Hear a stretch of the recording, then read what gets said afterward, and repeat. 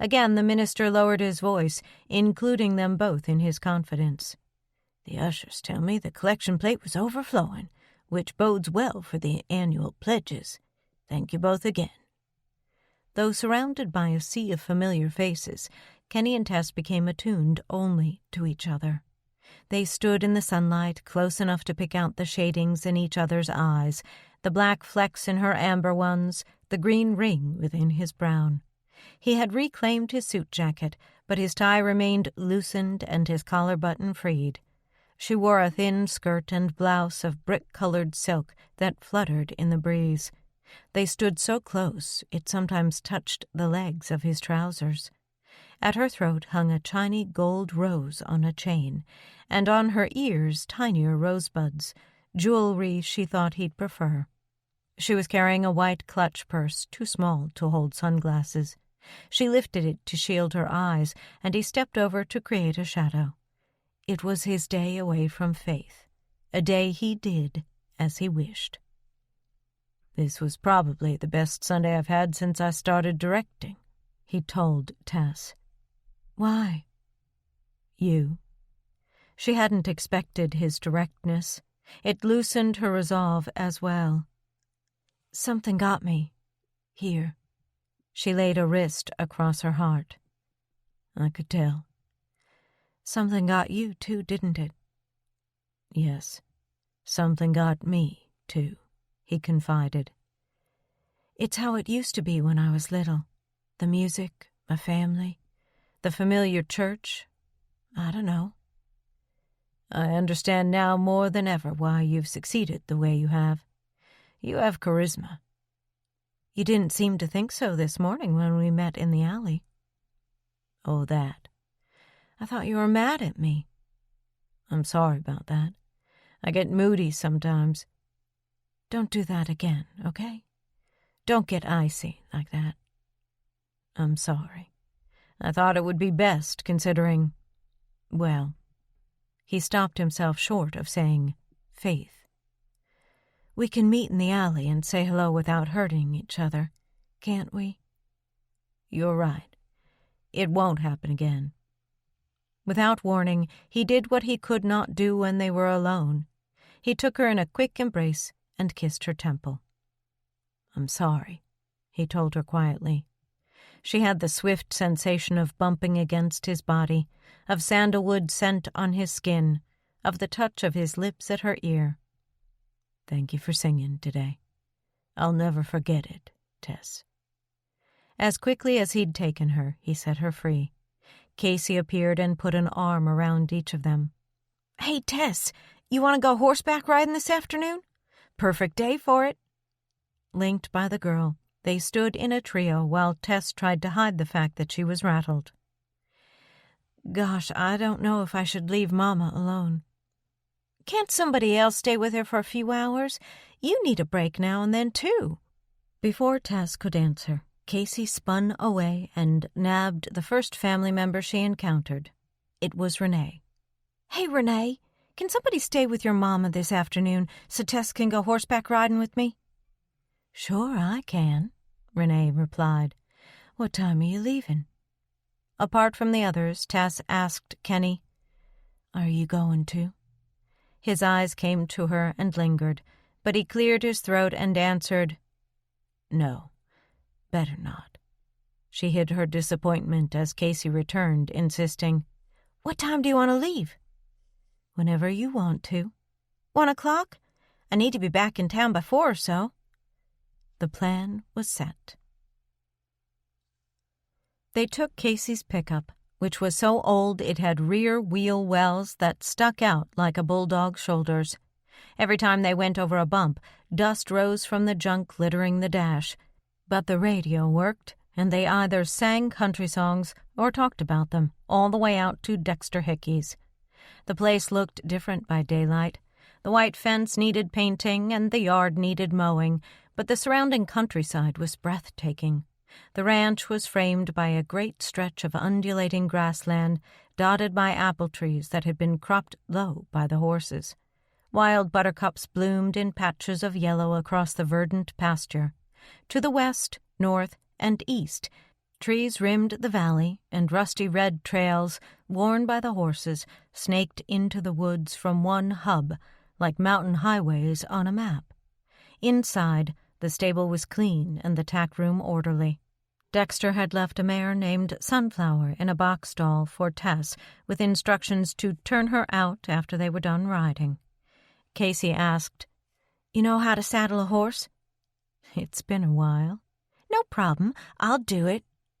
When Sunflower and Rowdy were saddled, the women mounted up and walked the horses down the length of the barn, the syncopated hoofbeats clacking on the concrete until they reached an earthen ramp leading outdoors. In the sun, the horses' hides gleamed, and the heat from their bodies lifted their scent. Casey led the way along the fence to one of the worn trails that headed toward the rippling woods. She turned in the saddle and asked, "How does it feel?" "Like I'm going to hurt tomorrow. I'm not used to it." "We'll take it slow at first." "Fine." Casey was a natural on horseback. She dressed and rode like a saddle tramp, in old jeans, worn cowboy boots, a faded plaid shirt, and a stained cowboy hat. She sat her horse straight as a picket, with one hand on her thigh. Tess, on the other hand, dressed and rode like a tenderfoot. She wore jeans and a lopped-off T-shirt, shiny cowboy boots, a baseball cap, and her oversized sunglasses. She rode as if unsure this was a good idea. When they reached the spread of buttercups, Casey yelled back, "Hey, Tess, guess what? I got a date tonight." "Good for you. Anybody special?" "No, just a boy I had a crush on last year. Called and asked if I wanted to ride into Poplar Bluff and go to a movie. Seems like all of a sudden I'm hot stuff since I'm going to be recording with you. I thought about saying no, just to get even with him for ignoring me last year. But then I thought, what the heck? A date's a date." "I didn't have much time for boys when I was in high school either." "I know you didn't have much time for my dad." When Tess made no reply, Casey dropped her chin and looked back over her shoulder, giving Tess a shot of the underside of her hat brim and her teasing eyes. Finally she asked, "Want to try trotting a while?" "Why not?" She kicked Rowdy into a trot, and Sunflower followed suit. After 50 yards, they picked up to an easy canter that took them up the rim of the valley into the woods, where Casey reined in and was waiting at a standstill, head-on, when Tess reached her and reined in, too. "You doing okay?" Casey asked. She gauged Tess's inexperience well and wasn't pushing it. "So far, so good." The horses both shook their heads, sending their manes flopping and their harnesses jingling. "We'll let them rest for a while." Casey patted Rowdy's shoulder, then sat silently, looking up at the trees. After a while, she slung a leg around the pommel and braced her hands on the horse's rump, still studying the green canopy above them. Some cottonwoods rustled, and a nearby pine gave off a scent of dry needles. The horses dipped their heads to crop grass. Out of the blue, Casey asked, "So what's going on between you and my dad?" Tess did a poor job of hiding her surprise. "Nothing. I thought I caught some undercurrents at our table the other night, and on the church steps this morning I interrupted something. I could tell." "No, nothing." "He was whispering, and you were blushing." "In front of all those people? You think we'd carry on some kind of flirtation with half of the town gawking at us? That wouldn't be too bright." "Well, what was going on then? He was hugging you." "He was thanking me for singing today." "Oh, is that all?" Casey said dryly. Again she looked up into the trees as if the subject were forgotten. Then abruptly she added, "Well, he's a good man. You could do worse." She swung her leg off the horse's neck and picked up the reins as if to move on. Tess said, "He's committed to Faith, and I'm going back to Nashville in 2 weeks." "That doesn't mean something can't be going on. And just in case it is, I want you to know it's perfectly okay with me. I think it'd be wild to have you and Dad carry on a real steamy love affair. I bet you could show him a thing or two." "Casey." "Well, Faith is okay. But I'll bet kissing her would be like kissing somebody in a coma. Does your dad know you talk about her like this? Heck no. Gotta keep the old Charlotte Roos going. Against her better judgment, Tess laughed. Casey was turning her horse deeper into the woods when she glanced out toward the meadow and said, "Well, well, look who's coming." Tess craned around in her saddle and saw Kenny riding toward them. His mount was a bay stallion, and he rode him at a trot, the reins in one gloved hand and his curled straw hat brim pulled low over his eyes. He caught sight of them in the shade and kicked the bay into an easy canter. Though his face was unreadable at this distance, his posture radiated absolute purpose as he headed toward them. He rode like a man to whom doing so is second nature, dressed in blue jeans and a spotless white T-shirt, which the wind pressed against his chest and rippled across his ribs. Reaching them, he reined to a stop and said, "I changed my mind. It got lonesome at home." He barely had a glance for his daughter, but studied Tess from beneath his hat brim with eyes that gave away more than he wanted. Casey was grinning. "I was just saying to Tess—" "Casey!" Tess shot her a warning glare. "Nothing," she finished, turning her horse up the trail. "Glad you came, Dad. We're taking it easy 'cause Tess isn't used to it." They rode for another hour and a half, talking little, enjoying nature and the beautiful spring day. Casey and Kenny kept Tess between them, and the horses behaved beautifully. Near 4 o'clock, when they were heading back toward the paddock, thunderheads had built up in the southwest, and the breeze had cooled. "Gonna get some rain," Kenny said. "The garden could use it," Tess replied, a reply that would not have occurred to her 2 weeks ago. Casey only grinned back at them over her shoulder. "Discussing the weather like a couple of old farmers. You don't fool me." They each undressed their own horse, but Kenny came over and helped Tess remove her saddle. She watched him carry it through the door of the tack room and throw it over a sawhorse, his sturdy arms taking on definition as he moved and twisted. His back was as tapered as a turnip, his T-shirt still tucked in neatly at the waist. She fixed her eyes on the spot where it disappeared into the denim waistband of his jeans. He turned and caught her staring, and she returned to the business of taking care of Sunflower, who was cross-tied in the aisle between the box stalls. Kenny came back and asked casually, "Want to ride back to town with me, Tess?" She looked first at Casey, then at him. "Oh, I don't think I'd better—" "It's okay," Casey put in. "Go with him. I gotta stop and put gas in my truck anyway, and besides, I'm in a hurry. I'm not even going to take time to curry Rowdy. Gotta get home and get ready for my date."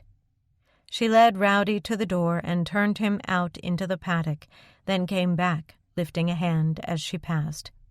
"Hey, you two have fun. See you in the morning, Dad. I probably won't get in till after 11, 'cause we're driving clear over to Poplar Bluff to a movie." "Okay, be careful." A minute later, Tess and Kenny heard the sound of her truck starting and rumbling away. They rubbed down their horses in silence, conscious of each other as they moved around the animals. He set down his brush and came to her. "That's good. I'll take her out." He led Sunflower to the door where he turned her out before doing the same with his horse, then took their brushes and halters to the tack room and returned to the doorway, pulling off his gloves. "If you want to wash your hands, there's a sink in here." "Oh, thanks." They stood side by side, lathering at a black rubber sink with an oversized cube of bumpy yellow soap that smelled like petroleum. She watched his square, capable hands and his hairy arms as he ran soap to the elbow and rinsed like a doctor before surgery. He watched her fair, freckled arms and perfect persimmon nails as she rubbed her delicate hands together, rinsed once, avoiding her expensive watch, checked her nails for chips, then rinsed again. He snagged a rough blue towel from an iron hook on the wall, and they each used one end.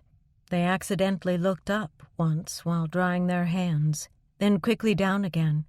When they finished, he slung the towel over the hook and picked up his gloves. "Let's go." His car was as clean as Casey's truck was filthy.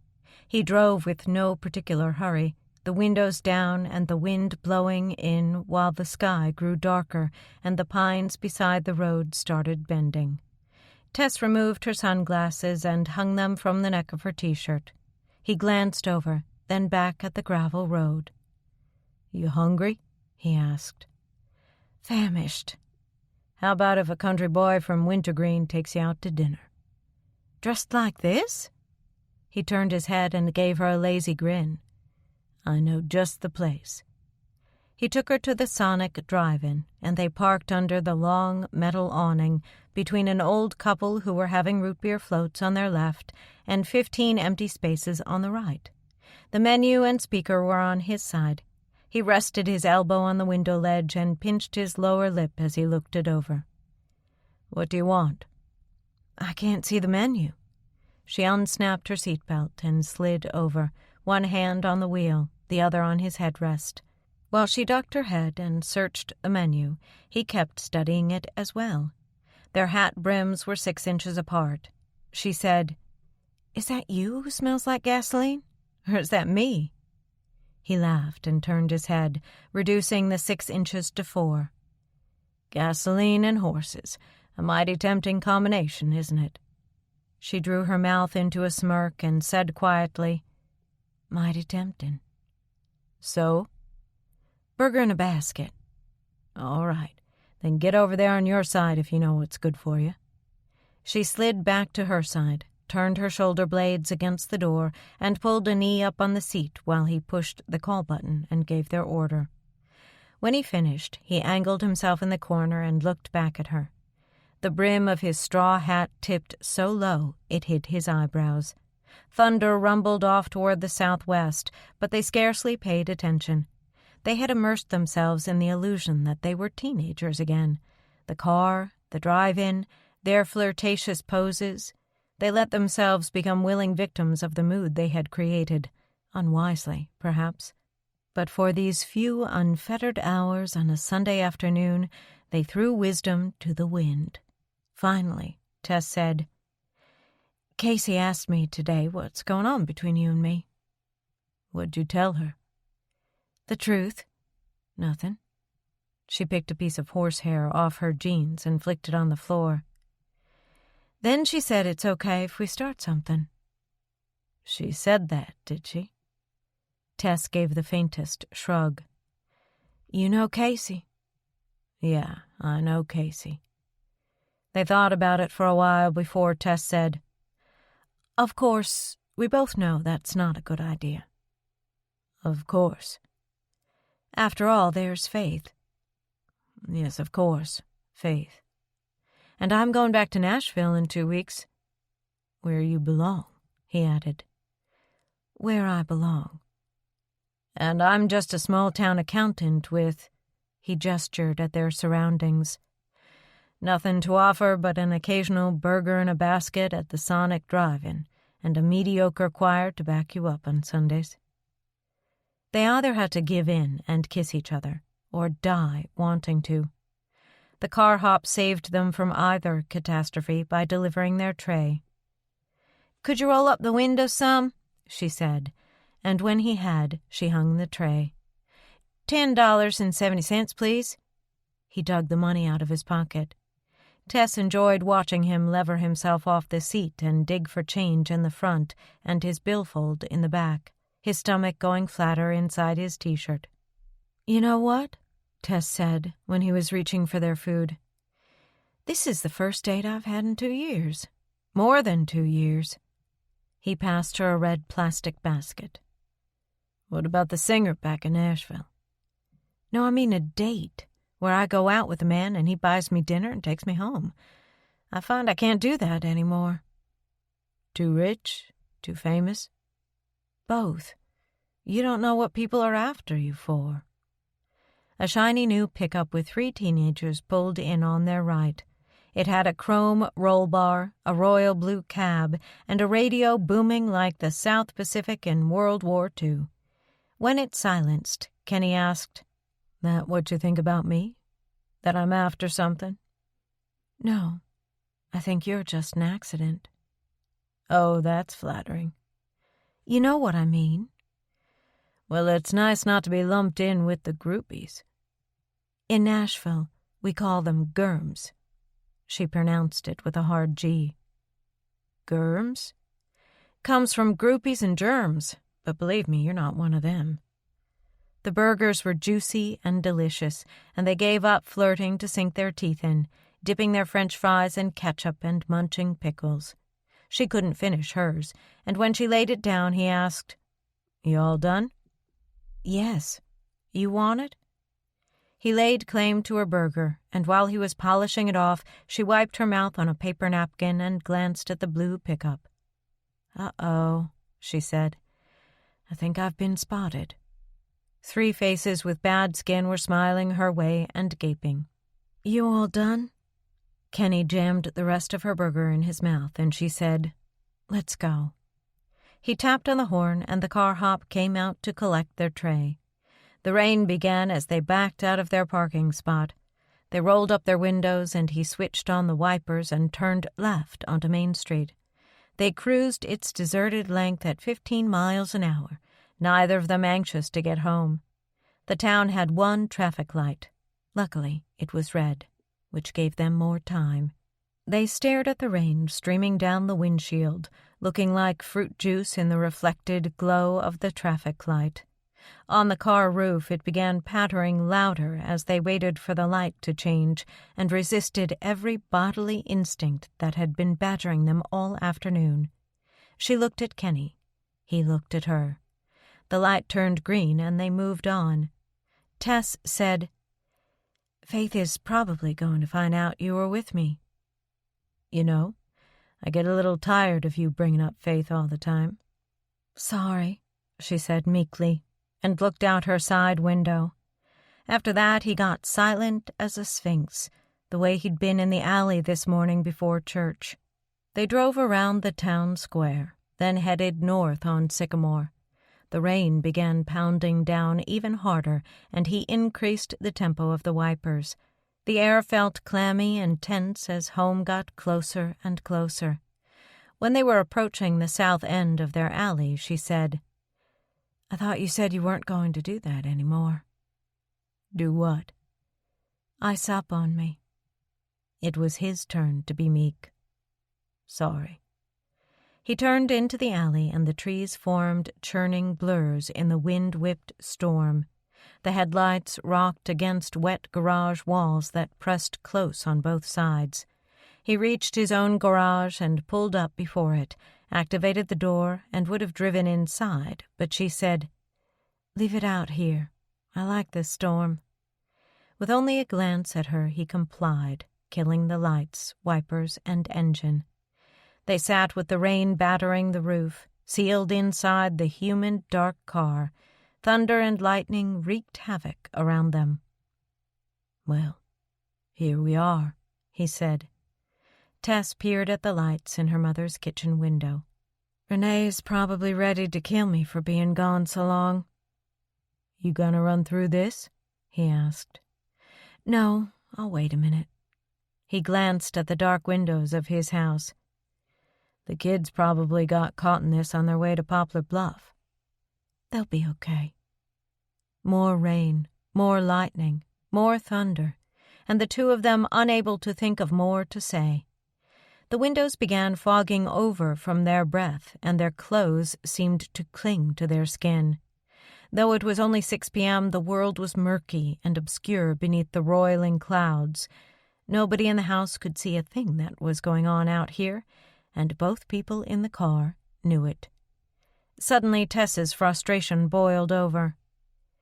"Look, Kenny, this is ridiculous. I'm a full-grown adult, and I'm playing games with you like a kid. Just don't tell Faith I did this, all right?" She reared up on one knee, dropped sideways, braced a hand on the driver's door, and kissed him. Angled beneath his straw hat, she found his mouth with her own and stayed a while, forcing the issue they'd both been sidestepping since when? Hard to remember when the compulsion first arrived. Sometime between the night of her arrival, when he'd snubbed her, and the night of choir practice, when he'd ridden in her car. She'd caught him so off guard that he'd actually pulled back. She used it to her advantage and took a fair bit of time having her way with him, while he was still wondering what his sense of honor would allow him to do. It was a good kiss, and honest, a two-way exchange, and when it ended he had both hands around her ribs under the lopped-off T-shirt to keep her from falling completely against him. She drew back a mere inch. His breath came fast and his lips were open in surprise. She smiled in the dark and told him, "That's for the time I teased you on the school bus." Her pose was awkward, his hands on her ribcage warm and spanning 2/3 of her girth. "Consider this completely my doing," she added. "I absolve you from all guilt, my dear Saint Kenny. Thanks for a wonderful day."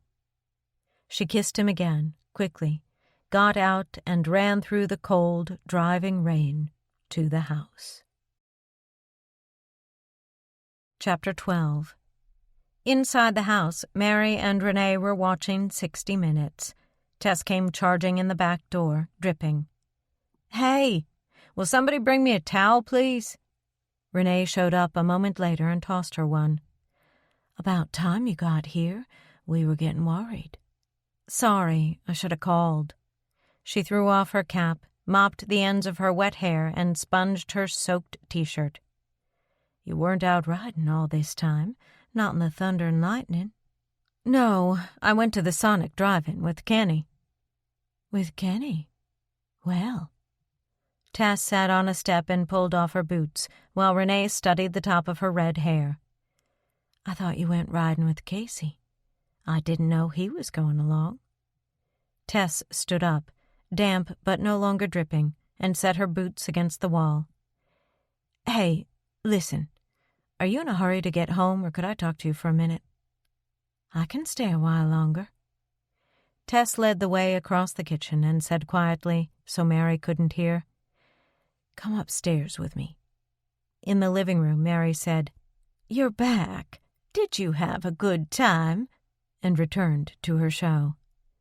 "Sure did." Upstairs, Tess stripped off her wet clothes, while Renee sat cross-legged on her old bed.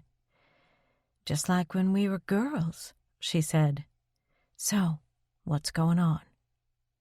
Tess threw on a cotton pullover, pulled the rubber band out of her hair, and sat at the vanity table, facing Renee, combing her wet bangs straight back, flat to her head.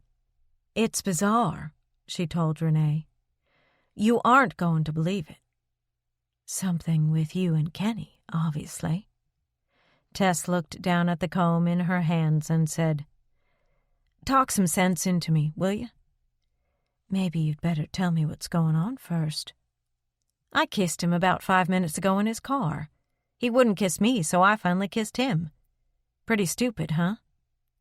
"That's all? Just a kiss?"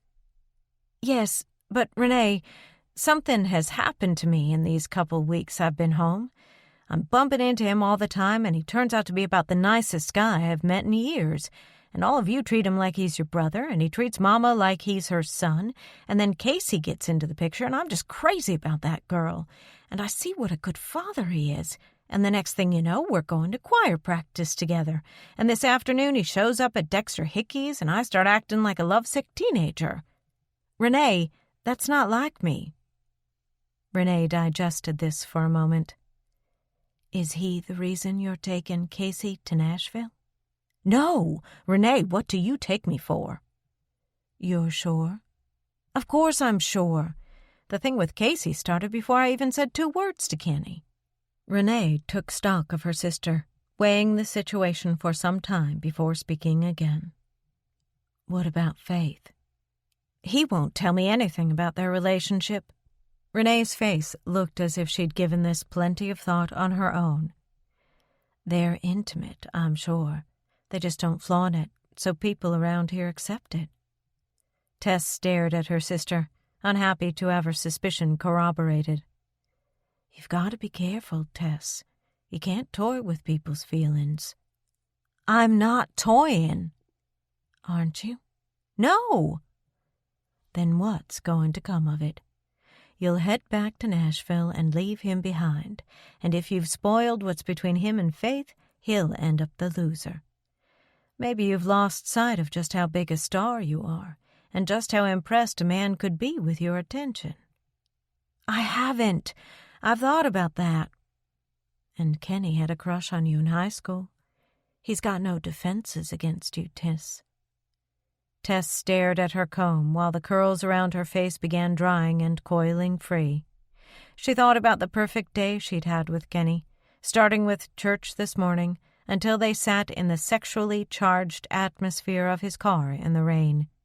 Any other woman would simply be able to do what she had done and not require confession afterward. "You know what, Renee? Sometimes it can be mighty lonely being Tess MacPhail." "I'm sure it can. But pick on someone else besides Kenny." "Who? The germs who hang around by the stage door? The guys in the music industry who are probably after me to further their own careers? Some other big star who'll be out on the road the few times when I'm not? The guys in the band?" She laughed ruefully. "Good way to lose a good band member." "You chose it, Tess. I didn't." Tess sighed, half-swiveled, and threw her comb on the vanity. Renee studied her and caught a hint of defensiveness. "What about this guy from this other band that Mama said you're dating? She says he's called you a couple times since you've been here." "Bert. Yeah, he's called. I made a date with him to get together in Nashville as soon as we both get back. I thought if I had that to look forward to, it might distract me from Kenny." "But it hasn't. So you made a play for him tonight." "I didn't make—" Tess stopped herself, realizing how false she sounded. She jumped up from the stool and crossed the room to the rough railing around the stairwell. Leaning against it, she could see out the window, through the driving rain to the blurred lights from Kenny's house. His bedroom lights came on. Behind her, Renee said, "You wanted me to talk some sense into you. Well, here it is. For the rest of the time you're home, stay away from Kenny. Leave him to Faith, and you'll thank yourself later." She rose from the bed and approached her sister, placing her hands on Tess's shoulders. "Okay?" she asked. Tess nodded glumly. "Hey, come here." Renee turned her around and hugged her. "You mad at me now for saying what I think?" "No." They rocked for a while, clenched together, and Tess began crying. "Oh, why did I have to come back home and get my priorities all screwed up? I love what I do, and most of the time I never even think about what I've given up." But sometimes that big old S word rears its head and starts making demands, huh? In spite of her tearfulness, Tess chuckled and pulled back, drying her face with her hands. "Oh, damn it!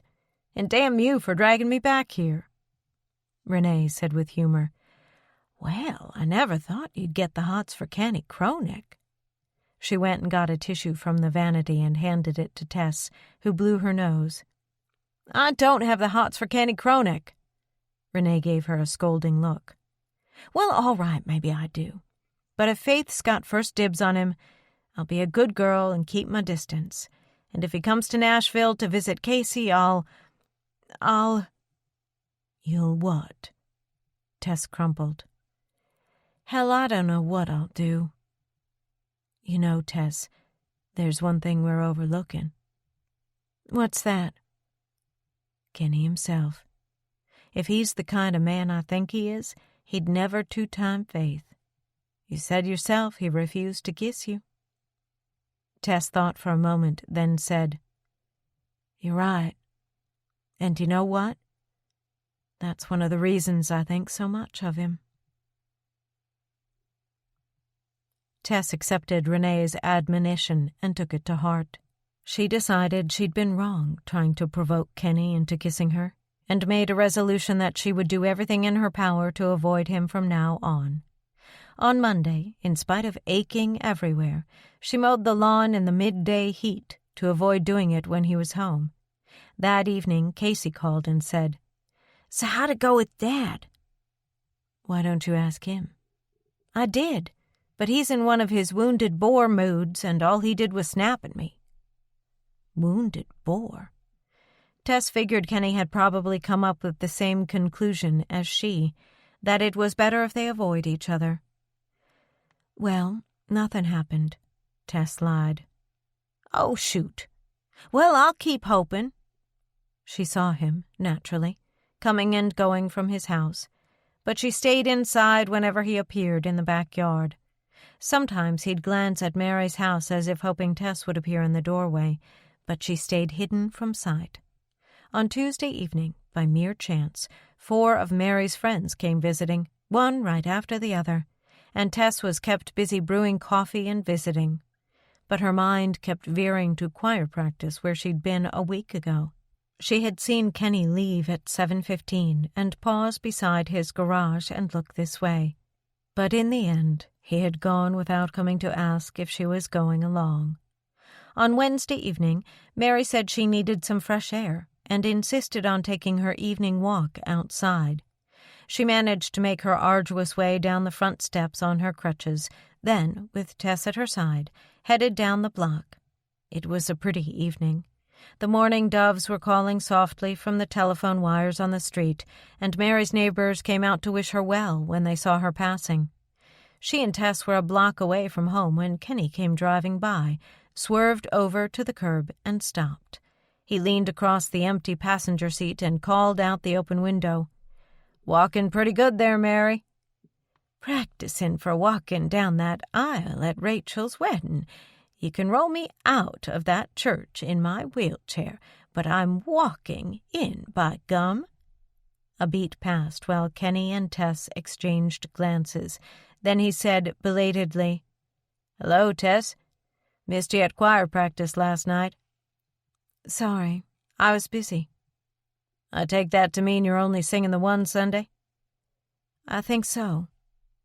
"Well, that's disappointing. People were asking."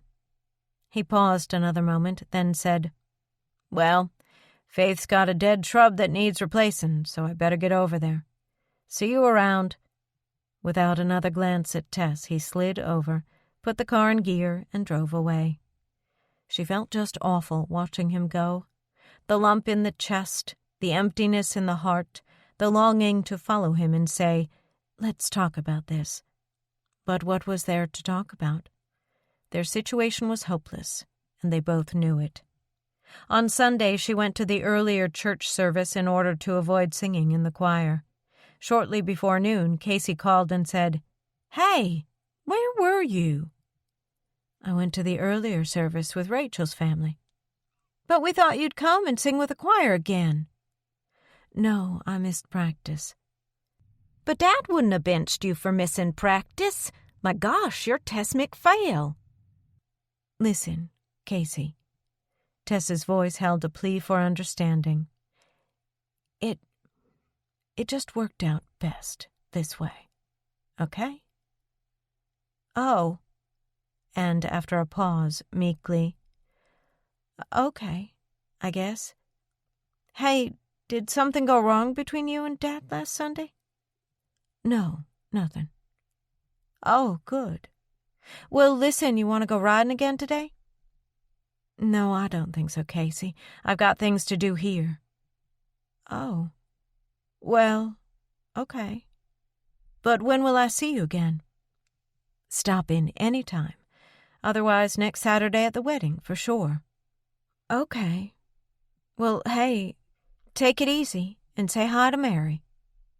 Casey popped in a couple times that week, reporting that Kenny had been difficult to live with. Casey said she thought he must have had a fight with Faith, although to the best of her knowledge, they never fought. For 6 days, Tess glimpsed him only through windows, but every time she thought about Saturday, when she would see him at the wedding, A queer tightness caught her just beneath the heart, and she'd find her hands idle. It had been over 3 weeks since Mary's surgery. She got stronger. She felt increasingly better. Feeling better, she seemed to argue less.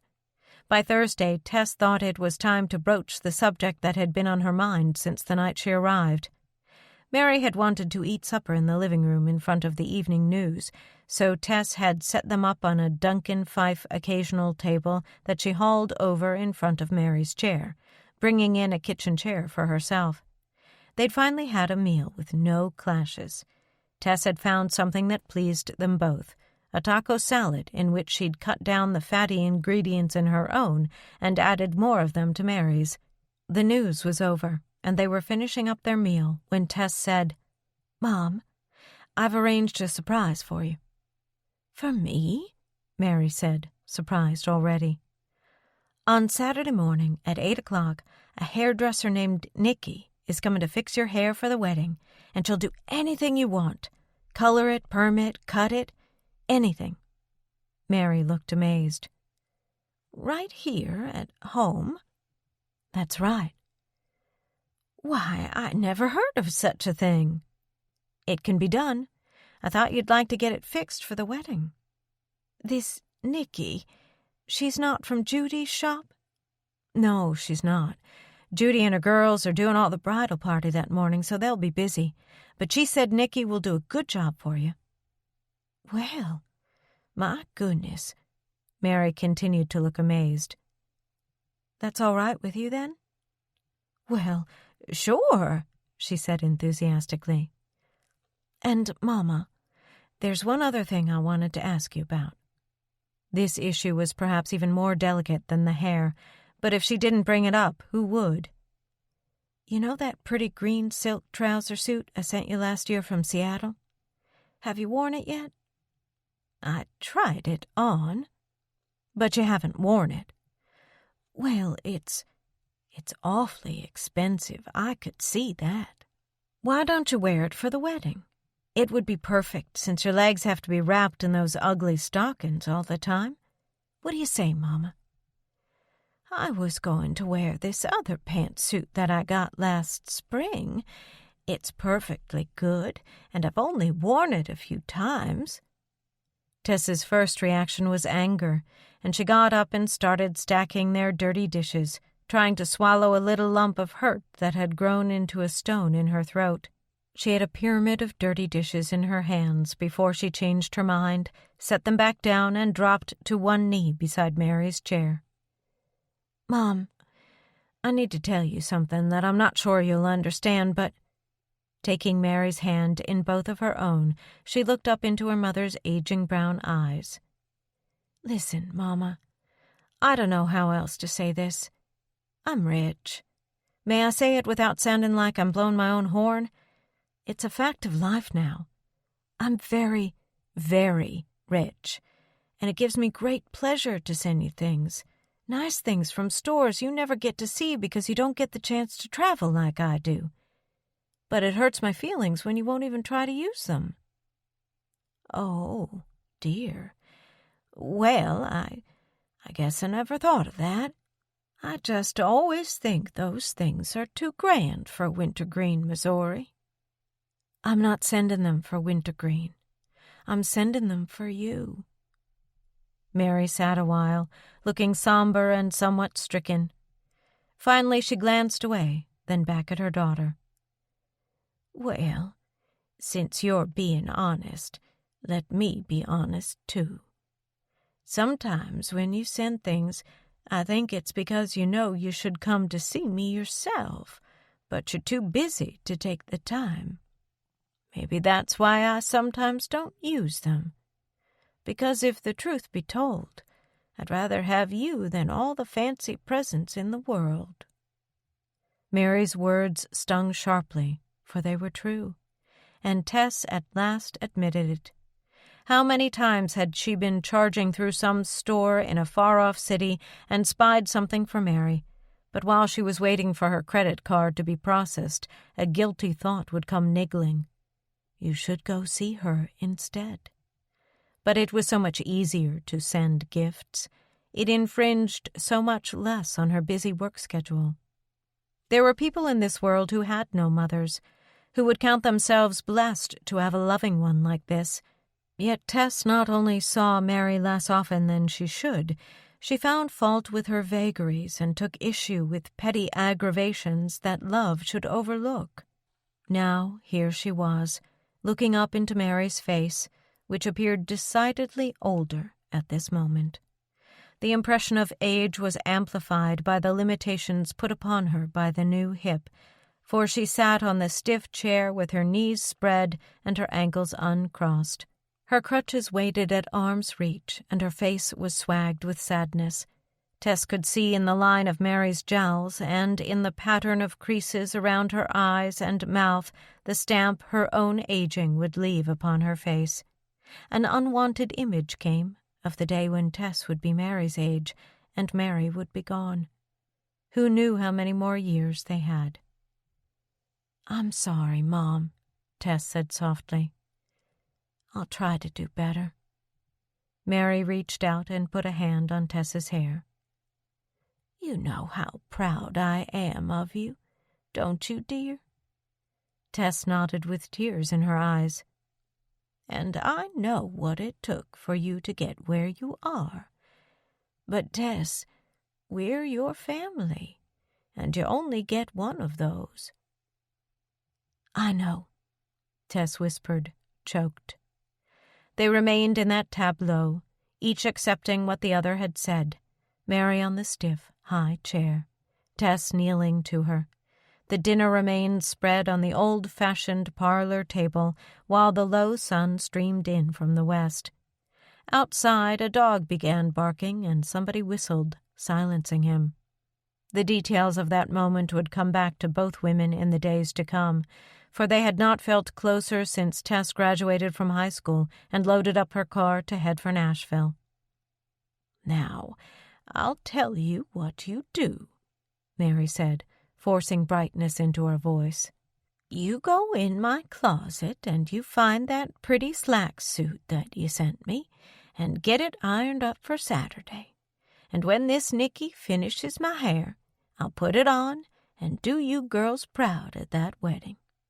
How's that?" Tess stretched up and kissed her mother's cheek. "Thanks, Mom," she said, and smiled. Tess called Renee later that night after Mary was in bed, sound asleep. "I got Mama to agree to leave her old polyester pantsuit in the closet." "Oh, Tess, did you really? You're a miracle worker." "She's wearing the one I sent her from Seattle last year." "Super. It's so beautiful, and Rachel will really be happy to hear this. Tess, I owe you one." "That's not all." "Don't tell me she's having her hair done." "That's what I'm telling you. Right here at home, I hired someone to come in and do it." Without a wisp of jealousy, Renee remarked, "It must be fun to have enough money to be able to do things like that." "It is." There were few people Tess could talk to about money. She loved Renee even more for accepting this difference between them. Renee said, "I have to say, on Judy's behalf, that she tried. I can't tell you how many times she's told Mama to come into the shop whenever she wants, but Mama's so proud. She's afraid she'll go and have her hair fixed, then Judy won't charge her. Well, whatever you said to change her mind, thanks." "Sure. Listen, about the wedding. When do you want her at the church for pictures?" "The wedding starts at 5, so 4 o'clock, I think. The photographer wants the rest of us there by 3, but I told him to plan on taking all the ones with the grandparents last, so she doesn't have to be there any earlier than necessary. Do you think she'll be okay till we get through dinner?" "She'll be fine. She insists on walking in with her crutches, but we're taking her wheelchair, too, and whenever she wants to come home, I'll bring her. She's really done a remarkable job with her physical therapy. Never a complaint, no matter how it hurts. She's so determined." "Well, this is a different Tess from the one who said the first day that Mama was going to drive her nuts." "I guess I just expected too much of her. And you're right. She is getting old. I believe I'm finally accepting that." So tell me, do you still resent the fact that Judy and I railroaded you into coming home to take care of her? No, not anymore. At this point, I think my record producer resents it more than I do. Well, listen, kid, it's late and tomorrow's going to be crazy. Sorry I kept you so long. One more thing. Have you been staying away from Kenny like I advised? Absolutely away. Good. See you at the wedding. I'll be glad when it's over and my life gets back to normal. The weather on Saturday couldn't have been more ideal. 83 degrees and sunny when Tess was getting dressed. She'd bought a new outfit at Barney's in New York, a midnight blue sheath, utterly simple, and matching sling-back file pumps with a faint peppering of miniature blue rhinestones on the toes. At her neck she hung a platinum chain with a diamond-covered orb the size of a marble. On her ears were small sickle moons, also covered with real diamonds. Though she had carefully refrained from wearing anything that smacked of wealth or glamour since she'd been home, the wedding, she decided, was an occasion when a little glitz was permitted. The sheath fit more snugly than when she'd tried it on in New York. She sucked in her breath and pressed her belly. No more burgers and fries at the Sonic Drive-In, and you'd better start jogging every day, or you'll be up a size before you know it. When she walked into Mary's bedroom, Mary stared. Something wrong? Tess asked, glancing down. You've been running around here so long in your blue jeans and T-shirts that I forgot you're actually a big-time star. My Lord in heaven, but you're beautiful, child. Oh, Mama. No, you are. A regular sight for sore eyes. Are those real diamonds? Tess touched her ear. Are they too much? Ha! You just wear them. You earned them. Thanks, Mama. The praise touched Tess deeply, especially Mary's approval of the diamonds when Mary herself had never had any of her own beyond her worn wedding ring. Perhaps it was the prerogative of all mothers to want the best for their children, but expect none of it for themselves. You'll have every man in the place eyeing you, and half the women, too. Well, what about you? Wait till we get that suit on you. You'll see. The suit was the color of light through a glass of creme de menthe, and closed up the front with 4 satin frogs. Getting it on Mary took some effort, but together they managed. When the trousers were in place and the jacket was buttoned, Tess said, I want to put some mascara on you, okay? Wait while I go get the kitchen stool. There was an old-fashioned dressing table in Mary's bedroom, part of the original bedroom set, but the stool for it was far too low. Tess went into the kitchen and got the white metal step stool and returned with it to the bedroom. Oh, Tess, you don't have to go through all that work for me, her mother scolded. No, we're going to do this right. Come over here and sit down. When Mary was seated before her mirror, Tess powdered her cheeks, brushed them with a faint coral blusher, and used a little color stick around her eyes. She had her blink across the mascara wand, then used lip liner and applied lipstick with a brush. Nicky had done a commendable job, giving Mary a flattering hairstyle that took 5 years off her age. Her peachy gray hair lay in soft waves tipped up at the ends above her ears. Now earrings. I have just the perfect ones. Tess produced a small box of pale aqua, also purchased in New York, and handed it to her mother. When Mary read the single word embossed on the cover, she lifted disbelieving eyes to Tess in the mirror. Tiffany? Oh, Tess, what have you gone and done? Open it. Happy Mother's Day, a little early. Inside the aqua box was another of black velvet. Mary lifted the lid to reveal a pair of teardrop earrings of emeralds surrounded by diamonds. Her eyes immediately began to well with tears. Oh, Tess.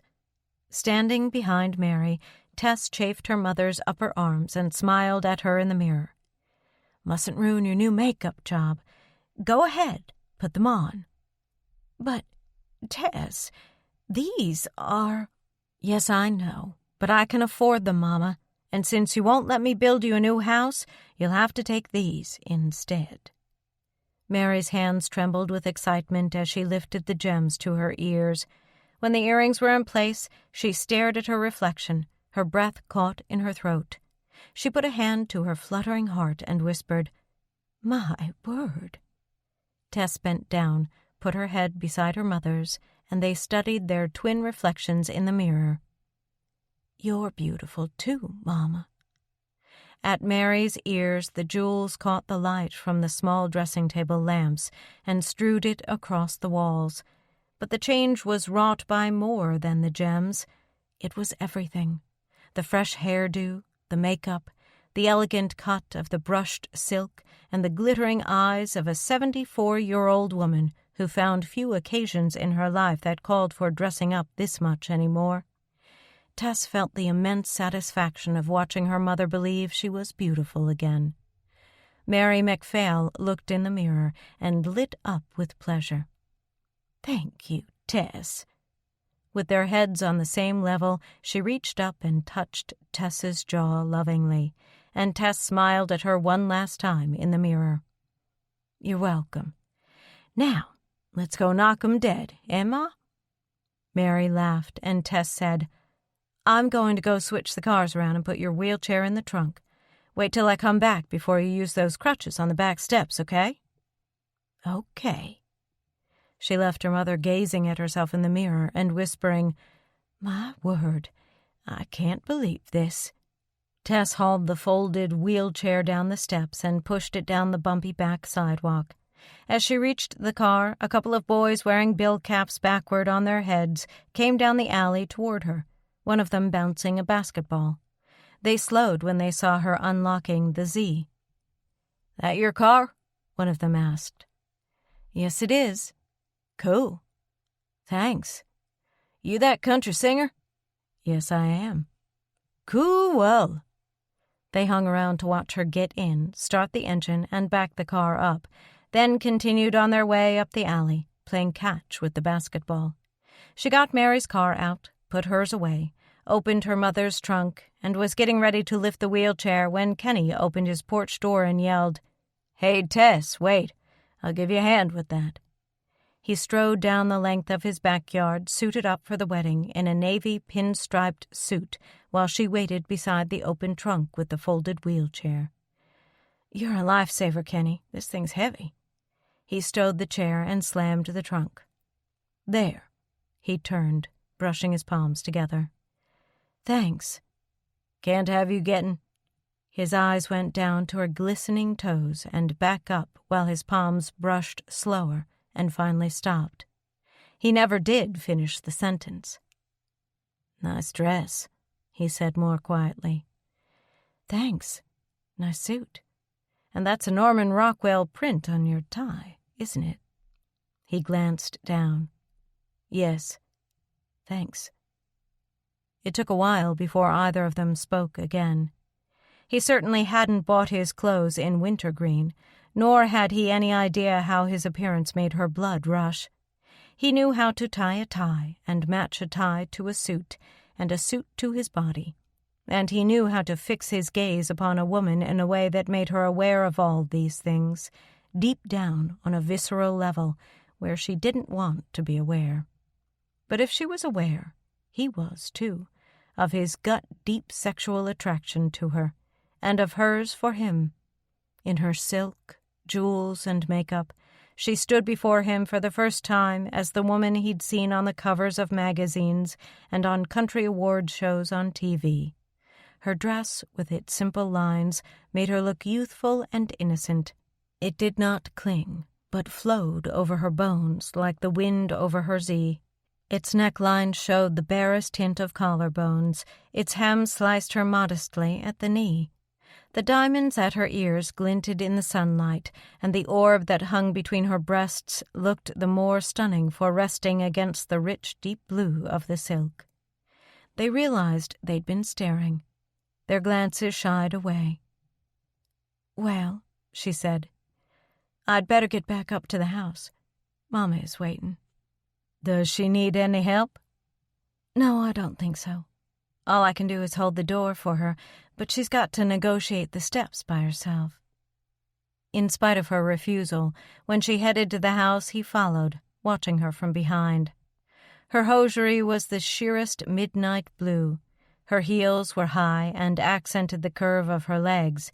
As she walked, he caught glimpses of the rhinestones on her toes and snatches of an expensive perfume that he recognized from the night they'd ridden to choir practice together.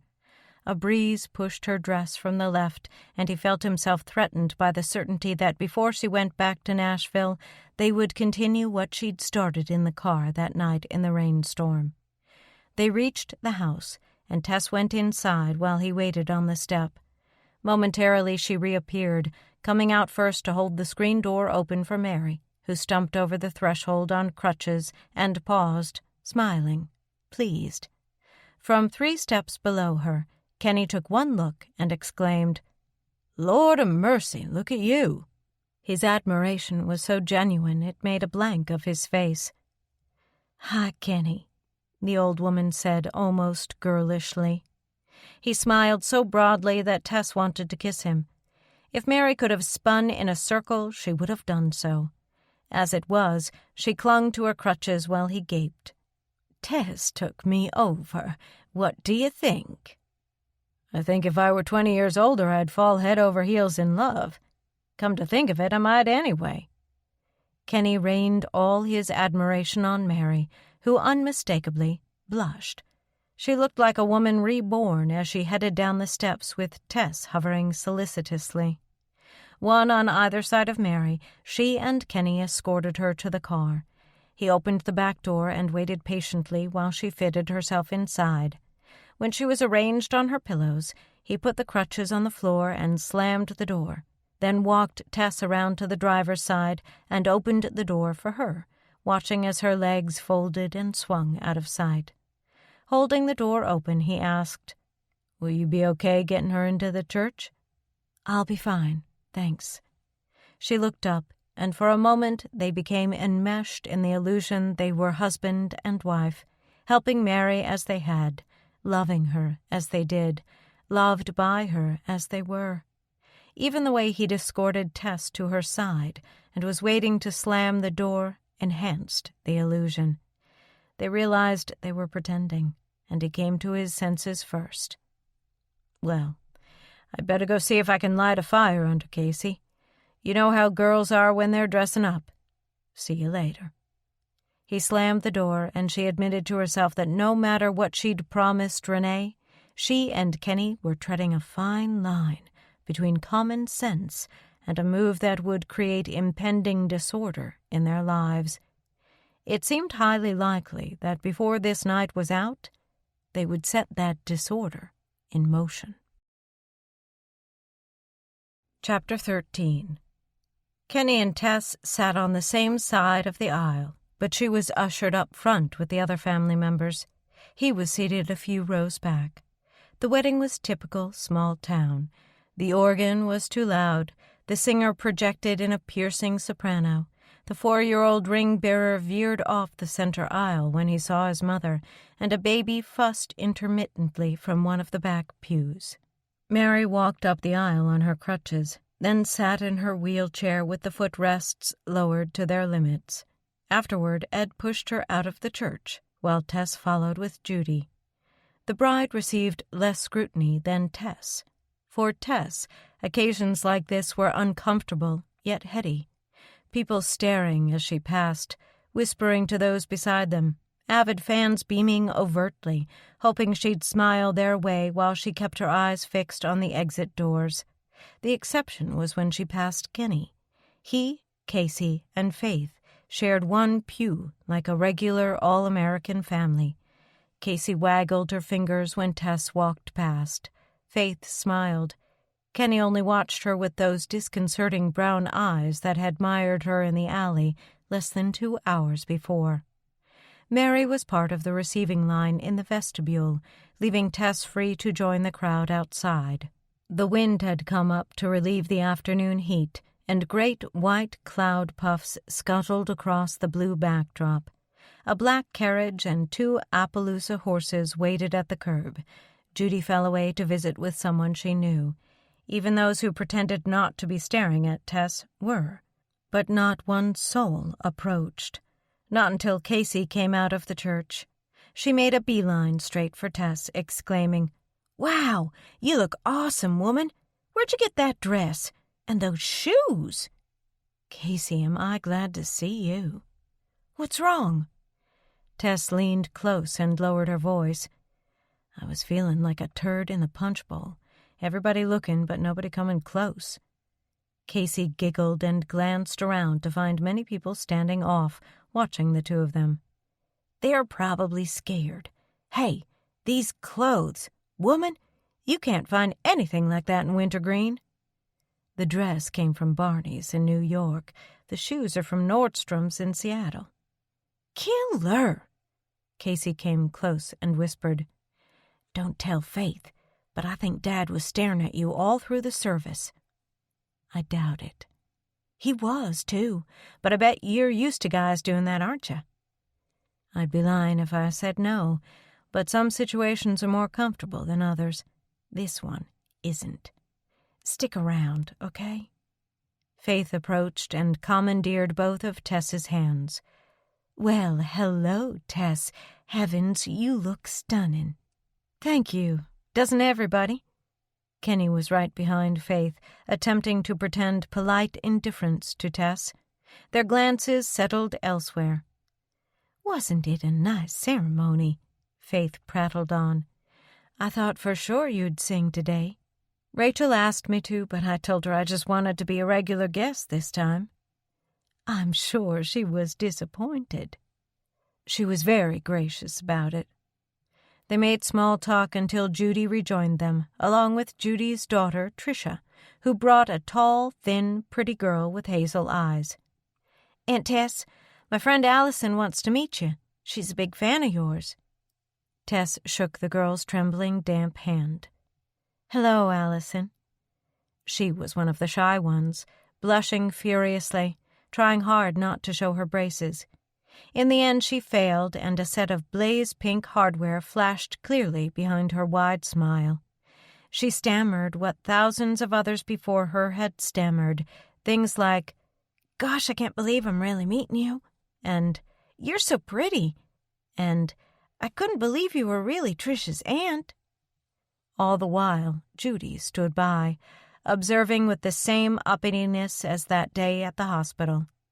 Kenny stood back, observing, too, behind Faith, making Tess self-conscious in a whole new, peculiar way that made her proud of being a star, but wishing that today she were not.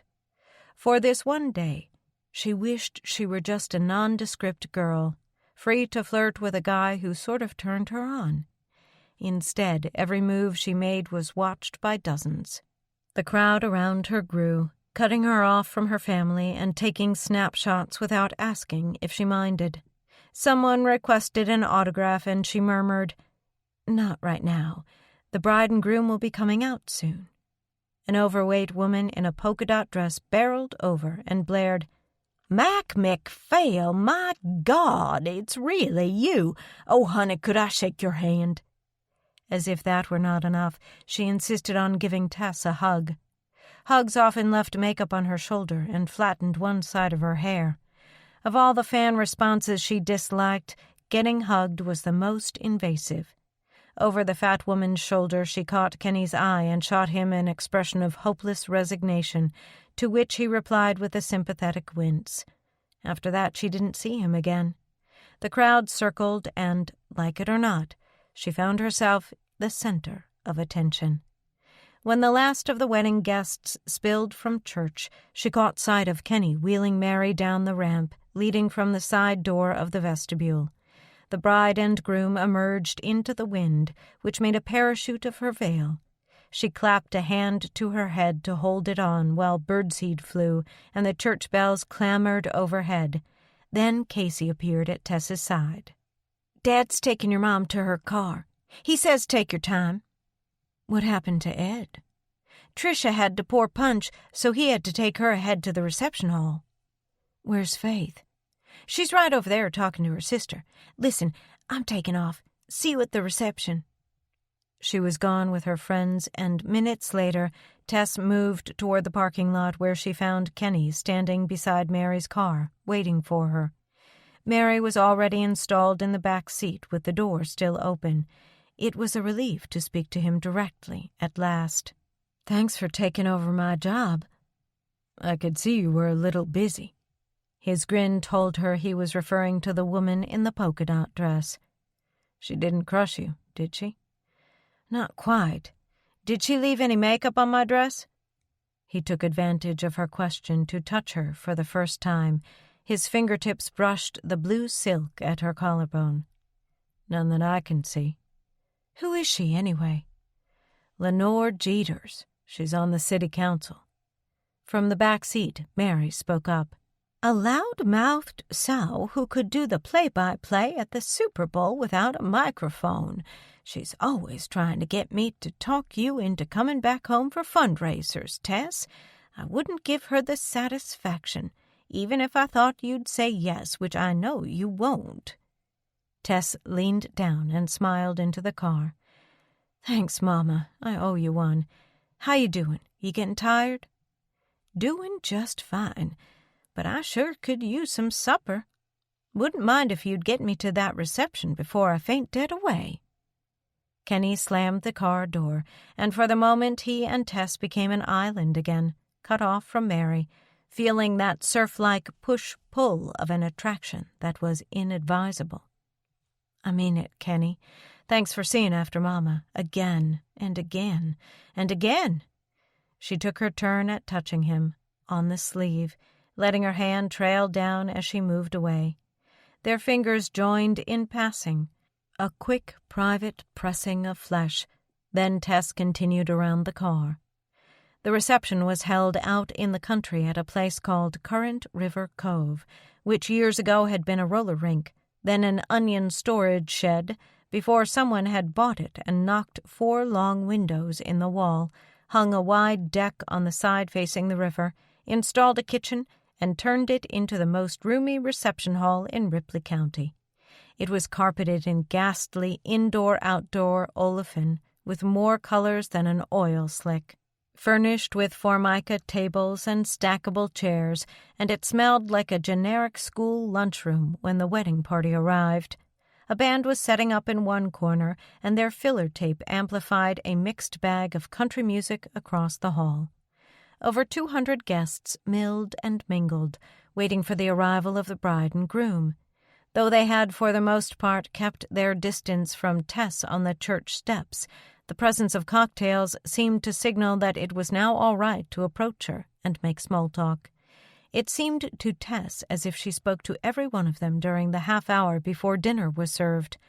All except Kenny Cronick, who visited with everybody else in the place and must have decided once again to keep some distance between himself and Tess. But Tess seemed to have developed some sensory radar that kept her aware of where he was every minute. Nearly every person asked her why she hadn't sung at the wedding, and if she was going to do so at the dance. "No," she replied again and again. "I'm a guest here today. The bride and the groom are the stars." There had been hundreds of similar situations during the course of her career, and she had learned well how to avoid upstaging the guests of honor without alienating her fans. When the bride and groom arrived and dinner was served, Tess and Mary sat at a round table for 8, joined by Judy and Ed and Tricia, who was done tending the punch bowl.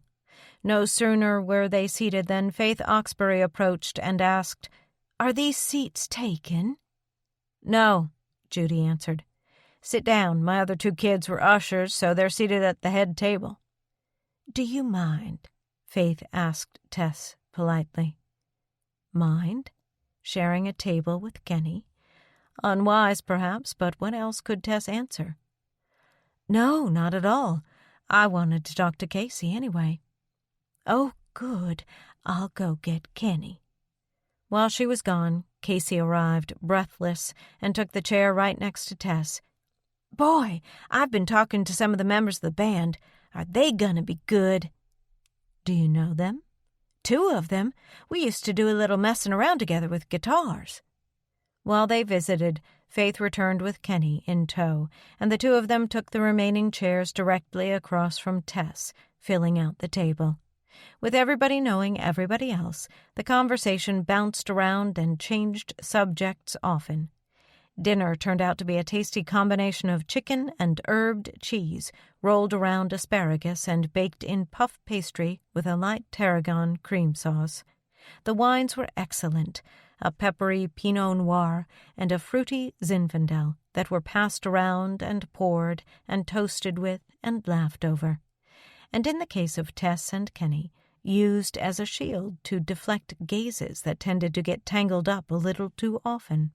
It was Faith who mentioned Mary's earrings and peered at them more closely. Mary touched one and divulged, "They are real. Tess gave them to me this afternoon."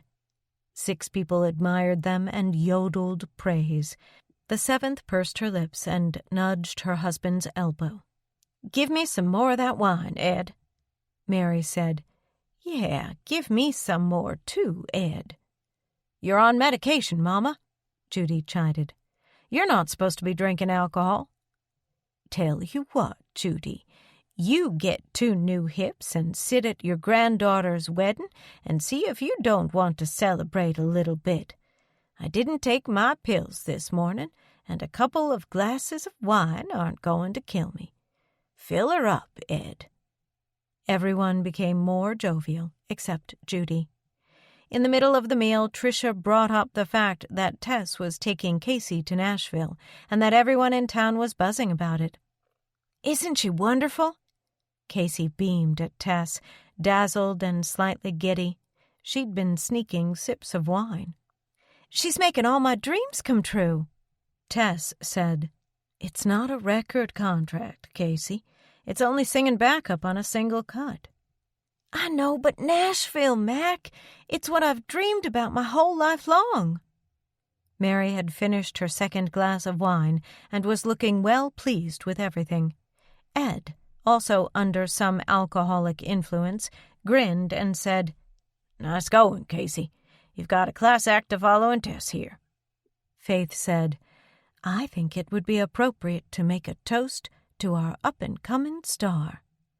They all raised their glasses, Judy, too, unable to do otherwise without looking like a jerk. But the moment the toast ended, she slipped from her chair and escaped to the ladies' room. Tess watched her go, laid down her napkin, and said calmly, "Excuse me, please. I have to talk to Judy." Once inside the ladies' bathroom, she locked the door. The room had 3 gray-painted stalls and a vanity with 2 sinks.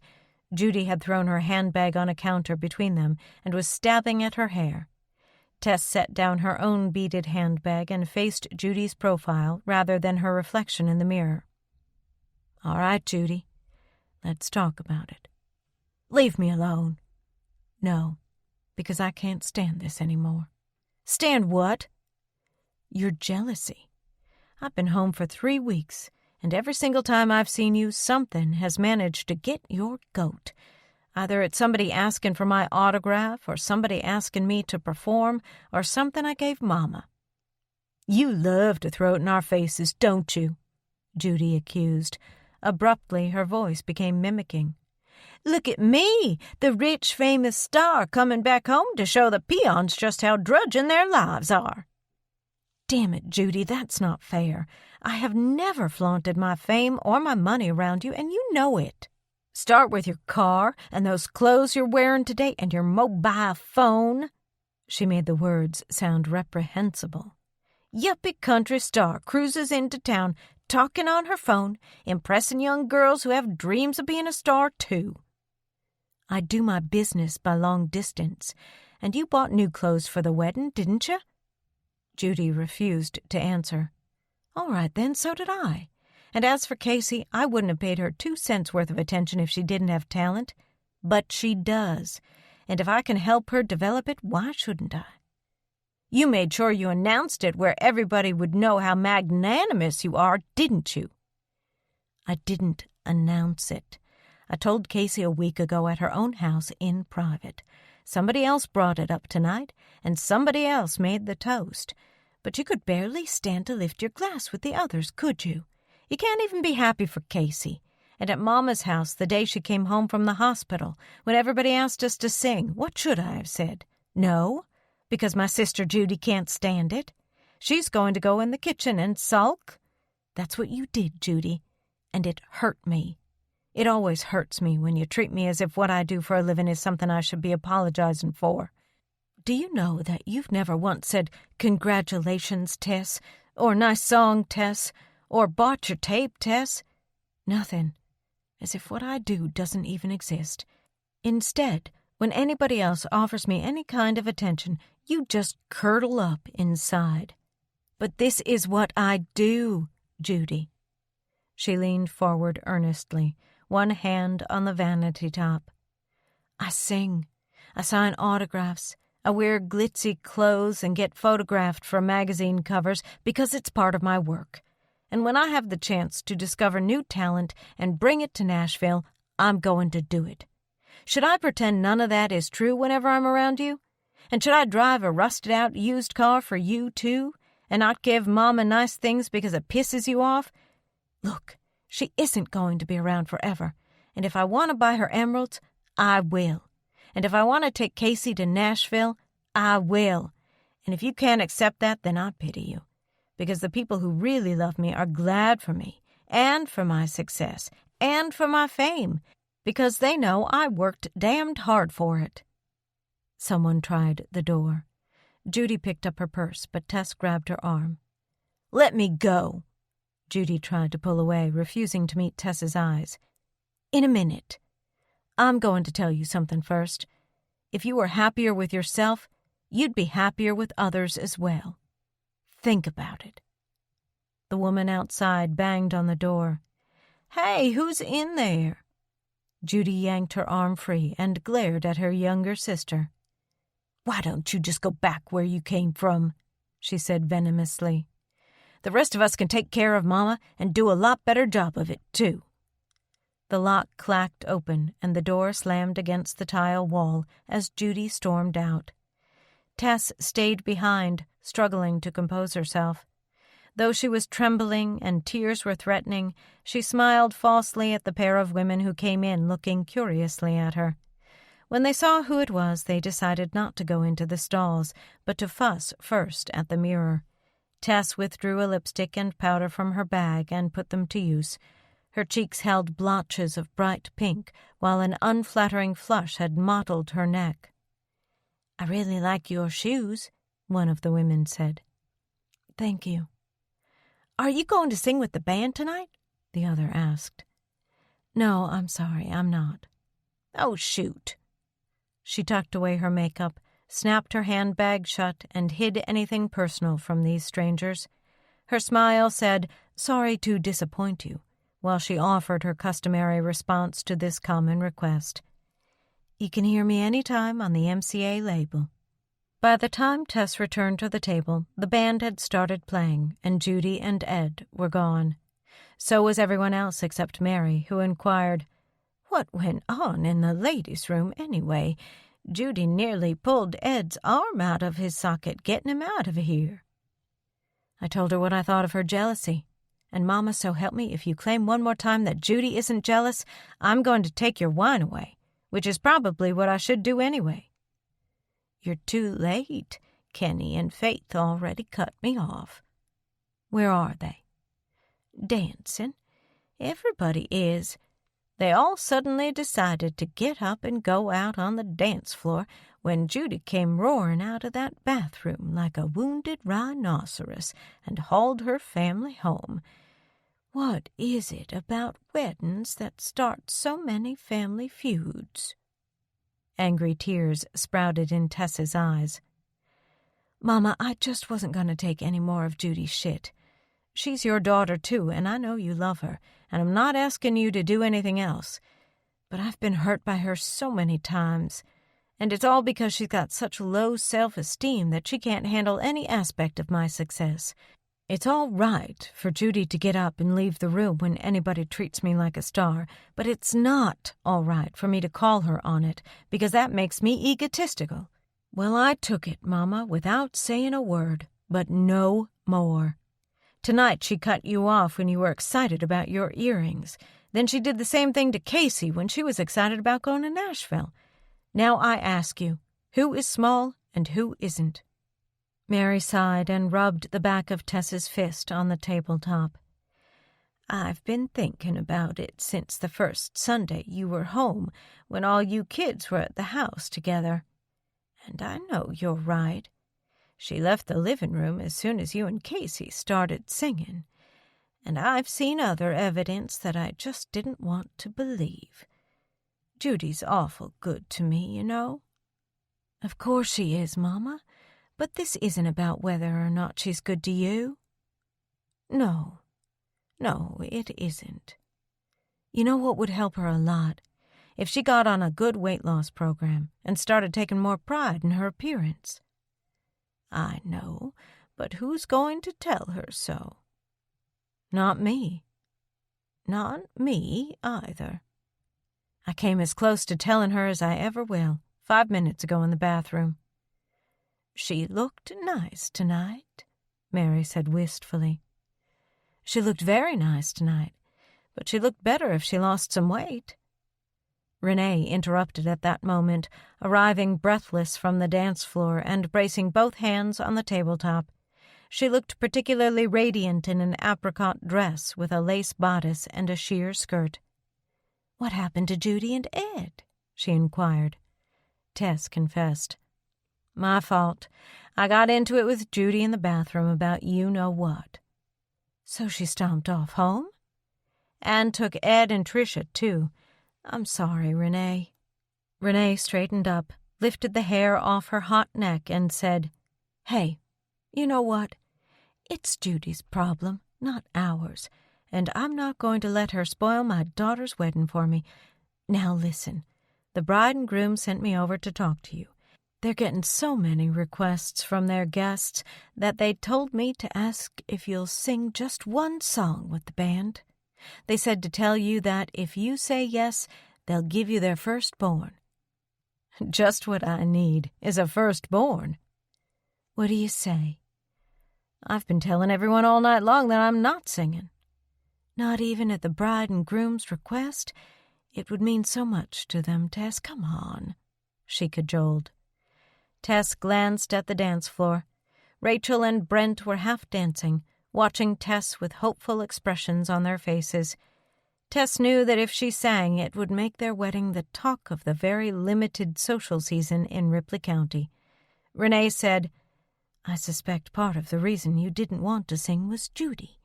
Now that she's out of the way, what other excuse have you got? You sure it's all right with the band?" "Are you kidding? What band wouldn't want to say they backed up Tess MacPhail?" "All right. Just one song." Renee gave the bride and groom a thumbs up, and they hugged in jubilation. Then Rachel blew Tess a kiss and went to the foot of the stage and spoke to the lead guitarist while he continued to play. At the next song break, the band immediately announced, "Everyone knows we have a famous Nashville star with us tonight. She's the bride's aunt, and she's agreed to come up and do a song with us. Hey, everybody, let's make her welcome. Tess MacPhail." The crowd parted for her, and she went up on the stage with a confident stride, cueing the band on the way. "Can you give me Cattin' in G?" The drummer said, "You got it, Mac," and gave them a 4-beat cue on the rim of his snare. When the rhythm broke and she grabbed the mic, she took 200 hearts captive on the spot.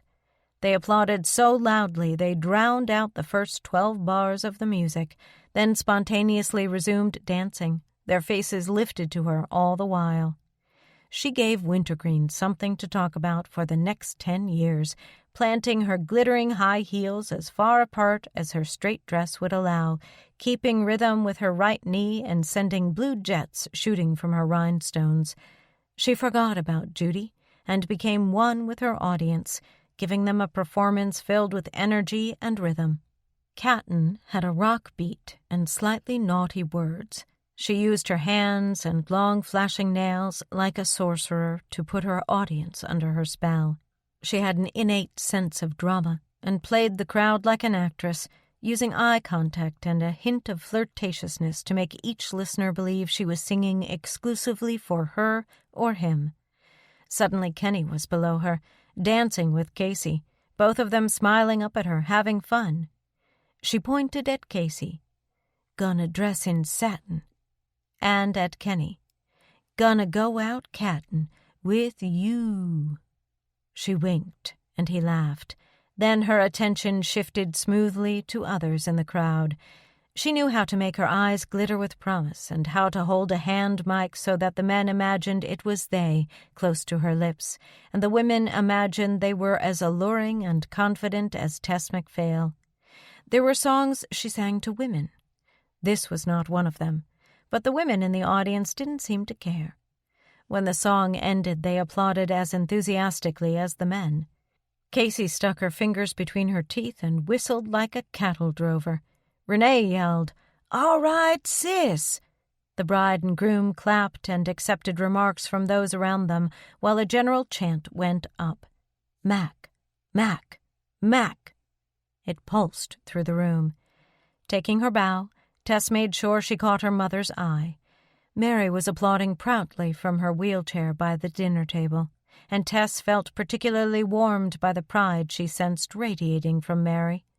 Scanning the faces below, she caught impressions of townspeople she'd forgotten, ex-teachers, store owners, Renee's and Judy's friends, longtime neighbors, people from church, everyone still applauding, calling for more. The bride and groom made their way to the foot of the stage, their faces lifted. "Please do one more, Aunt Tess. Please," Rachel begged. She sang one more, a slow one for the newly married couple. "I've never recorded this song," she announced, "but I've always loved it, especially at weddings. Rachel and Brent, this one's for you." She sang a moving rendition of "Could I Have This Dance for the Rest of My Life?" and watched the swirl of partners gliding past. Renee waltzed by with Jim. The groom had his bride. Packer had one of the bridesmaids. Mindy Alverson Petrosky was with her husband, the appliance store owner. And Kenny danced by with Faith.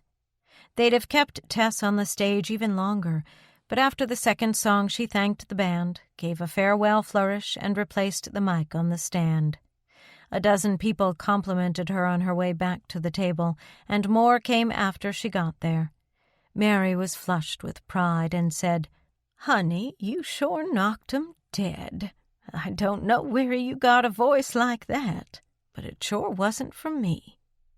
People were very kind, coming by one after the other to thank her for singing and to offer the usual platitudes.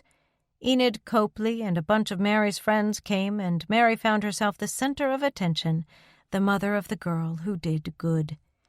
But a phenomenon happened that sometimes occurred after Tess had sung. Once she'd done so, she became such a superstar that the people, fearful of offending her, kept their distance. They came by, said something quickly so they could claim they'd spoken to her, then hustled away, leaving her lonely in the crowd. Casey was in another part of the hall, hanging out with the kids her age. Renee and Jim were having the time of their lives. If Ed were here, she might have danced with him, but he was gone. Nobody was going to ask the famous Tess MacPhail to dance, so she was left with Mary, who never lacked for company. 2 teenage girls approached and shyly asked if Tess would sign a paper napkin, which she did. Mrs. Perry, who'd lived across the street when Tess was little, turned from Mary to remind Tess how she had loved the English toffee she used to make at Christmas time, and how Tess had once abashed Mary by knocking on Mrs. Perry's door and asking if she could have some. It was an old story that had been repeated every time she'd run into Mrs. Perry since she was in elementary school. They talked about the Perry kids, where they were now, what they did for a living. Then the woman rejoined the older group.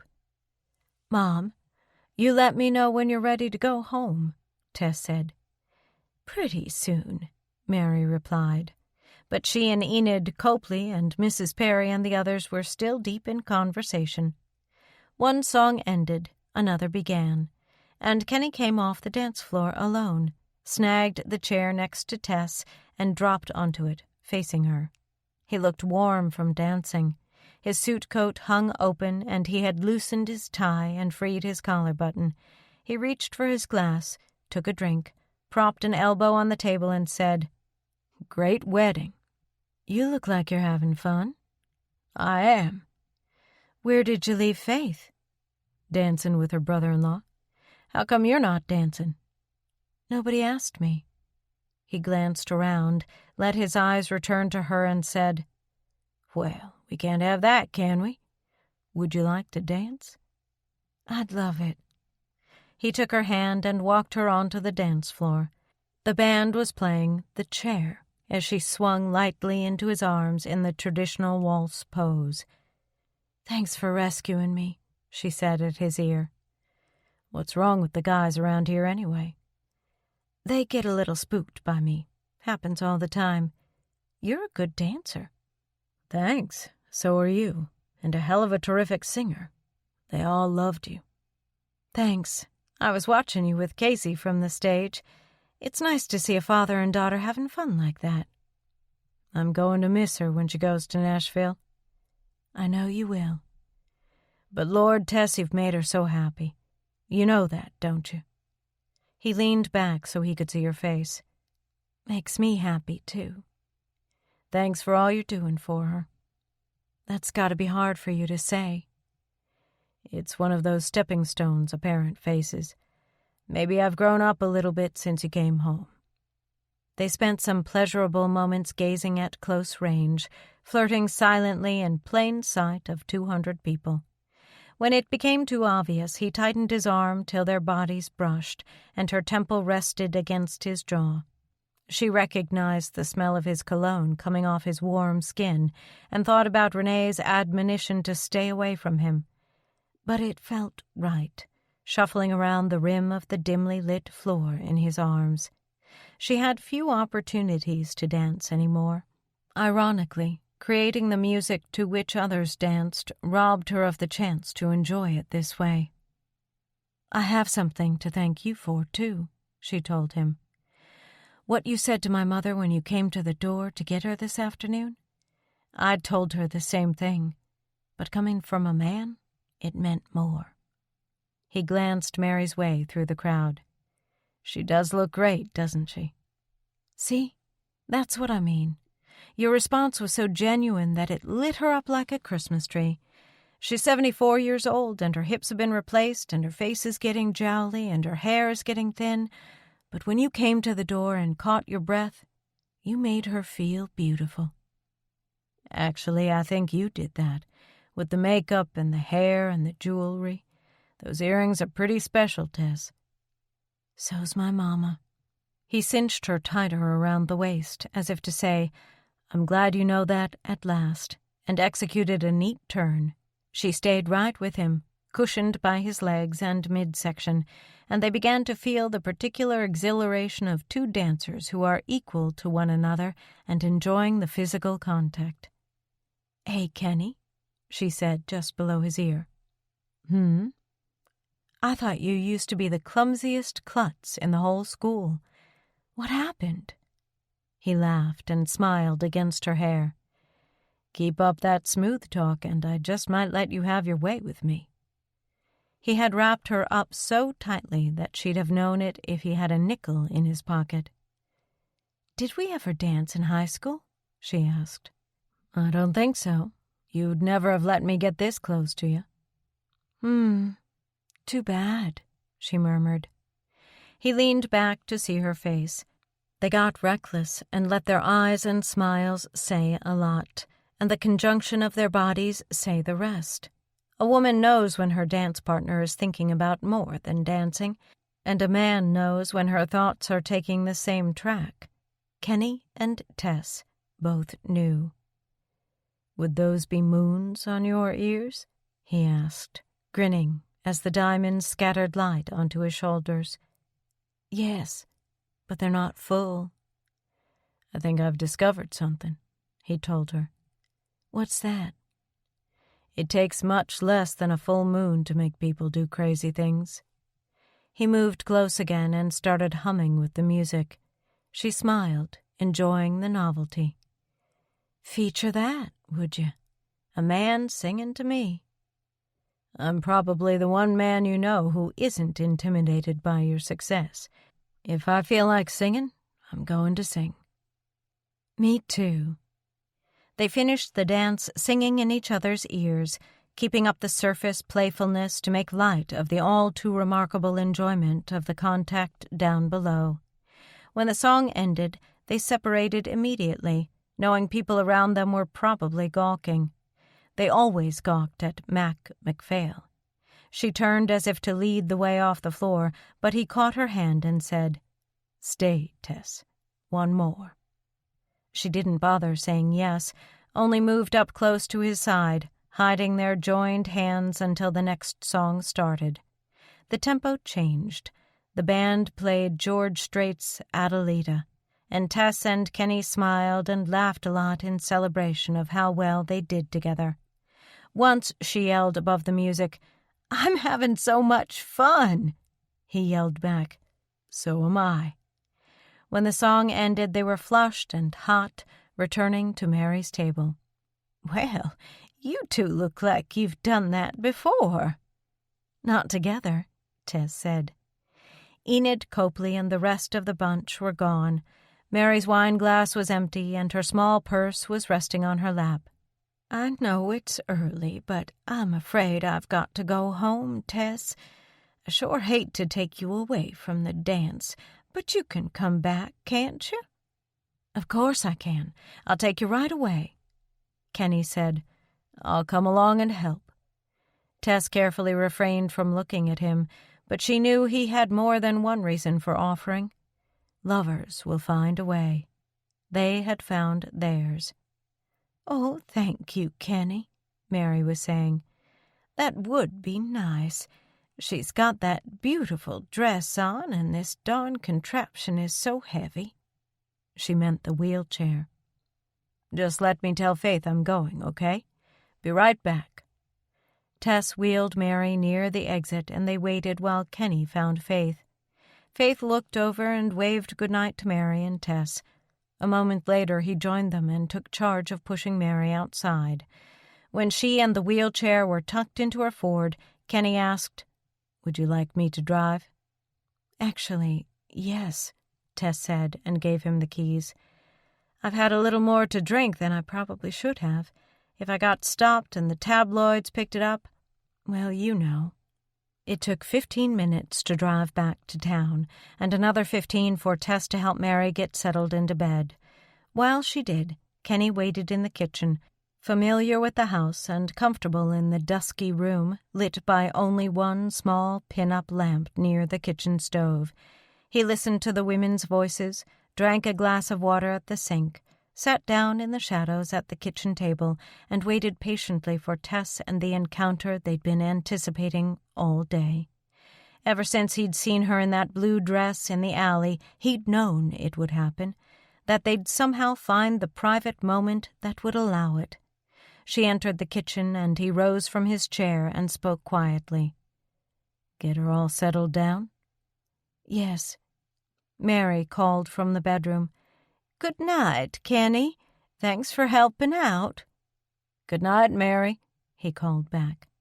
He looked down at Tess, and they thought about returning to the dance, thought about what they really wanted to do. His tie was rolled up in his pocket. His top 2 shirt buttons were open as they stood close, wondering who'd make the first move, certain by now it would be made. "Want that light out?" he asked. "No, leave it on for me later." He stepped back and let her lead the way outside. The backyard was dark. Even Kenny's backyard was dark. They had left in broad daylight, and nobody had thought to turn on the outside lights. Tess preceded him down the back steps, one hand riding the cool metal handrail, her high heels tapping out an unhurried beat. His footsteps, more blunt, followed along the narrow sidewalk until they were halfway to the alley. "Tess, wait," he said, and snagged her arm. The single, willful touch was all the invitation she needed. She swung about, swift and sure of what she wanted, and wrapped around him like a flag around a standard. He, too, knew what he wanted, and his arms were waiting to haul her flush against him. His lips were waiting to claim hers. They stood in the middle of the sidewalk and let the dark yard hide them while they gave their open mouths to each other. Since mid-afternoon they'd known this would happen, suppressing their attraction at every encounter through the long, long evening had only fueled the tinder. They stood foursquare against each other, one of his shiny black shoes planted between her glittering blue ones. She was shorter, and when he bent to her, her hand went to his head, holding him while they kissed and kissed, with neither of them denying the other anything, least of all the admission that lust had come a-callin', sometime since he'd pulled her around to face him. What they had imagined, they brought to life. Her head nestled against his shoulder and his arms crossed her back, while the kiss continued as if the wedding dance and all those left behind did not exist. Their lips got wet, and their breath got short, and the back of her dress got twisted beneath his hands. She doubled her arms around his neck, and he lifted her free of the earth, held her fast against him with the kiss still unbroken. Like a key in a lock, he swung his head the other way and carried her across the grass to the blackest shadow next to the back steps. There, beside the crickets and the hydrangea bushes, they kissed some more, first with her shoulder blades against the wall, then with his. It was better, though, with her against the wall. He was stronger, could exert more pressure, so they rolled to reverse positions, his hips pinning her in place. Once he put his hands against the house, bent low, and ran his mouth over her collarbones, then up to her ear before the kiss resumed, mouth to mouth. And once she put her hands inside his suit coat and felt his warm back, and let her nails mark it through the white cotton. He shivered and undulated against her, full length, one time only, and made a sound against her lips. Then he dragged her backward with him onto the grass and fell, carrying her along onto the cool, soft turf, and made a cradle of his legs, where she lay upon him in the starlight. Her hair tumbled and covered his face, and he held it back as he rolled her over and lay half on top of her with his hand just below her left breast. He might have covered it, and she might have let him, but by some unspoken compact they had come to understand that kissing was all they'd allow tonight. But kissing, maximized by moonlight and movement, would be thrill enough. They would use it and wring from it every pleasure they had imagined, and revel in temptation for temptation's sake. With open mouths and straining bodies they trod that delicate balance where indulgence and suppression vie for the upper hand. And when indulgence threatened to win and carry them beyond a state of grace, he fell to his back on the grass beside her. There they lay with cricket song pulsating in their ears. It took a long time before either of them spoke. Finally, he breathed, "Whoa." "I'll say," she managed. Her left arm was outflung, caught beneath his sleeve. She moved her thumb, just to keep the connection with him, scraping it across the fabric of his suit. She smiled to herself, then rolled her head to look at him. "What do you think we're doing?" He continued looking at the stars. "I think they call it necking. It used to be popular back in the 50s. "I like it." "Me too." She sat up, languid and liquid-limbed, and pushed her hair back and put her face to the sky. He sat up too, and they remained side by side, thinking about what they'd done, still enjoying the after-effects that had changed the inner rhythms of their bodies. "There'll probably be grass stains on your dress." "I'll have it dry cleaned. But what about going back to the reception? Funny thing, I really don't think I'm in the mood anymore. Me either. He drew up his knees and draped his arms over them, bobbed his head forward, and smoothed the back of his hair. She ran her hand down his near sleeve and over the back of his hand, and pushed her fingers between his, working them in his palm like a cat's paw in carpet. Hey, if we're going to do stuff like this, I've got a right to know. Do you and Faith sleep together? Yes. Her fingers stopped working, and she sat very still. Then she stretched out on her back again, linked her hands at her waist, and crossed her ankles. Gazing at the stars, she said, Well, she's very lucky, I must say. I haven't been kissed that thoroughly since... Since when? I don't know. I don't make a practice of this. He stretched out on his side, propping his head with one fist, and laid his spread hand at the center of her ribs, with his thumb on the underside of her breast. Neither do I. She covered his hand with one of her own, enjoying the warmth of it through her clothing. Then why do you suppose we did it? Look, he said, I'm not married to Faith. I've had this thing for you since high school, and I wasn't going to pass up the chance. We both knew this was coming. But she won't find out about it, will she? No. And neither will Casey? No. No reason for either of them to know, because it's just a crazy fling. Lots of people probably have crazy flings at weddings. Probably. He moved his thumb, merely scratching the cloth of her dress. She emptied her mind and reached up to riffle her fingertips through the hair at his temple. It was fine and short and slightly curled. She realized how much she missed having a man whose hair she could touch whenever she wanted to, who would kiss her and make her feel womanly and wanted for more than her talent as a singer. She pulled his head down and whispered, Then kiss me some more. He dipped his head and did as she asked, crooking a knee across her legs and staining one elbow of his suit jacket on the grass.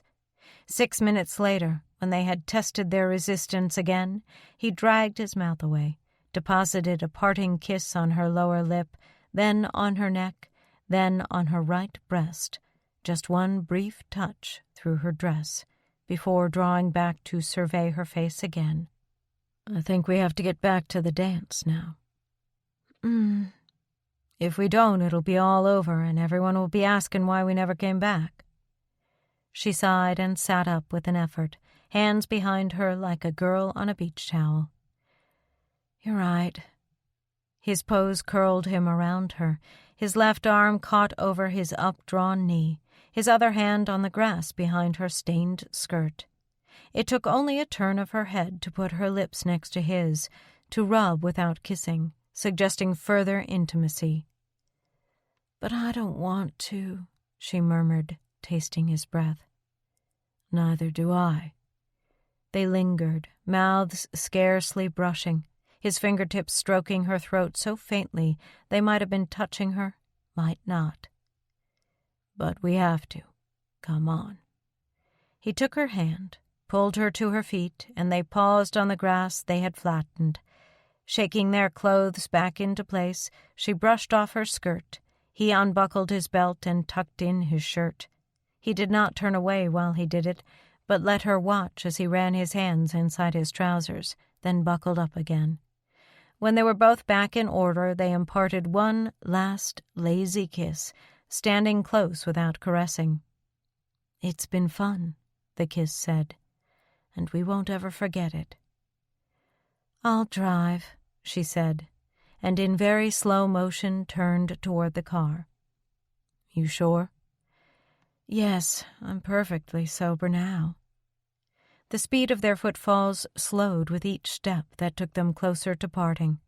The car doors sounded like explosions in the quiet night, and the engine, when Tess started it, like thunder. Kenny glanced beyond her to Mary's dark house. Your mother is probably wondering why we're just getting going. My mother is probably asleep.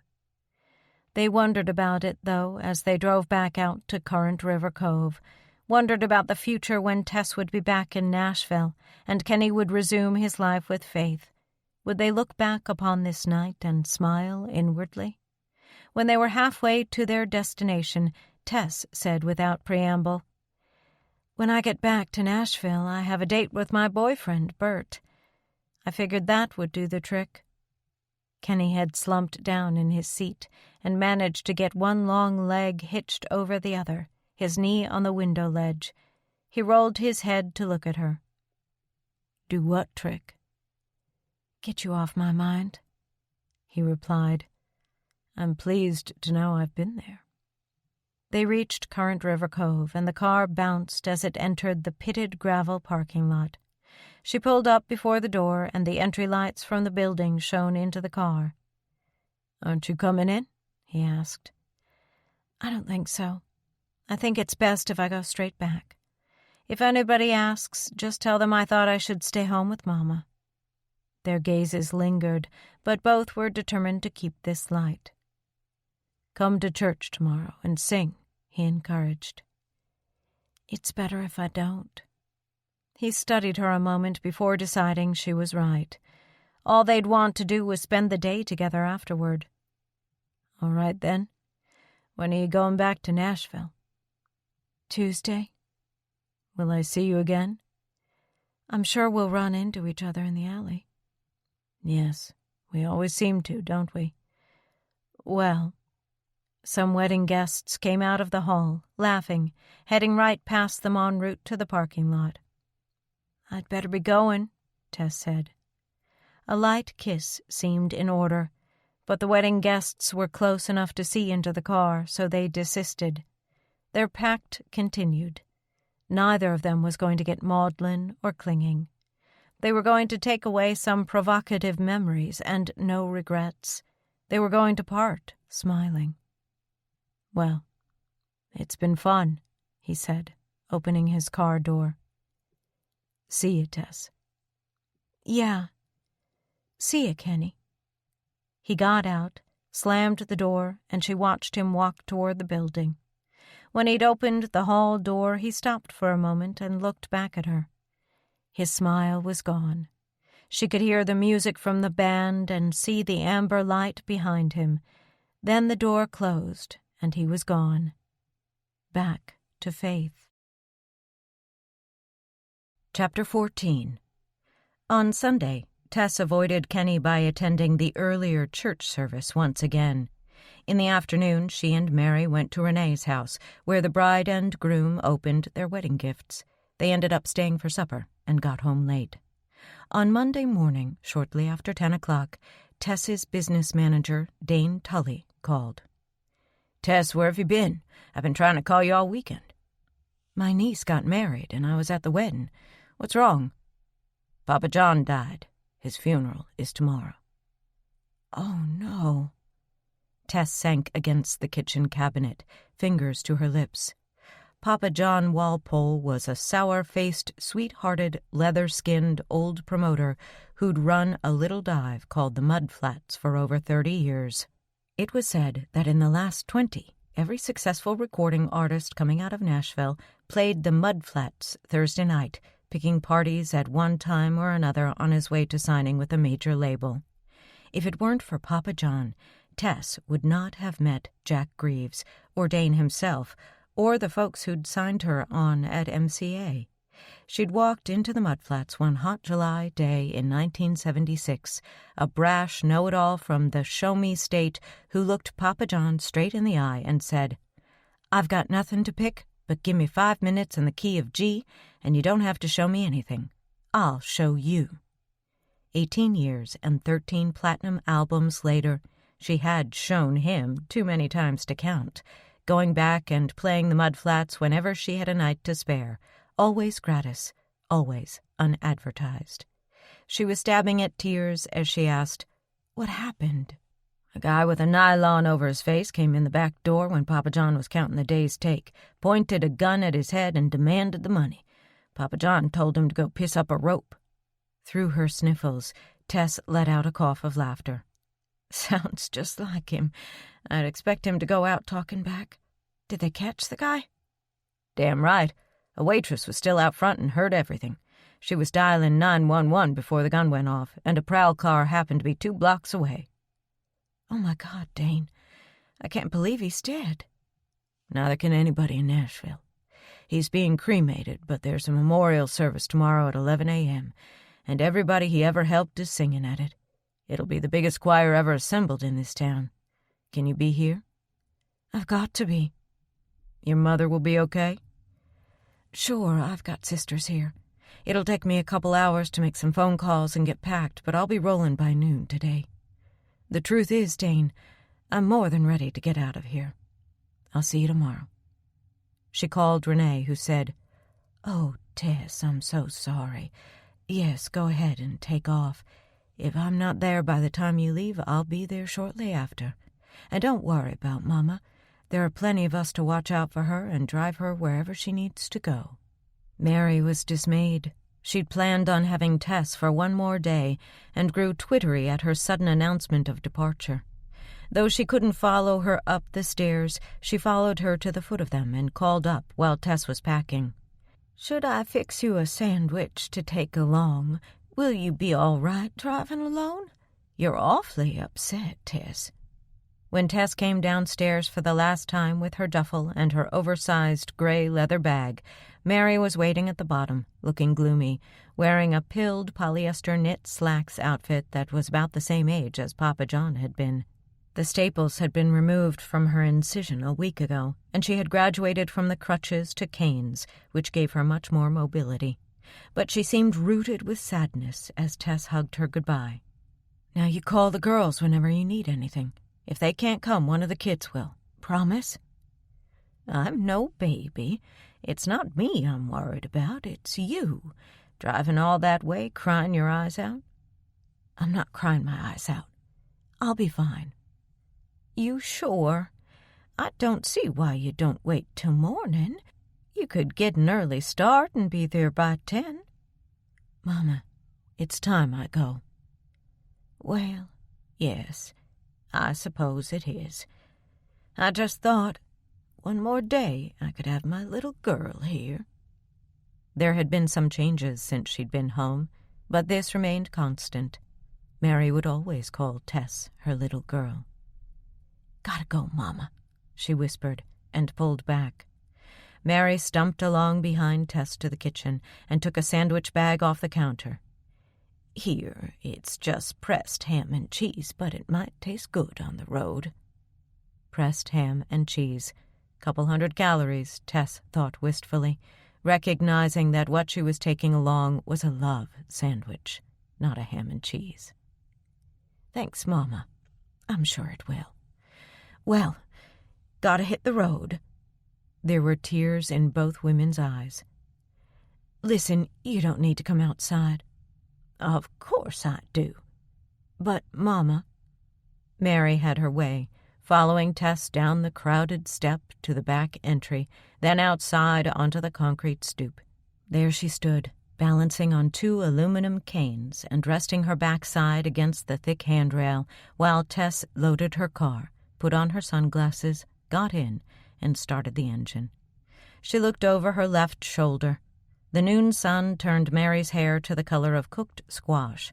Her ancient slacks had shrunk and showed her ankles, still bound in support stockings. The house was in need of painting, and the lawn needed mowing, but the cabbages in the garden had doubled in size. Tess called through her open window. Don't you go being sad now, Mama. You hear? Mary had hung one of her canes on the handrail to wipe her eyes with a tissue. Oh, go on with you, she said, flapping a hand, then wiping her other eye. Love you, Mama. Don't be gone so long this time. I won't. Tess hit the gas pedal twice, a real smart aleck trying to lighten the mood. The muffler rapped like strafing, and Mary pressed the tissue to her quivering chin. Tess pushed a tape into the deck, cranked up the volume until it nearly broke her own eardrums, backed into the alley, then roared away with her own recorded voice belting out a diminishing farewell for the little squash-haired lady on the high back step. It was roughly 1 mile from her mother's house to downtown. Tess cried all the way, partly for the loving and lonely mother she'd left behind, partly for Papa John, and partly for herself, because she was leaving Kenny Cronick. She should not stop at his office. What purpose would it serve? But the thought of driving away without bidding him goodbye caused an actual ache in her breast. It felt as if some force greater than she controlled her will as she pulled up in front of Kenny's office, raised her sunglasses, checked her eyes in the mirror, and found she'd cried off all her mascara. Hiding behind her shades once more, she got out and stood for a moment studying his building. It had a gray wooden facade with the door in the center, and on either side a white window box filled with red geraniums. The geraniums looked like Faith's work. She nudged the legs of her jeans down off her calves and headed for the plate glass door that said Kenny Cronick, CPA. Her sensible self half hoped he'd be gone to lunch, but her sentimental self yearned for a personal goodbye. She stepped inside, and there he was, working at a desk beyond an open doorway of a private office that stretched across the back half of the narrow building. Out front, a small reception counter had been abandoned by his secretary, leaving him alone in the place. He looked up, and his fingers stalled above the buttons of a calculator. She took her glasses off slowly and stared back at him, while time froze and neither of them flickered a muscle. Finally, he rolled his chair back and rose, impaling her with his eyes as he walked through the doorway and stopped behind his secretary's empty chair. He was dressed in gray trousers, a white shirt with a pen in his pocket, and a multicolored tie with an equestrian motif. His sleeves were rolled up several inches, but the tie was knotted tightly and fell straight down his flat front. She was dressed as she'd been the day she rolled into town, in cowboy boots, jeans, and the Southern Smoke T-shirt with the sleeves rolled up. "Hi," she said. "Hi," he answered, and she could tell from the thick-throated syllable that her appearance had generated the same tumult within him that was going on within her. "What's wrong?" "I have to go back to Nashville today. Something came up very suddenly." "You've been crying." She pushed the glasses back on. The lenses grayed his face and clothing. "A little, yes. But I'm okay." She rubbed the underside of her nose with the back of her hand. "Come into my office." "No." She started rummaging in her purse, seeking a distraction from the awful stranglehold he seemed to have on her heart. "I just wanted you to know I was leaving so you can tell Casey. And I wanted to give you my card so that—" He came around the desk and gripped her arm. "Come into my office, Tess." "Kenny, I didn't come here to—" "My secretary's gone to lunch, but she could come back any minute." He hauled her into his private domain, shut the door, and they stood behind it, facing each other, mixed up and frenzied inside. He dropped her arm the minute the door closed and asked, "What happened?" "A man who got me started in this business was killed by a robber." "Who?" "His name was John Walpole. We called him Papa John." "Yes, I know about him. I can imagine what he meant to you. I'm sorry, Tess." "You know about him?" "I've read about what he did for you, lots of times, in magazine articles." "You have?" Her grief over Papa John and her sadness over saying goodbye to her mother and him became momentarily eclipsed by wonder at this man. She had peeled back so many layers of him that she thought herself foolish to be amazed by what this new layer revealed. Wordlessly, he went to a file cabinet, opened the drawer marked M, and pulled out a manila folder. He tossed it on his desk, and its contents fanned out in a crooked train, half exposed. Tess glanced down at an array of press clippings she recognized. Portions of photos peeked out, one behind another, chair sheets from newspapers, and articles from glossy magazines. She opened the folder and saw a headline and picture of herself from USA Today, and a much smaller piece from the Wintergreen Free Press, telling about her singing with the First Methodist Church Choir directed by Kenny Cronick. She closed the folder again and met his eyes. They were leveled on her without the slightest embarrassment. "All right," he said. "Now you know." She was stunned. "How long have you been collecting these?" she asked. "Right from the beginning of your career till last week. There are 2 more folders in the drawer." "But what was the point?" "Maybe none. I don't know. Maybe just that you were a hometown girl who made it. Somebody I took inspiration from. Somebody I tried to kiss one time on a school bus. Hell, I don't know. Old crushes die hard." He scooped up the file and turned away to put it back in the metal cabinet.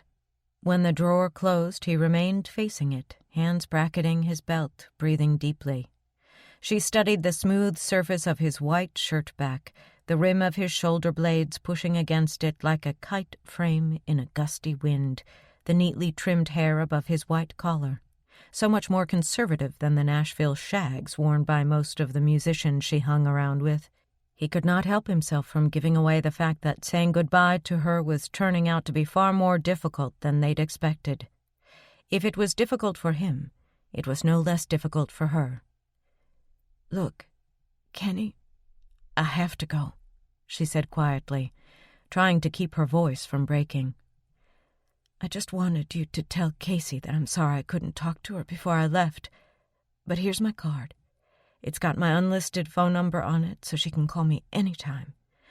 And I just want you to know that when she comes down to Nashville, I'll take very good care of her.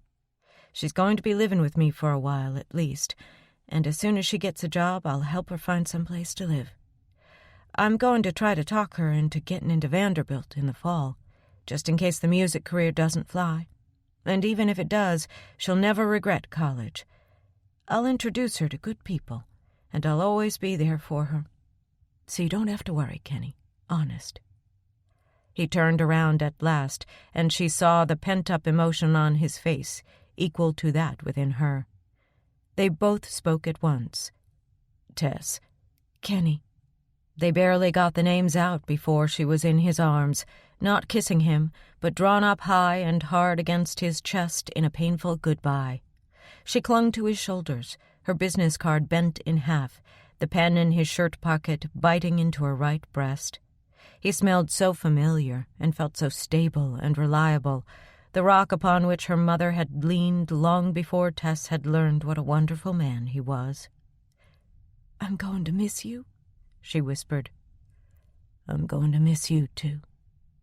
She pulled off her sunglasses, and they hung against his back while their eyes began to sting. After a long time, he put a hand on the back of her head and pressed her forehead against his neck very tightly, so she couldn't look up. When he spoke, his voice sounded tortured. "On Saturday," he managed, and swallowed as if unsure he could go on. "When I said to your mother that I just might fall in love anyway, I was talking about—" "No, don't."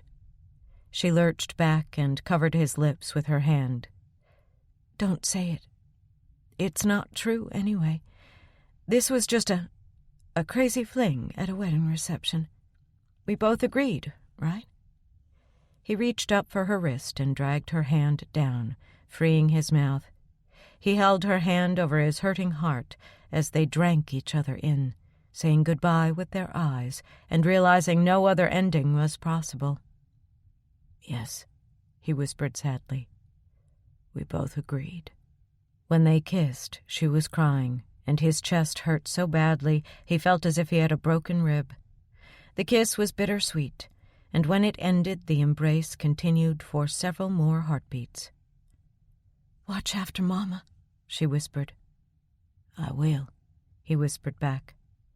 Then she withdrew, letting her palms slide down his arms until only their fingertips touched. They each tried smiling, doing terrible jobs of it. "Bye," she whispered. "Bye," he mouthed, his voice failing at last. She took a step back and the contact broke, leaving his arms outstretched before they fell uselessly to his sides. She opened his office door and looked back at him one more time before walking out of his life, back to her own. Chapter 15. She reached Nashville at 4:45, exited I-40, and wound her way toward Music Row, southeast of downtown. Home could wait.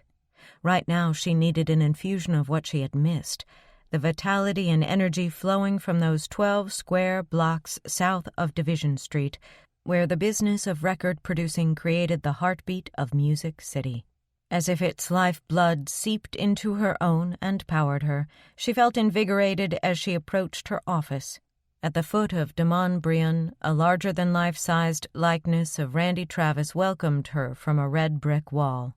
Tourists moved in and out of souvenir shops and climbed the ramp into the Country Music Hall of Fame. In front of Sony's offices, a sign promoted Mary Chapin Carpenter's latest album. MCA lauded Vince Gill's. Along Music Square East and West, headquarters of industry-related businesses lined both sides of the street. Law firms, recording studios, video production companies, music publishing companies, ASCAP and BMI, who tracked radio usage and collected royalties, booking agencies, offices of various record labels, offices of America's best-known country recording artists, and restaurants where #1 parties were thrown for the most successful. Her own office was located in a century-old Victorian house on Music Square West, a 3-story monstrosity painted several shades of yellow, with a parking lot shaded by 4 huge basswood trees that were nearly as old as the house itself. Out front, on a wooden signpost, an oval brass plaque announced simply, Wintergreen Enterprises. She had chosen the name to remind herself of how far she'd come from that little burg in Missouri to the top of the country charts and her place as a respected businesswoman in an industry that for decades had been dominated by men. Under the umbrella of Wintergreen Enterprises fell several individually successful companies that had each been born out of necessity or common sense. Her music publishing company came about when she realized how many talented writers were approaching her to sing their songs, many of which had neither been copyrighted nor published yet.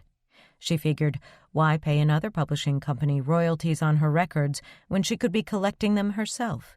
Her specialty clothing operation created custom-designed concert costumes not only for herself, but for other recording artists as well.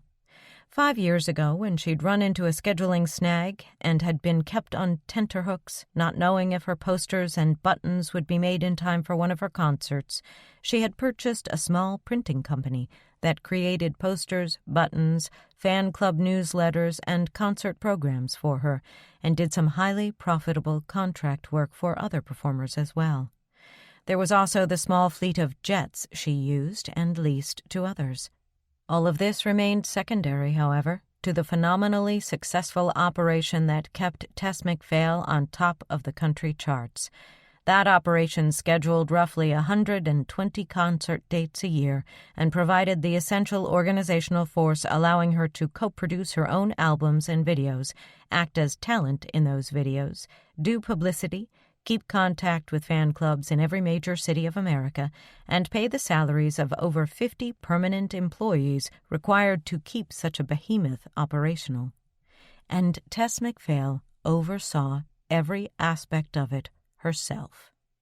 When she walked into Wintergreen Enterprises, she walked into the hub of her success. Physical coolness struck her full force when she opened the back door and stepped from the private rear entry through the kitchen that was now used as a copy room and canteen. She passed the former servants' stairway, the one she commonly used to reach her second-floor office, and heard the hum of various conversations as she entered the central hall. The walls throughout the house were cream, the floors were hardwood, and the windows shuttered in white to hold back Nashville's intense summer heat. Country music played softly on a built-in sound system as she entered the main hall where oversized reproductions of her album covers trimmed the walls. Her receptionist sat at a desk with her back to the ornate stairwell, her blonde hair twisted up high and back but left to trail to her shoulders from the temple. "Hey, Jan, I'm back." Jan Nash swiveled her chair slowly and broke into a smile. She was in her mid-30s, pretty as a Barbie doll, and shaped like one. Jan looked smashing in a black scuba dress, her makeup fresh and flattering, silver loops at her ears. She rolled back her chair without hurry and rose in black high-heeled boots. "Hey, Mac, welcome back. We sure missed you." She had a pronounced southern drawl that made you sound like you. "Thanks, Jan. It feels great to walk in here. I can't wait to get back to work." "Sorry to hear about Papa John." "Isn't it awful?" Others heard Tess's voice and came out of the various downstairs offices to offer much the same greeting. Soon Tess moved on to her own office upstairs. It occupied the entire width of the rear, which faced east and enjoyed the dappled green shade from the basswoods outside. In a smaller adjoining office, Kelly Mendoza was talking on the phone and turned to smile when she saw her boss approaching through the connecting doorway.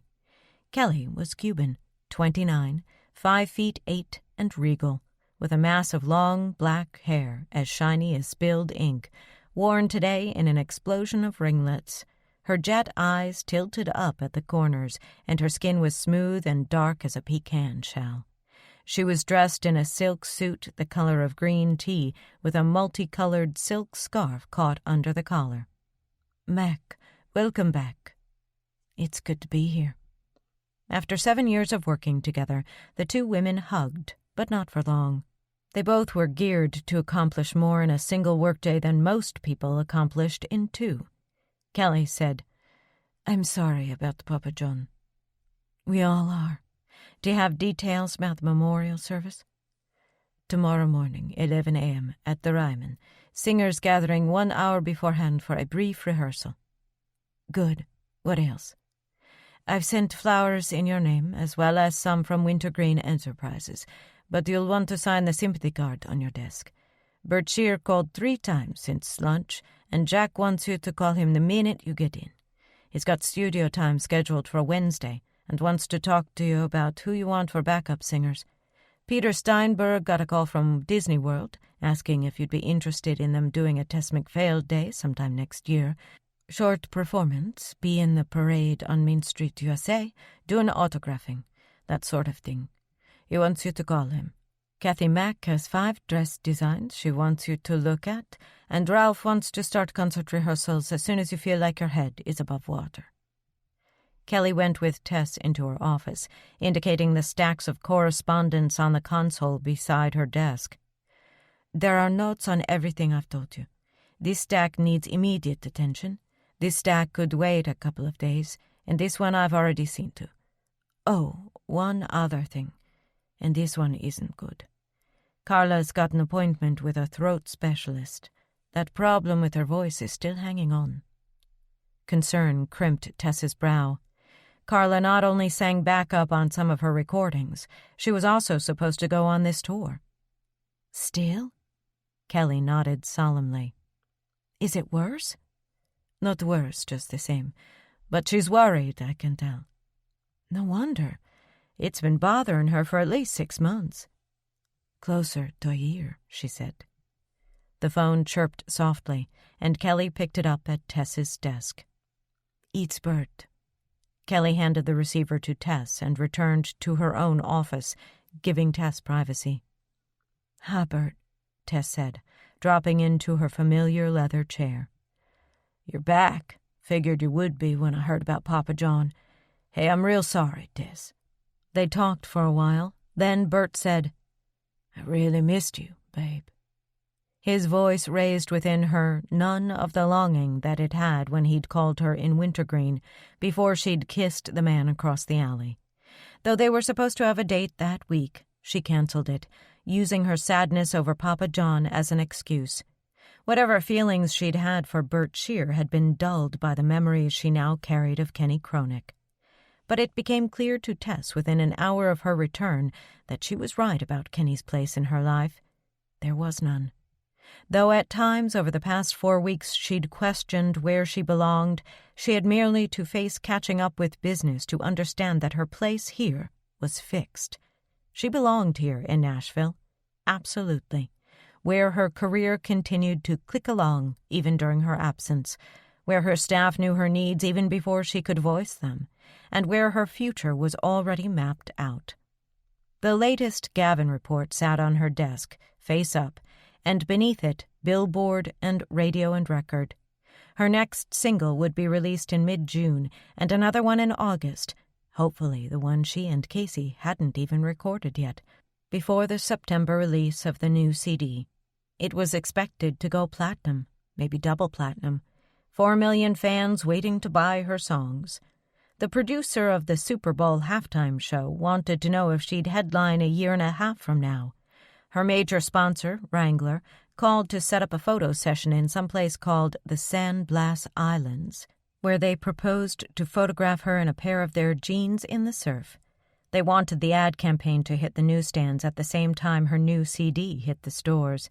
And Nissan had somehow found out she owned one of their products and wanted to discuss the possibility of a contract for television commercials. There was no place in her life for a man. Nevertheless, if one in particular phoned, she didn't want to miss his call. "Kelly?" "Yes." Kelly appeared in the open doorway. "Phone calls from either Casey Cronick or Kenny Cronick are to be put through to me immediately, no matter what's going on. And if I'm not here, make sure I get the message as soon as possible, okay?" "Will do." "Casey is a graduating senior from my hometown who'll be staying with me for a while in June. She's going to do the harmonies on one of my songs." "Lucky girl," Kelly remarked. "Talented girl," Tess replied. "She helped me write it." "Wow." Quiet surprise lit Kelly's face and made it even more attractive. Without asking questions, she returned to her desk and made a note of the names, amazing Tess again not only with her proficiency, but with her ability to keep her nose out of Tess's personal business. In Tess's line of work, this kind of tactfulness was invaluable. Tess worked till 8 o'clock, discovering, to her surprise, that after a month at her mother's, her body clock demanded supper at 6. She ignored the hunger pangs until she could no more, and by the time she was heading home, her stomach ached. But she bypassed fast food in favor of familiar surroundings and pointed the car southwest. She lived in the city of Brentwood, in a subdivision called Woodway. It was announced by a lavish brick entrance surrounded by sculptured shrubbery and flowers of red, white, and blue on either side of the gilded sign. As Tess neared home, she lowered the windows on the Z and breathed in the warm, humid southern air, something she would not have thought of doing a month ago when she drove out of here. A month ago she would have sped up the road with her tinted windows up and noticed little of her surroundings. Tonight she noticed and appreciated. It was one of those evenings when twilight refuses to hurry, and as her car climbed up Heathrow Boulevard, the oaks and elms spread like black chapel veils against a butter-yellow sky that thickened to peach at the tree-caps. In front of the house 2 doors from hers, Mr. Ruddy had just finished waxing his classic '68 Corvette. He waved as she passed, but she encountered him so seldom that she didn't even know his first name. She thought he worked at Nations Bank, but wasn't sure. 2 boys came coasting down the hill on bicycles, and she waited for them to pass her driveway before pulling in. It struck her that she knew neither of the boys, knew, in fact, no children in the neighborhood, or any of the homeowners. She couldn't help recalling Mrs. Perry reminiscing at the wedding reception about how Tess, as a little girl, had come to her door asking for English toffee. She thought of the view out her mother's kitchen window, and how she herself had watched the comings and goings at the house across the alley. So different here, so isolated by success. Her towering living room windows faced the street, and through them Tess saw that Maria had left a lamp on. The garage door rolled up at the touch of a button, and Tess noted, to her surprise, that Maria's little blue station wagon was still inside. She hauled her duffel bag and a green suitcase through the back entry, calling, "Maria, are you still here?" "Miss Mac, welcome home." Maria was in the kitchen, topping off the water in a bouquet of red zinnias that sat in the middle of the table. Tess dropped her gear. Lord of mercy, what are you still doing here? Waiting for you. Nobody likes to come home to an empty house. But I always come home to an empty house. Not after you've been gone this long. I'll take your bags upstairs, Miss Mac. Thanks, Maria, but I can do it myself. Nonsense, give me that. Maria was Mexican, in her 50s, spindle-legged and bantam-sized. Her hair was streaky gray and held back in an unceremonious French roll. Though she looked about as strong as a 10-year-old boy, she had no trouble wresting the suitcase out of Tess's hand. All right, then, we'll each take one, Tess conceded, hauling the duffel bag herself. But your family will be expecting you. I told them I might be late. I didn't know what time you'd get in. How is your mama? She's doing very well, walking with a cane, getting happy on wine at weddings. And your sisters? They're fine. I saw them a lot while I was gone. Maria, thank you for staying. Maria flapped a hand as if no thanks were needed, and the pair climbed an open, flying stairway that curved up to the second story, where a C-shaped landing overlooked the living room. The guest suites lay straight ahead and to the right. Tess turned left through double doors into her own bedroom suite. Unlike at Mary's, everything here was new, bright, coordinated, all the decorating done in neutrals with only touches of pastel color here and there. Maria had made sure lamps were lit everywhere, and Tess paused to let her eyes wander over the black metal crown bed with its canopy frame looped with yards of white gauze that trailed on the floor at the four corners. Other than that gauze and some throw pillows on the bed, the decorating was spare. The windows were naked, the walls ivory, the carpet and sofa white. Double doors, closed tonight, led to a balcony overlooking the pool. Tess dropped her bag onto an upholstered bench at the foot of the bed, and there beside it stood her brand-new M.L. Letty boots. They were made of green ostrich skin and brought a smile. Everything perfect here. So different than at Mary's. Everything seemed to for her. She sat on the bench to try on the boots. Maria said, I saved the box in case they have to be sent back. She went around the room lowering white pleated shades. Thanks, Maria. You want me to help you unpack? No, thanks. Tomorrow will be time enough. You can go home now. I'll go home when I think I should, the woman said with her back turned as she headed downstairs again. Tess smiled and took a walk across her bedroom to the white marble bath/dressing room, sampling the fit of the new boots, smiling at the bud vase with a single peach-colored rose that Maria had put on the vanity, the fresh salmon-colored towels on the racks, her favorite robe lying on a bench in the corner.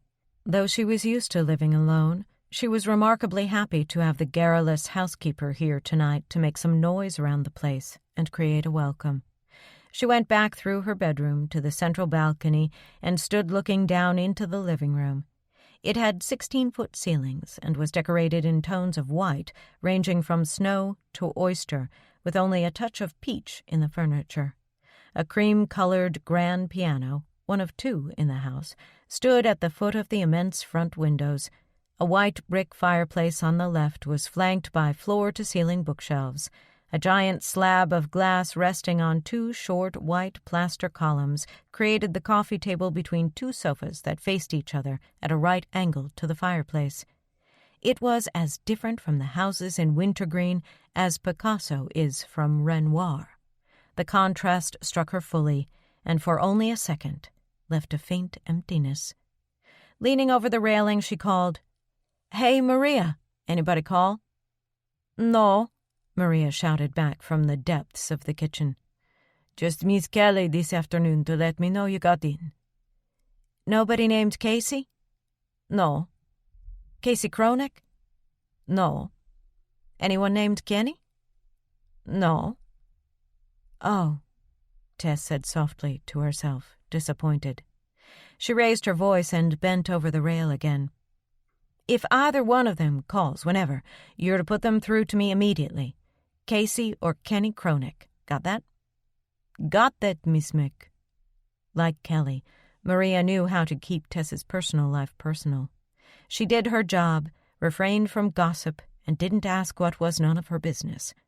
If she garnered inside information during the general day-to-day activities around the house, she treated it all as confidential.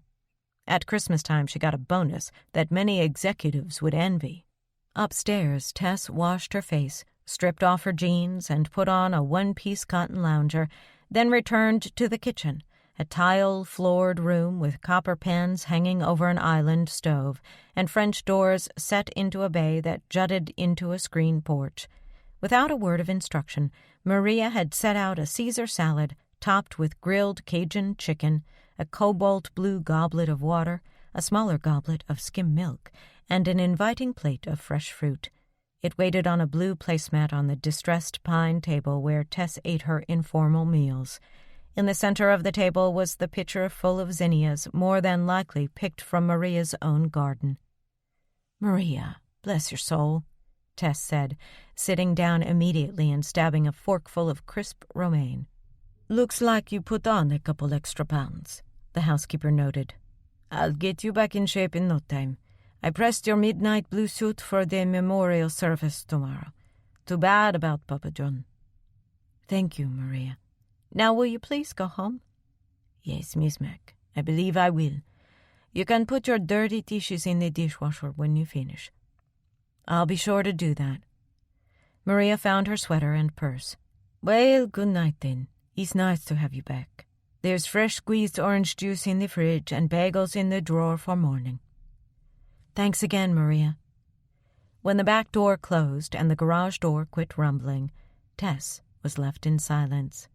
She stopped chewing and listened to the hum of the refrigerator. She glanced at the copper pans above the stove, at the uncluttered cabinet tops, perfect order everywhere, and sat motionless in her chair, experiencing 9:30 on a weeknight in a $1.4 million house big enough for 8, but built for only 1. She had resisted building it, but her accountant had advised her she needed to diversify her investments, and since real estate would appreciate, why not have the comforts of a nice house at the same time that her money was growing? She had bought the first jet by then, so she could be home more nights, even during concert season, and she'd thought, why not? But as she rinsed her plate and put it in the dishwasher, she wished for her small apartment up on Belmont Boulevard, where she could hear the owner's television through the floor and the occasional sound of voices drifting up from an open window. She turned out the lights downstairs and went up to take a whirlpool bath in the marble tub that could easily hold 2, but never had. While she was sitting in it with the jets on, the phones rang, 7 of them, all over the house, and she answered the one on the wall at the foot of the tub. "Hello?" she said, killing the jets.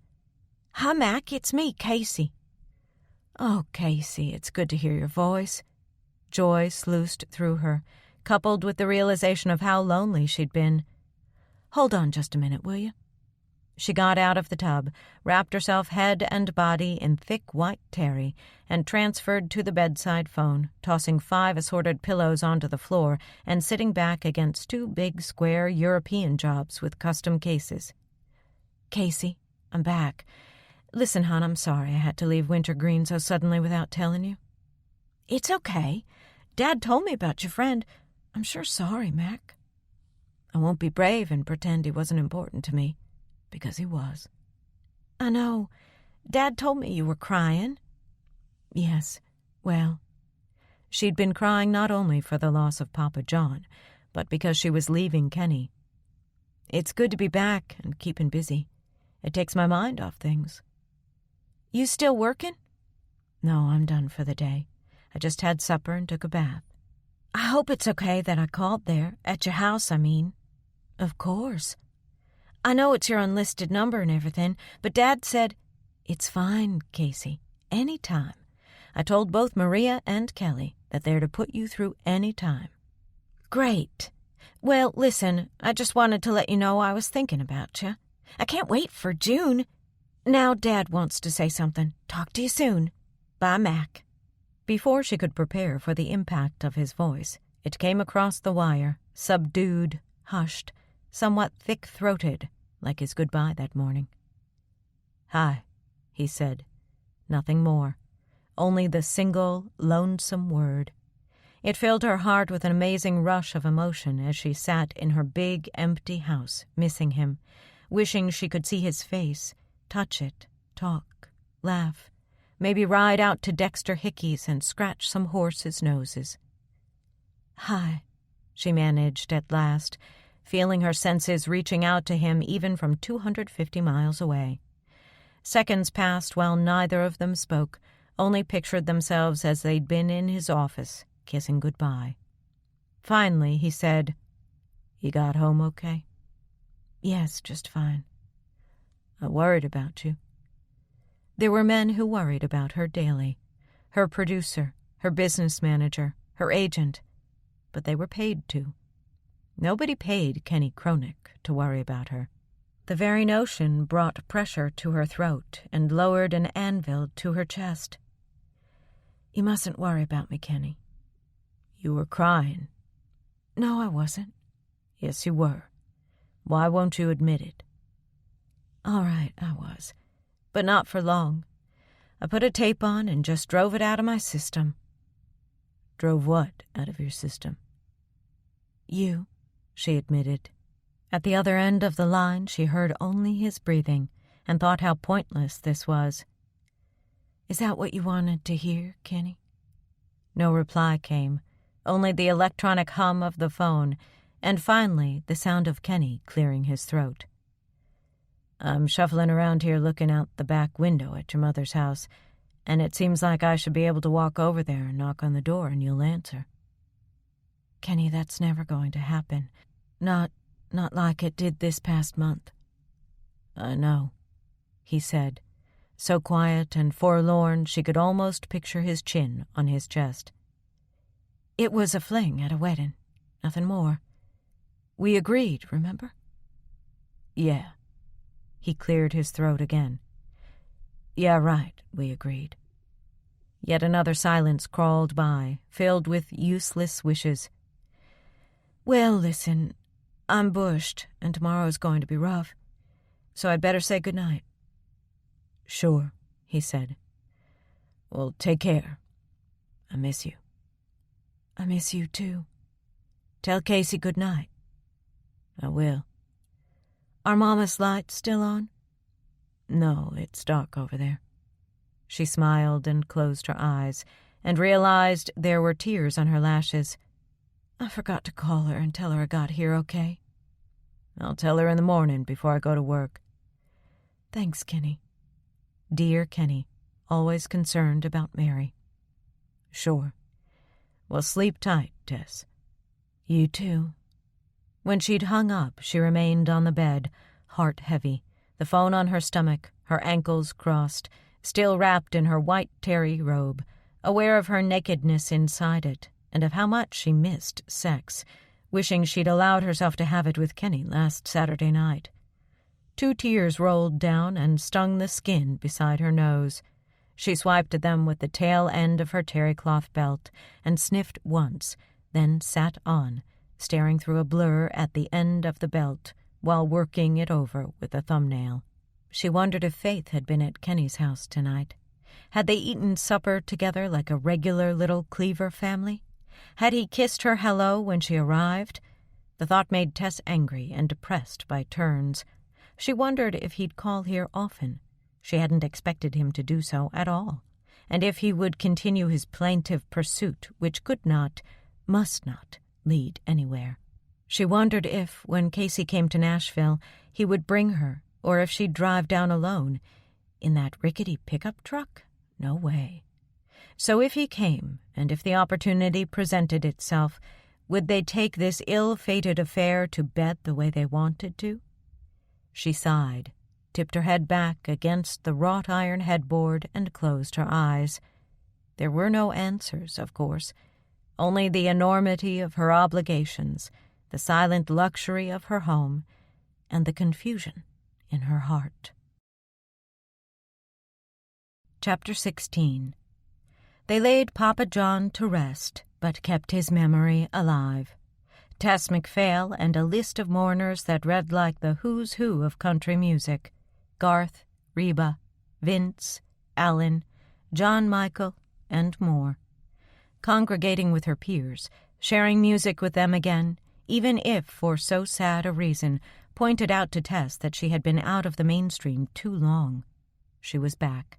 She had music to make, work to do, work she loved. She'd better get to it without mooning about Kenny Cronick. She did exactly that in the days that followed. On her first full day back in the office, she had an intense 6-hour meeting with her business manager, Dane Tully, to go over everything that had happened since she'd been away. She met with Ross Hardenberg, Ralph Thornleaf, and Amanda Brimhall, respectively her road manager, producer of her upcoming tour, and clothing designer, to discuss the show in detail before rehearsals began. She went into the studio and recorded the overdub for Tarnished Gold, so Jack Greaves could complete the vocal comp of the song, then went back afterward to give her final approval of the finished product. Working with Jack, she chose the background singers and studio musicians for Old Souls, the new song by Ivory Britt, and spent a day in the studio recording it. 7 record label executives, from the president down to the vice president of marketing, came by to hear the album in progress. Tess and Jack met with them to discuss jacket photo, jacket design, and the release dates of individual singles from the album. Tess explained that they had one more song to record, and she wanted it to be the title song. Could they wait till they heard it? Because she thought it would make the best video off the entire album. They listened to the rough cut of Small Town Girl, the one made in Mary's living room, and agreed to wait until it was recorded and mixed before deciding on the album title.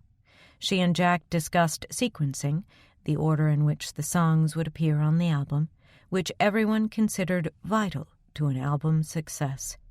Tess met with Sheila Sardick, the woman who coordinated all of her fan clubs, so Sheila could compose the next newsletter for fans and get it out to club leaders in all the cities around America. She spent 2 days on the photo shoot, for which a photographer, his assistant, and a stylist were flown in from New York. At the end of the shoot, she took them out to dinner. She had her quarterly meeting with her CPA to project both her income and her quarterly taxes, and to discuss the changing laws regarding payment of contributions into the retirement funds of her employees. She talked with her advisor from Merrill Lynch about long-term investments and the constant shifting and diversification of Wintergreen Enterprises' financial portfolio. She received a treatment for a video, which she read and disliked, and called the MCA marketing department with ideas of her own. She did an interview with Good Housekeeping magazine for an article that would run in September to coincide with the release of her new album. She posed for their photographer for 2 hours, then played hostess over luncheon with the Good Housekeeping crew at her own home before they flew back to New York. She signed over 300 autographs in 6 batches, on postcards and publicity photos for fans who had requested them by mail and had sent in their requests through the clubs. Concert rehearsals began. On the personal side, she went to the doctor complaining of fatigue. He took a blood count and ordered her to eat more red meat. She received a beautiful letter and card from Mindy Alverson, complimenting her on her singing at the wedding, promising they would not lose touch again, and asking for a luncheon date the next time Tess came to Wintergreen. She answered Mindy's letter with a handwritten note, accepting the invitation for next November, after the tour ended, and offering free concert tickets any time Mindy and her husband wanted them, in any city they chose. She lost the 5 pounds she'd gained in Wintergreen. She made sure she called her mother every other night, and Renee on the weekends. She received a graduation announcement from Casey. She would graduate the Friday night before Memorial Day, and put off answering it, wanting to fly up there and see Mama and Kenny, too, but afraid she couldn't afford to take the time off. Bert got back in town and called again, and she finally agreed to go out with him. They met at the stockyard and sat in one of the small, intimate dining rooms fashioned from yesteryear's cattle exchange offices. Bert ordered the cowboy, a hearty beefsteak with grilled onions, and Tess ordered the live Maine lobster from the tank up front.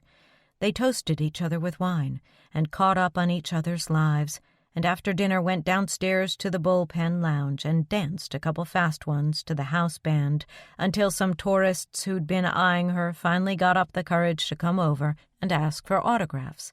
Then she and Bert left. At Tess's house, Bert sat down at the piano in the living room and said, "I wrote a song for you. Come here and I'll sing it." She sat beside him on the sleek, cream-colored bench and watched his blunt fingers move over the keys while he sang a song that would have swelled the hearts of most women. It was called "I Want to Be There When You Come Home," and when it ended, Bert Shear took Tess into his arms and lowered his bearded face and kissed her with enough feeling to raise the fine hairs all over her body. But while he did so, she pretended he was Kenny Cronick. She forced Kenny from her mind, giving the kiss an honest chance, kissing Bert back the way he wanted to be kissed.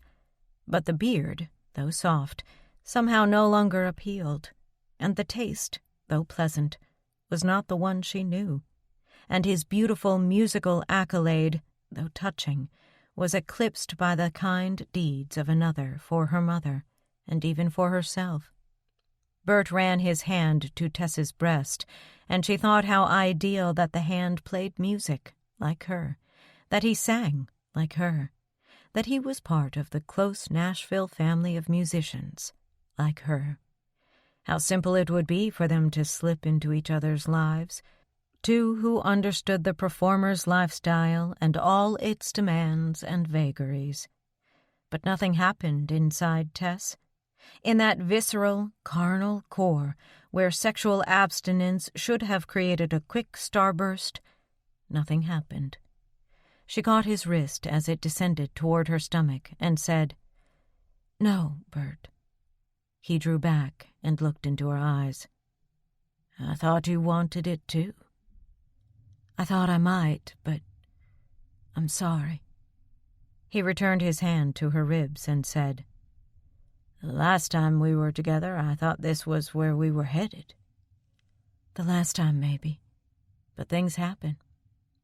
"Things?" She took his hand from her ribs and held it, dropping her eyes while the two of them remained side by side on the piano bench. "You met someone," he said. "Sort of."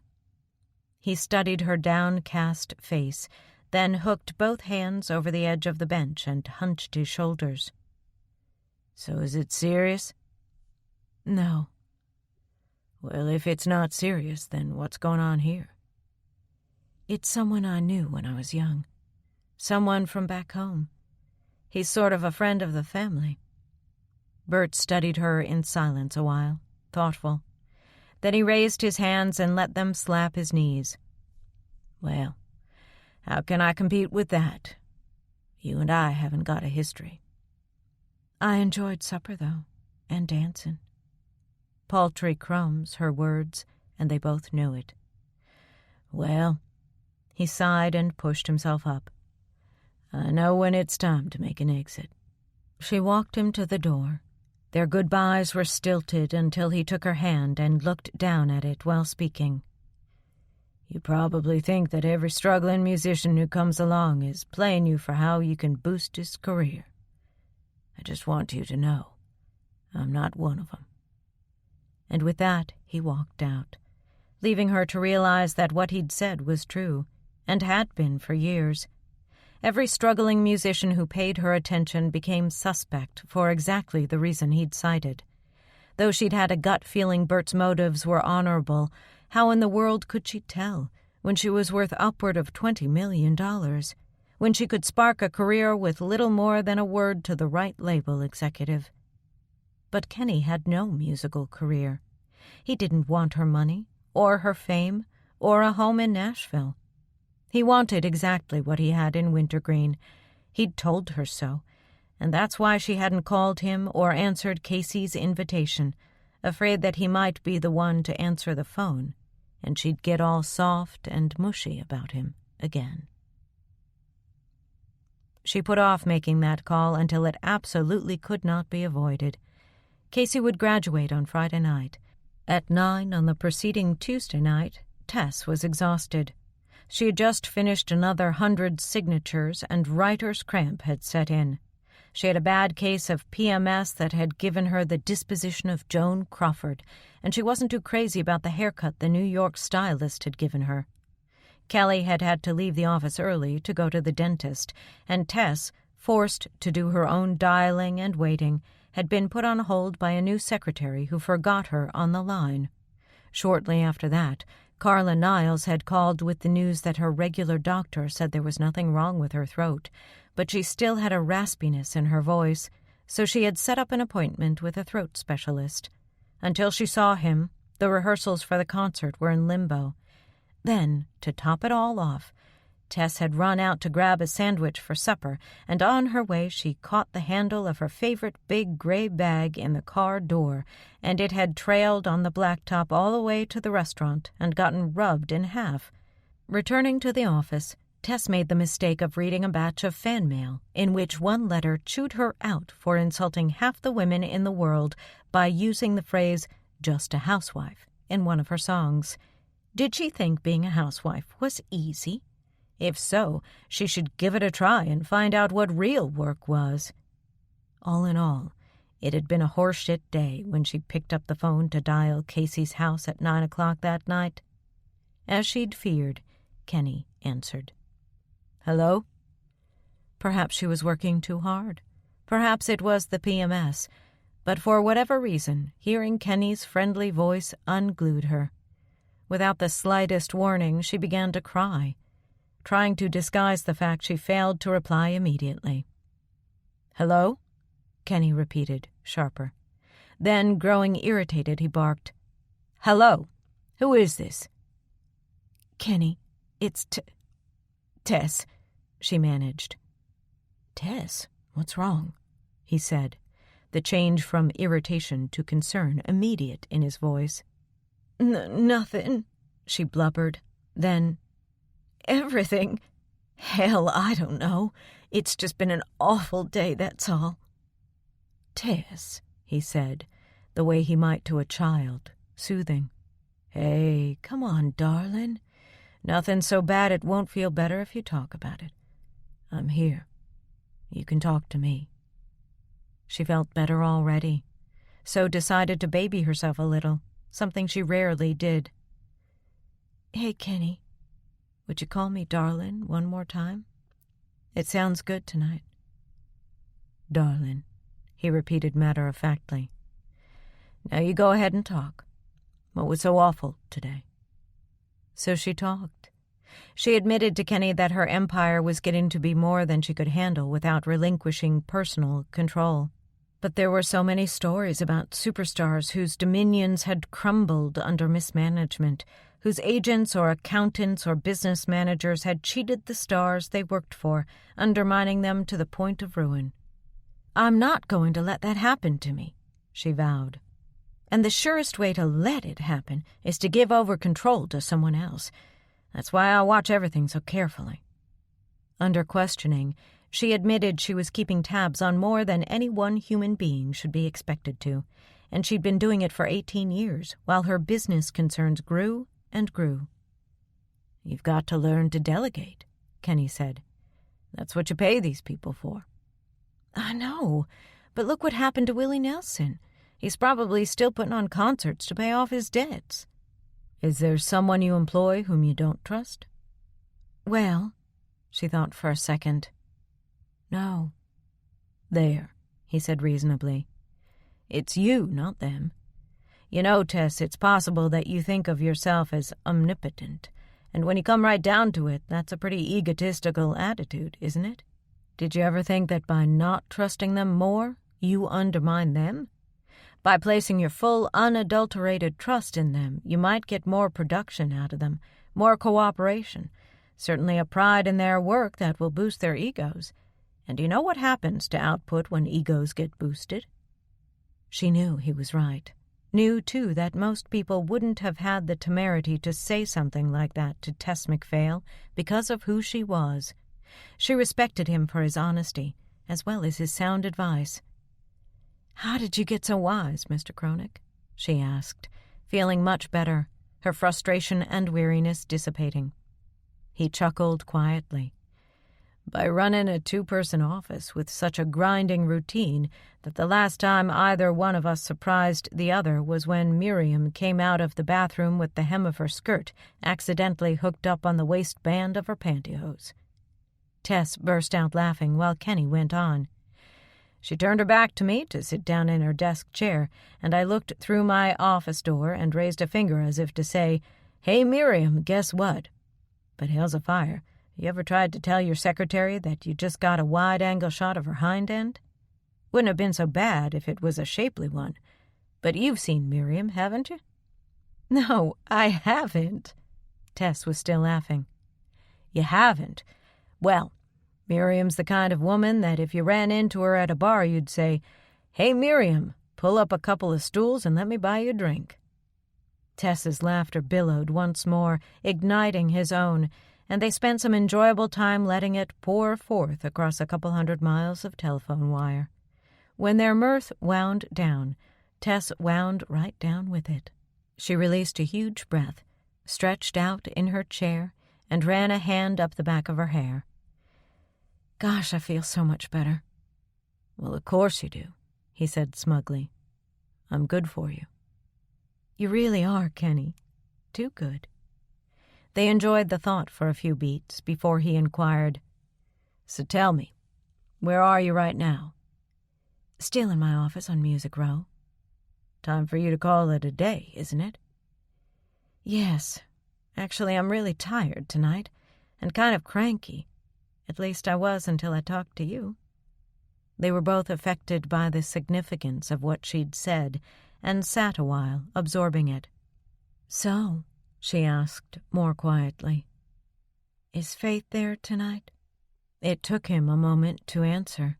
His voice had grown subdued. "No, just Casey and me." "I really called to talk to Casey. I got her graduation announcement and the invitation to the party on Saturday.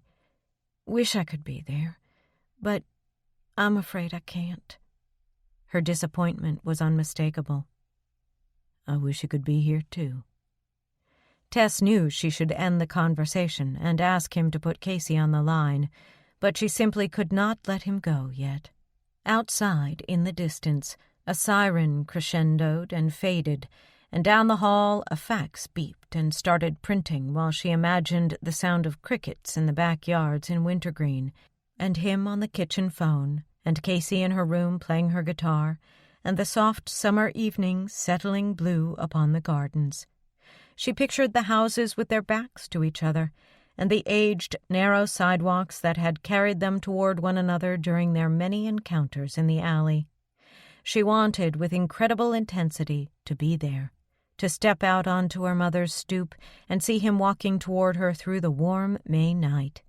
She wanted to glide into his embrace and feel and smell and taste him once again. Instead, she could only imagine him and wonder if he'd detected the slight tremor in her voice, if he understood how valiantly she was trying not to be jealous, to be realistic about what could and could not happen between them. "I suppose Faith is doing the party for Casey?" "Yes. She's been making grocery lists and ordering party trays, and the two of them have been digging through old photo albums and putting together a bulletin board of old pictures." Tess had never longed to be a mother, but at that moment she would cheerfully have traded places with Faith Oxbury. On Tess's desk were pictures of her nieces and nephews, the only children she would probably ever have. Her eyes lingered on them. Then she drove another thorn into her own flesh with a question that had been hovering in her mind for some time. "Kenny, may I ask you something?" "Sure." Funny how a single syllable with sandpaper edges could give away how a man feels. "When Casey moves away, will Faith be moving in with you?" He took some time answering. Time while Tess discovered she was holding her breath and cataloging each beat of her heart. "I don't think so, Tess. This is a small town. Living arrangements like that are frowned upon." She released the breath slowly and closed her eyes while they clung to their phones and listened to the clanging silence of things unsaid. It was torment and bliss reading between the lines, learning that each of them had missed and been missed, wondering how far to go in this conversation, which was getting dangerously intimate. Finally, when the ache in Tess's throat became too great to disregard, she clamped a hand across her forehead and uttered, "Jesus, I miss you, Kenny." Like the rests in music, the silences in the conversation had become as vital as the spoken words. This one held them both by the throats. When he spoke at last, his voice held a note of frustration. "I've already told you. I miss you too. But what do you want from me, Tess? I can't stop my life for you." I know. I don't expect you to. But what if... Silence. A great groaning silence reaching across the distance. "What if what?" he finally said. "I don't know," she admitted haltingly.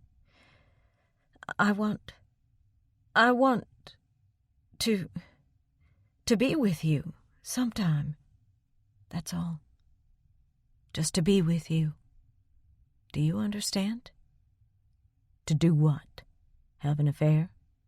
"No." Then more honestly, "I don't know. But a piece of my heart stayed in Wintergreen when I left, and I feel as if I left it there with you for safekeeping. Nothing's the same since I came back to Nashville. But I'd die without this, Kenny. I'd just die. This is my life. Yet I'm dying without you, too. I'm just so mixed up." They thought for a while, groping for a solution, finding none. Finally, he spoke. "Maybe you love me, Tess. You ever think of that?" "Yes, I have." "But you wouldn't allow yourself to say it to me before you left, and you wouldn't let me say it to you." "It's too scary. It would bring too many complications." "For who? You or me?" "Both of us." "And you won't say it now?" "Because I'm not sure." "But you want me to end it with Faith. Why?" "I didn't say that." "No, but you hinted at it. You don't seem to understand that while Nashville and your career are your life, I've got one too, and Faith is a big part of it." All right, I don't want to argue. And anyway, it's silly, because we're arguing about something that's not even logical. I mean, I'm here, you're there, you have your business, I have my career, and I'm gone 120 days a year. Anybody with half a brain can see that what we've got here is a logistical stalemate. So I don't even know why we're on the subject. Because we miss each other, that's why. And because maybe, just maybe, we really are falling in love. So the question is, do we run away from it or face it? Kenny, I called to RSVP an invitation to a graduation party. How did this conversation get so complicated? What I'm trying to get you to understand is that it's complicated not only for you, but for me as well. And you know what? We are starting to argue. So what do you say we wish each other good night, and I'll put Casey on. We can talk about this another time. Fine, Tess retorted, with a note of stubbornness. Fine, he repeated. Then nothing happened. So put Casey on, Tess ordered. Okay, he barked, equally frustrated. But let's get one thing straight. It was more than a roll in the grass, and we both know it. The phone clunked, and she heard him holler. Hey, Casey, it's Tess. Casey came on quickly, exuberant, a big smile in her voice. Hey, woman! Less than a week and I'll be there. I know. Can't wait. I'll be there Sunday afternoon. No, wait, Monday. Memorial Day. Your room is waiting. I won't be able to get up there for your party on Saturday, though. I'm sorry, hon. Aw, shoot, I knew that, Casey said cheerfully. But I wanted to send you an invitation anyway.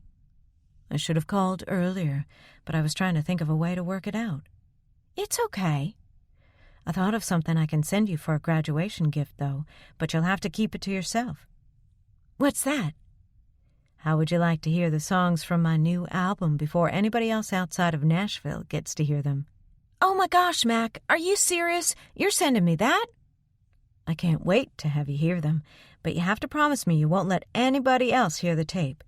Jack would have a shit fit if he found out I'm letting it go out. Promise? Not even Dad? Casey sounded disappointed. Well, maybe your dad, but nobody else. Not Faith, not Brenda or Amy or anybody else. Just you and your dad, okay? You've got my promise, Mac. All right, then. I'll see you next Monday. And you and I will celebrate your graduation when you get down here. Darn right. When do we get to go into the studio? On Tuesday. Jack's got it all scheduled. Jeez, I can't believe I'm even having this conversation. It's just too awesome to believe. Well, believe it. Now let me go. It's late and I'm still at the office and I want to go home. Okay. 6 days, woman. 6 days. See you then. Those 6 days passed as swiftly as fallen leaves on a river. A blink of the eye and another day was gone. Another blink, another day. Tess express-mailed a tape of her album in progress to Casey. She had Maria stock one of the guest suites with bathroom sundries and the refrigerator with foods that a teenager would like. She tried not to think of Kenny, and for the most part succeeded. There were major concerns that kept her mind occupied, the most important of which was the continuing throat problem of Carla Niles. Nobody had thought much of it months ago when her voice began cracking and turning hoarse. A cold, they thought, or some upper respiratory thing. But when it kept on, she'd begun voice lessons, hoping that proper technique might help. Several weeks into the lessons, when the problems continued, she'd consulted a doctor, who'd told her, "There's nothing wrong with your voice." So she'd gone on using it, which, in the end, turned out to be the worst thing she could have done.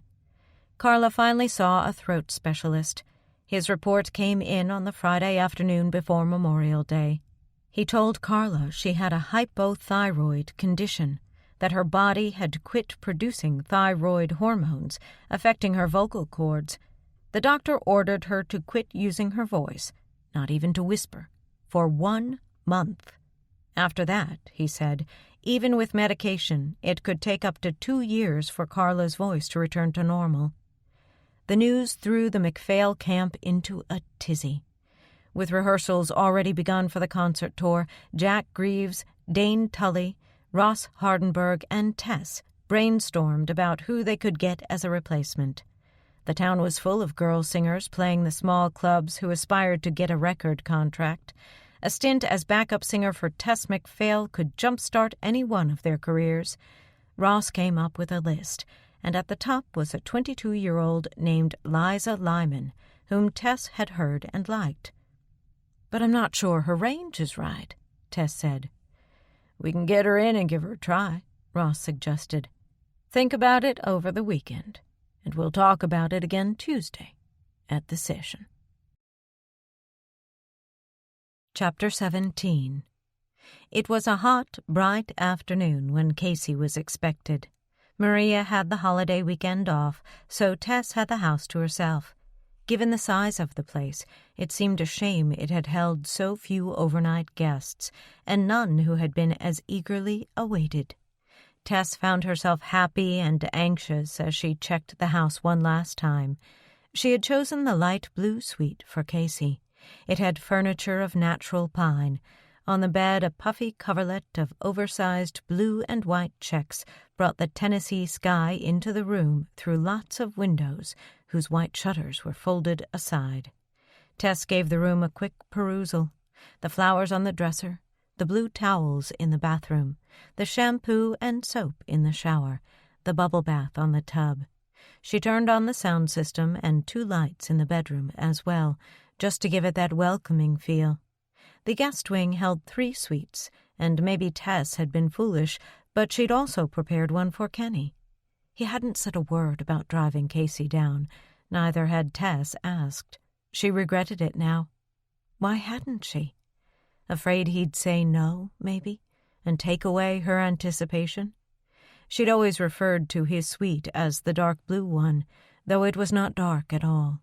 It was done with eggshell walls and shutters and navy blue paisley bedding, a more masculine room with mission-style furniture and terracotta accents. She had gone downtown Friday to a little shop in the district and bought talcum and soap wrapped in oatmeal brown paper that smelled woodsy, something a man would like. And she'd taken one yellow lily out of the bouquet in Casey's room and put it in a bud vase beside the navy blue hand towels in Kenny's bathroom.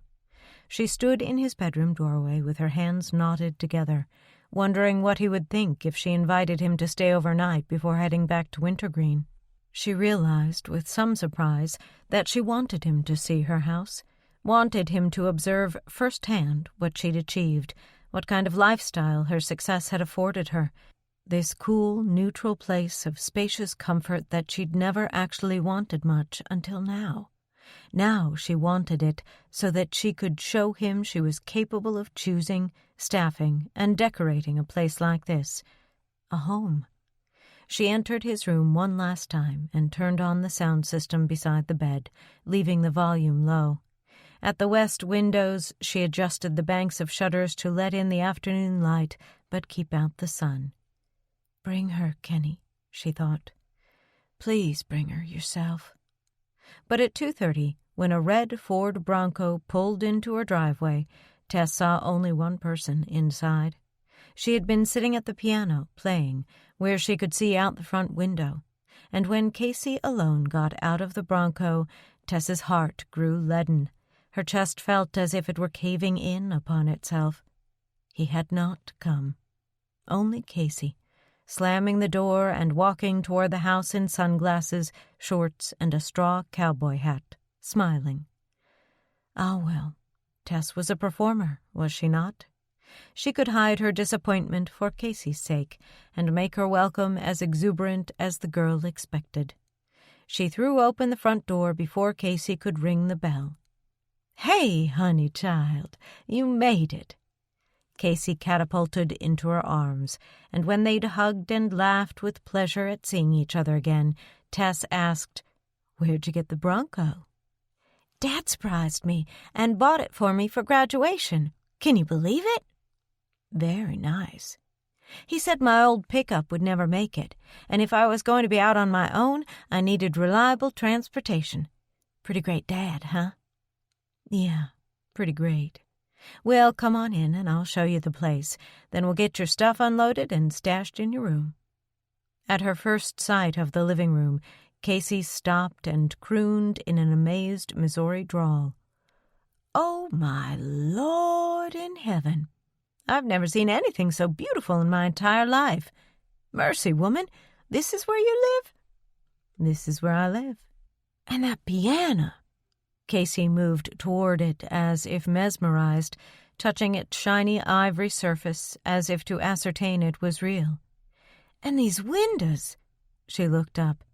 "Would you look at 'em? Why, I bet you can see into God's living room from the top of that." She followed Tess between two neoclassical columns into the dining room, whose ceiling created the second-story balcony that overhung the living room and into the rear kitchen, through the French doors onto the screen porch, from where they looked down at the pool area below. Next, they checked out Tess's home office, tucked behind the triple garage, then retraced their steps to the front of the house and went up the curving stairway to the second level. All the while, Casey never stopped babbling, admiring the house, exclaiming over everything. Lordy, could that girl talk, incessantly. But Tess enjoyed it, and the feeling she got from watching her experience true luxury for the first time in her life. In the open doorway of her own bedroom suite, Casey halted and said, "You mean I get to stay here?" "This is your room, and that's your bath." "My own bathroom?" "That's right. Take a look." Casey entered as if it were a sanctuary, halting in the bathroom doorway, peering around it at the glass-walled shower, the marble tub, the long vanity and giant mirror. This is bigger than my bedroom back home. My gosh, Mac, you mean I could own a house like this someday if I make it big? Someday, maybe. Why not? A major part of achieving success is believing you can. Casey gazed around and said, I wish Dad could see this. He wouldn't believe it. She roamed back into the bedroom and investigated the panel on the wall beside the bed. What's this? A sound system. WSM Country Radio was tuned in, and the voice of Winona came softly through the speaker. You mean you've got it piped all through the house? Well, I'm a musician. Tess flapped her hands. Gotta have music in the place. The components are in the living room, in the built-in cabinets beside the fireplace. What's playing now? Radio? Yes. Can you play CDs or tapes or anything? Anything. So how come your new tape's not playing? It can be, in a second. Well, put it on. They clattered back downstairs, and as Casey hustled after Tess, she said, Hey, I really love your new album. Thank you so much for sending it to me. It's going to be a great seller. Platinum. Double platinum. Dad says so, too, and I never played it for anybody else. Just him, like you said. Tess started the tape running, and Casey ordered, Turn it up. The volume got rowdy, and Casey started singing along. Tess sang, too. They sang all the while they left the front door open and went outside to empty the Bronco, while they hauled Casey's stuff upstairs and hung her clothes in the closet and stashed some cardboard boxes in a corner and set her suitcases at the foot of the bed. The tape finished, and Casey yelled through the house, Hey, run it again! I love it! Tess was downstairs in the kitchen, taking out some chicken enchiladas that Maria had left in the refrigerator, topping them with salsa and cheese and popping them into the microwave.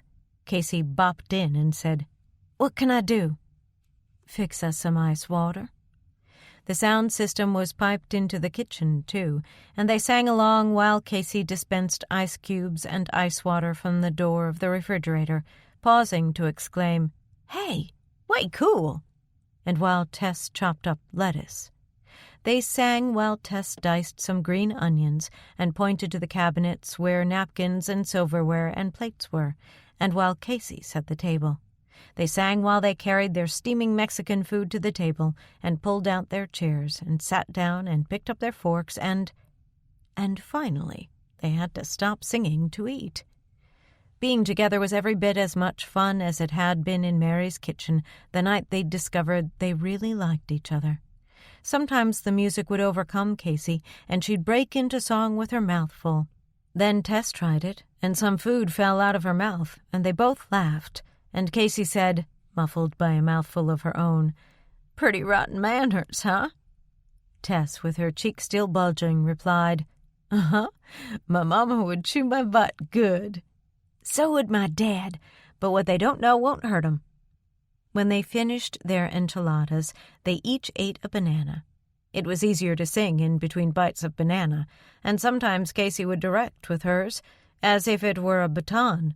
The lightning bolt struck Tess when she had half her banana still left in its skin. Casey knew every word to every song on the tape. She forgot all about finishing her fruit and fixed Casey with a stare. Casey was directing and singing at the same time, hitting only the licks the backup singers hit. Hey, Casey, how many times did you listen to this tape in the last 6 days? Heck, I don't know. 50? 60? I wasn't counting.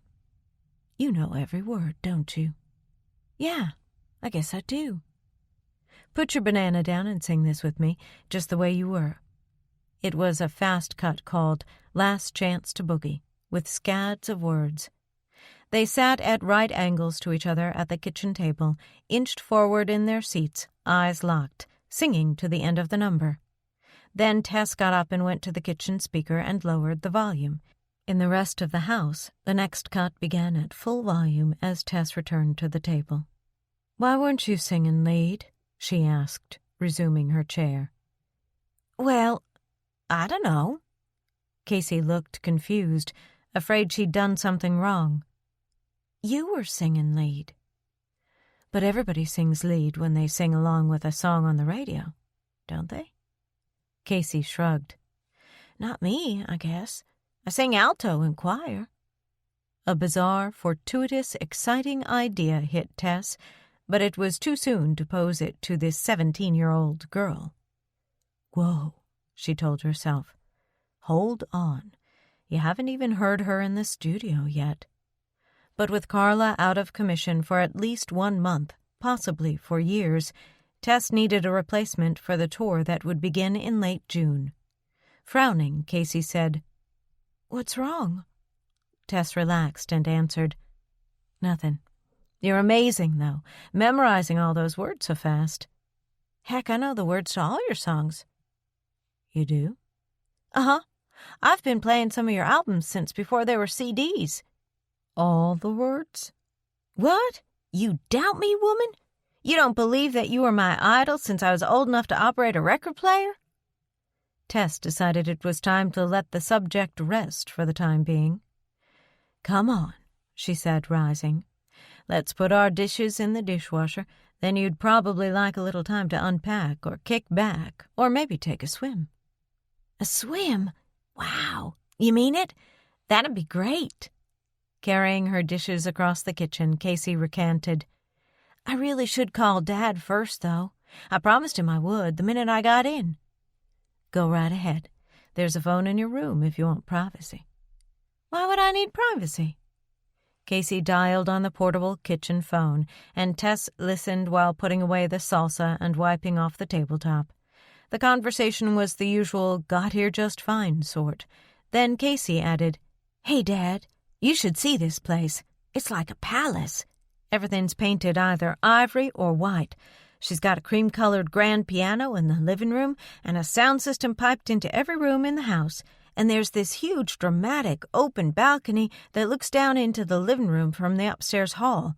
And I have my own bathroom, and she put flowers in my bedroom, and all this fancy stuff in the bathroom, you know, like little bottles of stuff.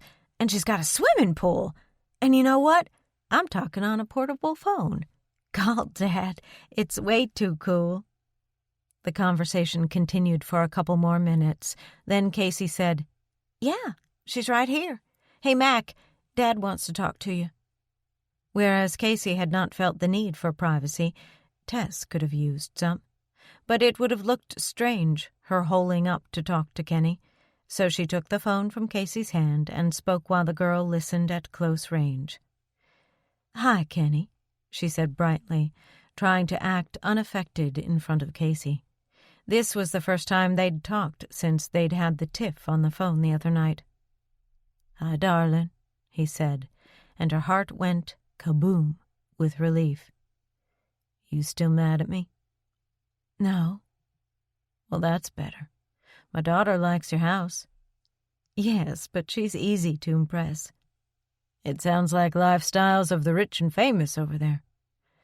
I suppose it is. I thought you might drive Casey down and see it for yourself. I might have if I'd been invited. She didn't know what to say, so she changed the subject. Pretty nice Bronco you bought this girl. She loaded it to the hilt. I told her that was too much stuff for her to take to your house. She should wait till she found an apartment of her own. But you know teenage girls. She said it was all stuff she couldn't live without. There's plenty of room here. Don't worry about it. Casey wandered off into the living room, so Tess asked, How are you doing, Kenny? I mean, with her gone. He waited a beat before answering, dropping his cheerful banter. Worst day of my life. She felt a surge of empathy and drew a mental picture of how he used to walk Casey to the house with his arms slung over her shoulder. I can imagine.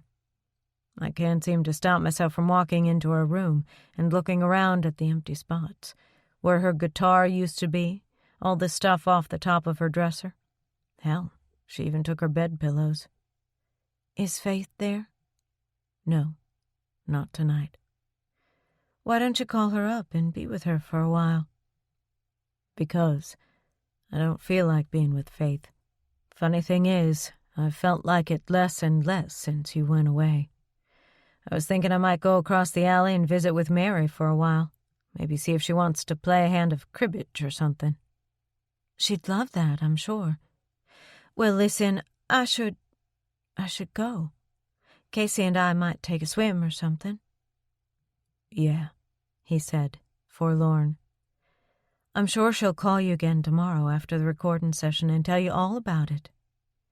"I told her she can call anytime, collect. I'm getting her an AT&T credit card of her own, but it isn't here yet." "That isn't necessary, Kenny. She can dial direct from here whenever she wants to." No, you've done enough.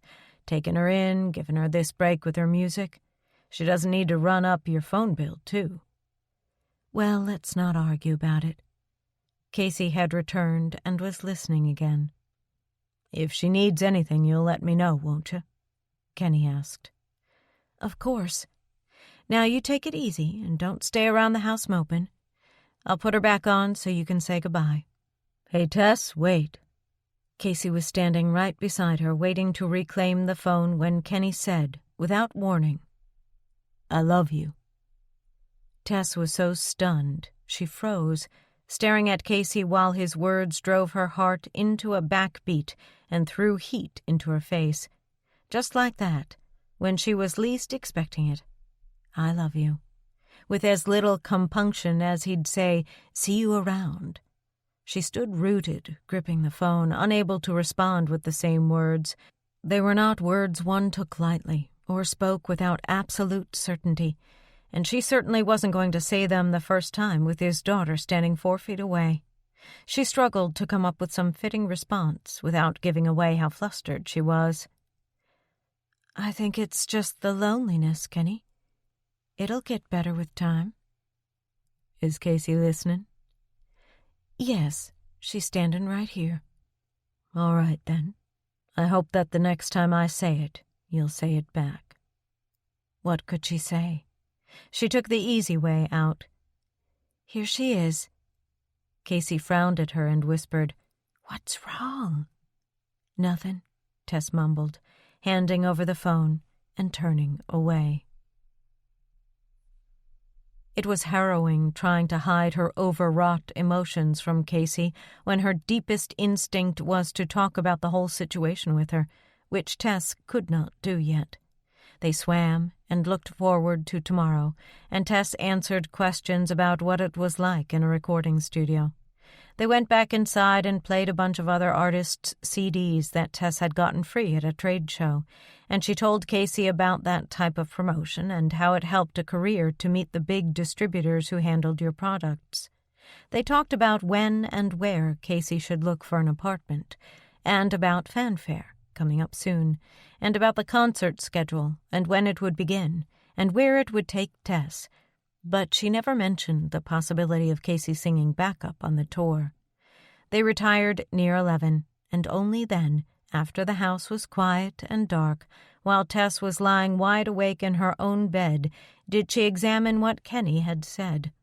She drew his words, like polished stones, out of the secret satin drawstring bag of her memory, and with them the image of his face as it had been the last day she'd seen him, in his office, rising and coming toward her wearing the tortured look of goodbye.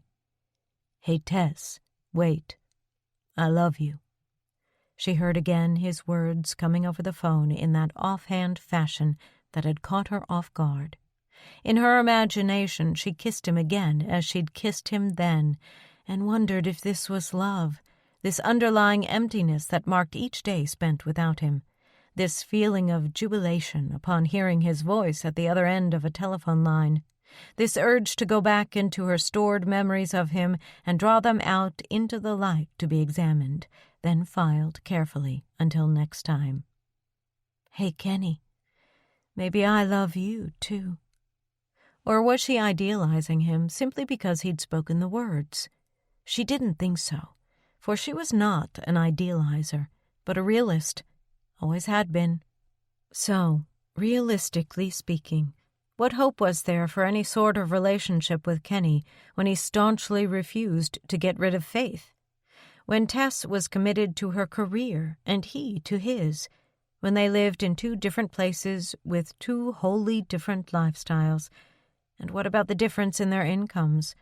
Was there even the remotest possibility he was pursuing her because she was rich and famous? No, she felt absolutely certain about that. But perhaps the opposite was true. Perhaps he was the kind of guy whose pride would not allow him to live off a woman's income. And did she have the right to ask him to? She hadn't even admitted she loved him, and already she was suffering some of the pangs that poets wrote about.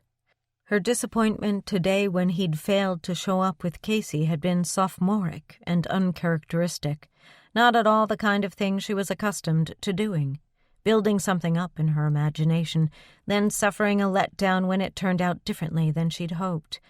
If that wasn't idealizing, what was?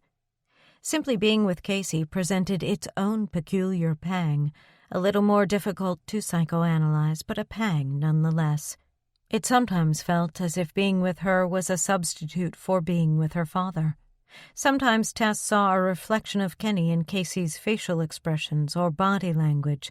Sometimes the things the 2 women talked about harked back to Wintergreen, where Tess had spent time with Kenny and kept those memories green.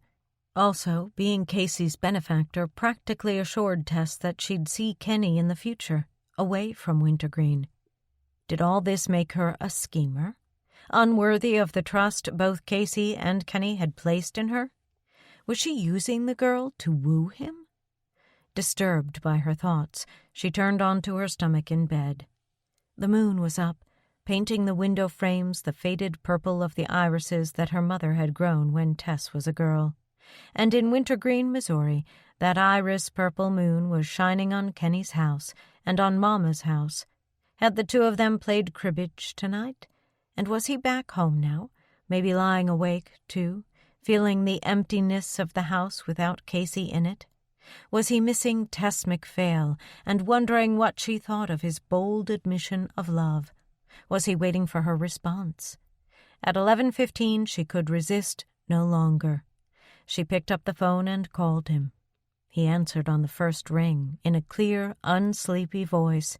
The mere sound of his hello raised a clamor within her, which she schooled her voice to hide. "Hi. Did I wake you?"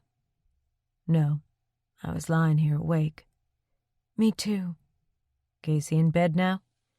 "Yes. We swam and talked and listened to CDs, and she had 1,000 questions about what it's going to be like in the studio tomorrow. Did you go to Mama's and play cribbage?" "Yes. She whooped me 3 games out of 4, then fed me rhubarb pie and ice cream and sent me home." "Did you feel better after getting out of the house for a while?" "Temporarily. It's awfully quiet here." A lull fell while she pictured him in his old-fashioned upstairs bedroom with the window overlooking the backyard and alley.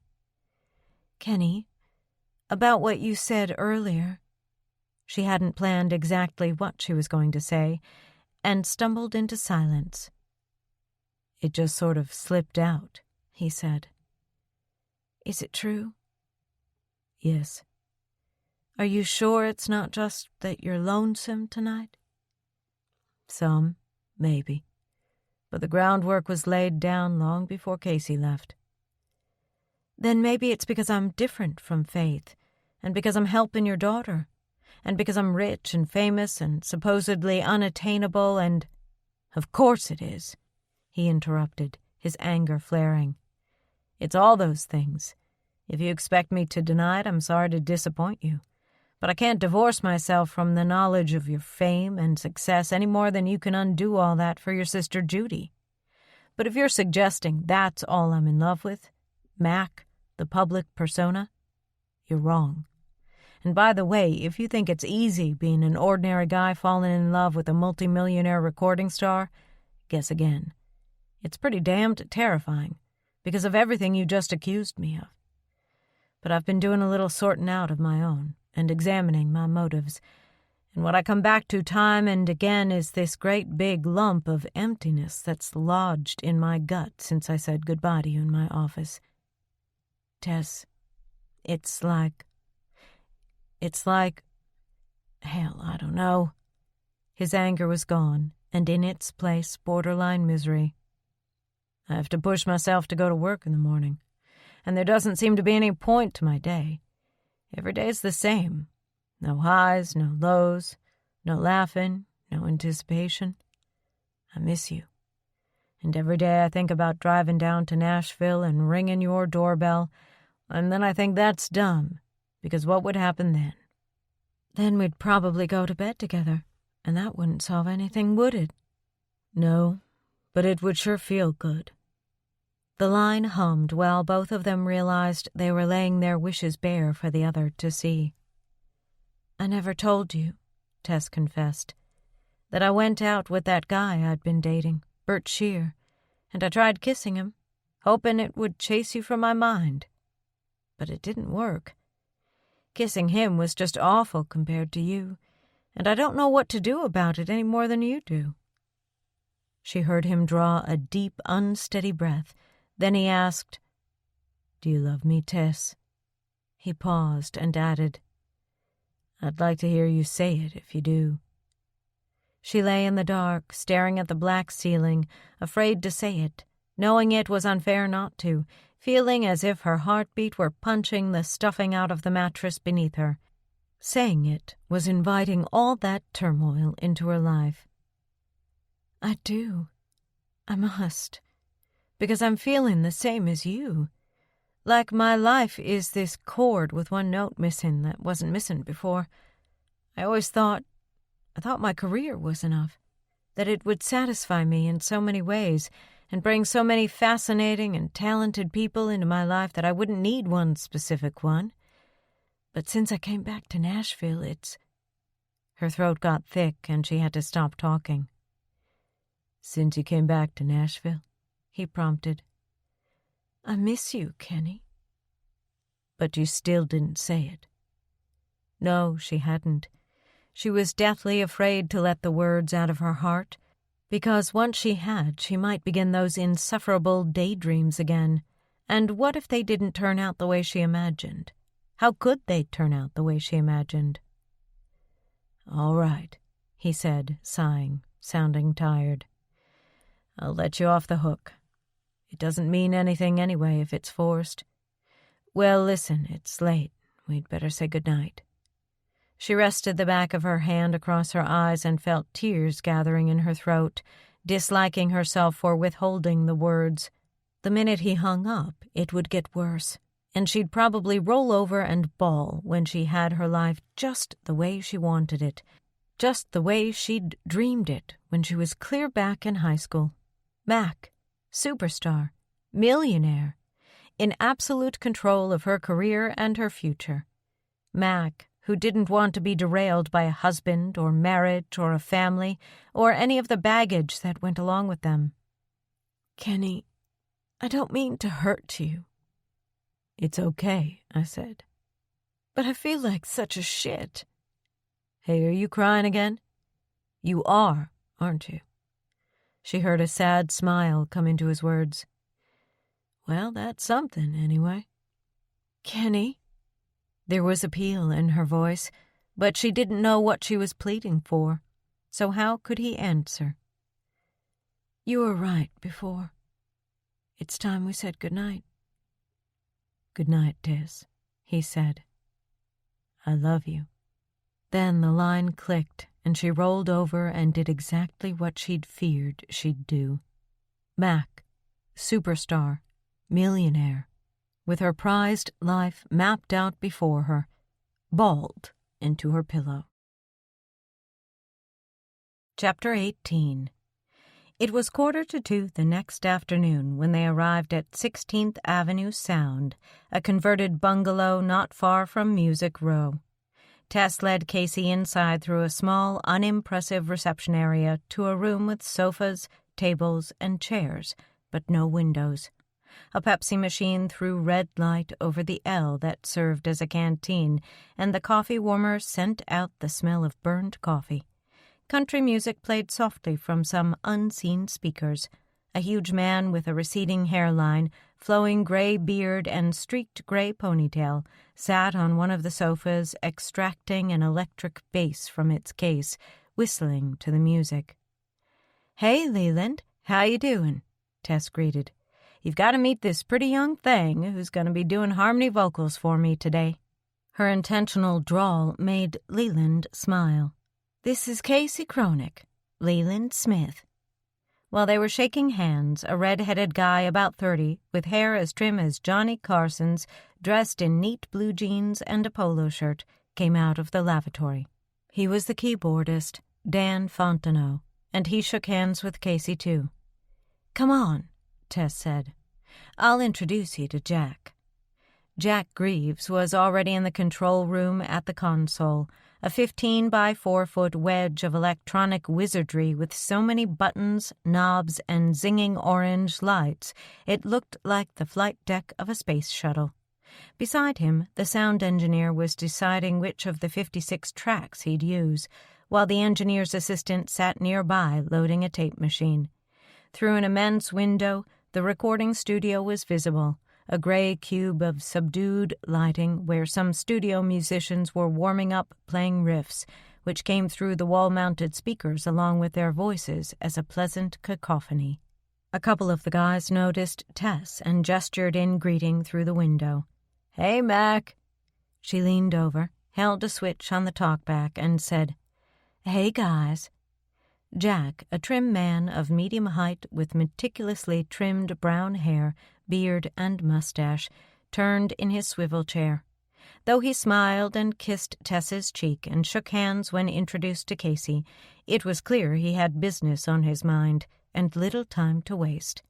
As a record producer, he controlled the session, which was costing Tess plenty. He himself earned some $30,000 per project, plus a percentage of the royalties. The studio rental ran close to $2,000 a day. The sound engineer got $80 an hour, his assistant $25.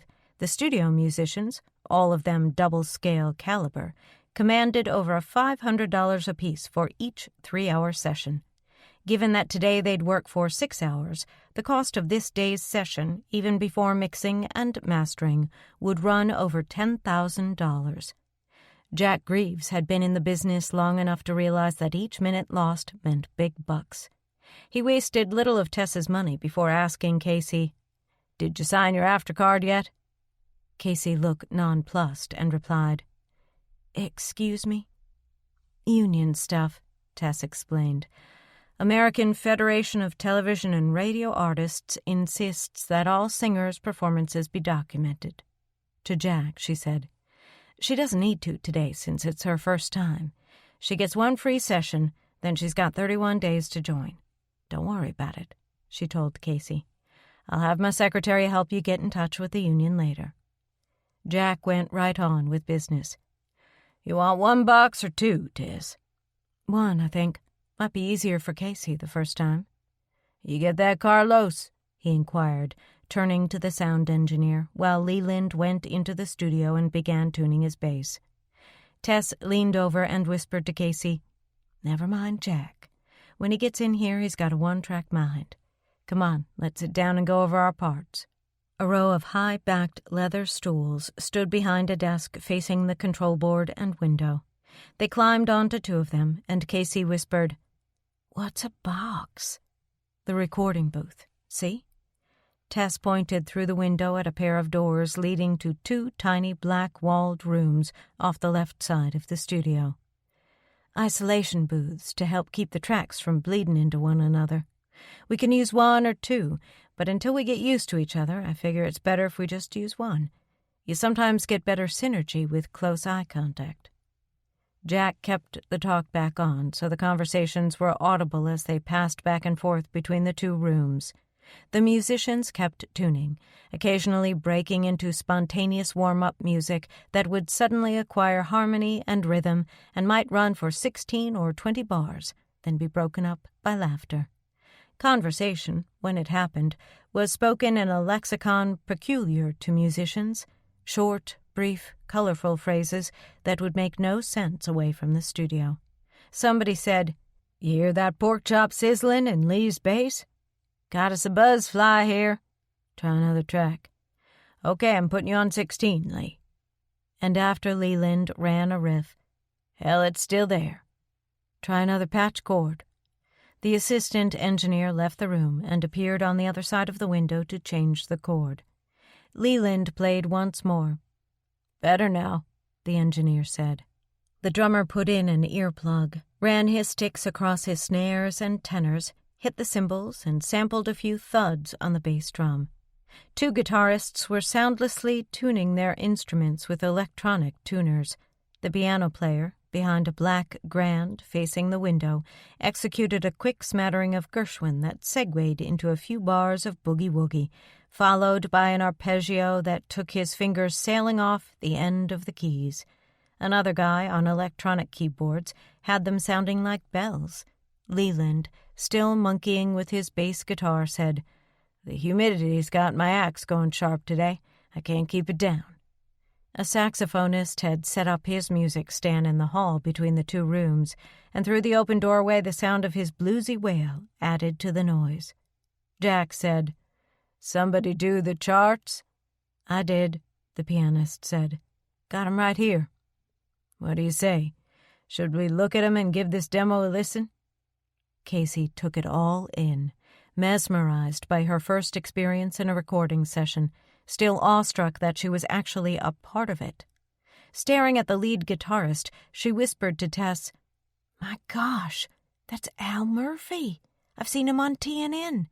And Terry Solom on keyboards? He used to play with John Denver."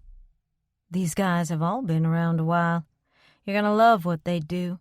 The road musicians are essentially copyists. They can recreate the licks that are put on the albums. But these guys, the studio musicians, are the ones who have the originality to put them there in the first place. And we hire the best. Every one of these guys is a double-scale musician. Wait till you hear them work." "Double scale?" "They earn twice what the regular ones earn and twice what the union demands." The musicians all came from the studio and crowded into the control room. Casey beamed with elation as she was introduced to all of them. The pianist passed out copies of the charts, a Nashville number system that transcribed chords onto paper, creating a crib sheet for sessions players who sometimes were unable to read music. The number system had been created in the 50s by a member of the Jordanaires and allowed for improvisation and immediate key change without rewriting the charts. Casey looked at the ranks of 1s, 4s, Cs, and Vs, and Tess pointed, giving a quick explanation. The assistant engineer ran the demo tape, and it took less than half the song for the chart to make sense to Casey. Keys were named. Numbers indicated how many lines would be done in that key. V indicated verse, C indicated chorus, and B meant bridge. It was like looking at the frame of a house before the siding was put on. The structure of the song was all there, waiting for the musicians to do it their way, with all the improvisation they pleased. The demo ended, and a bunch of musicians voiced approval. "Hey, nice song. You two wrote this together?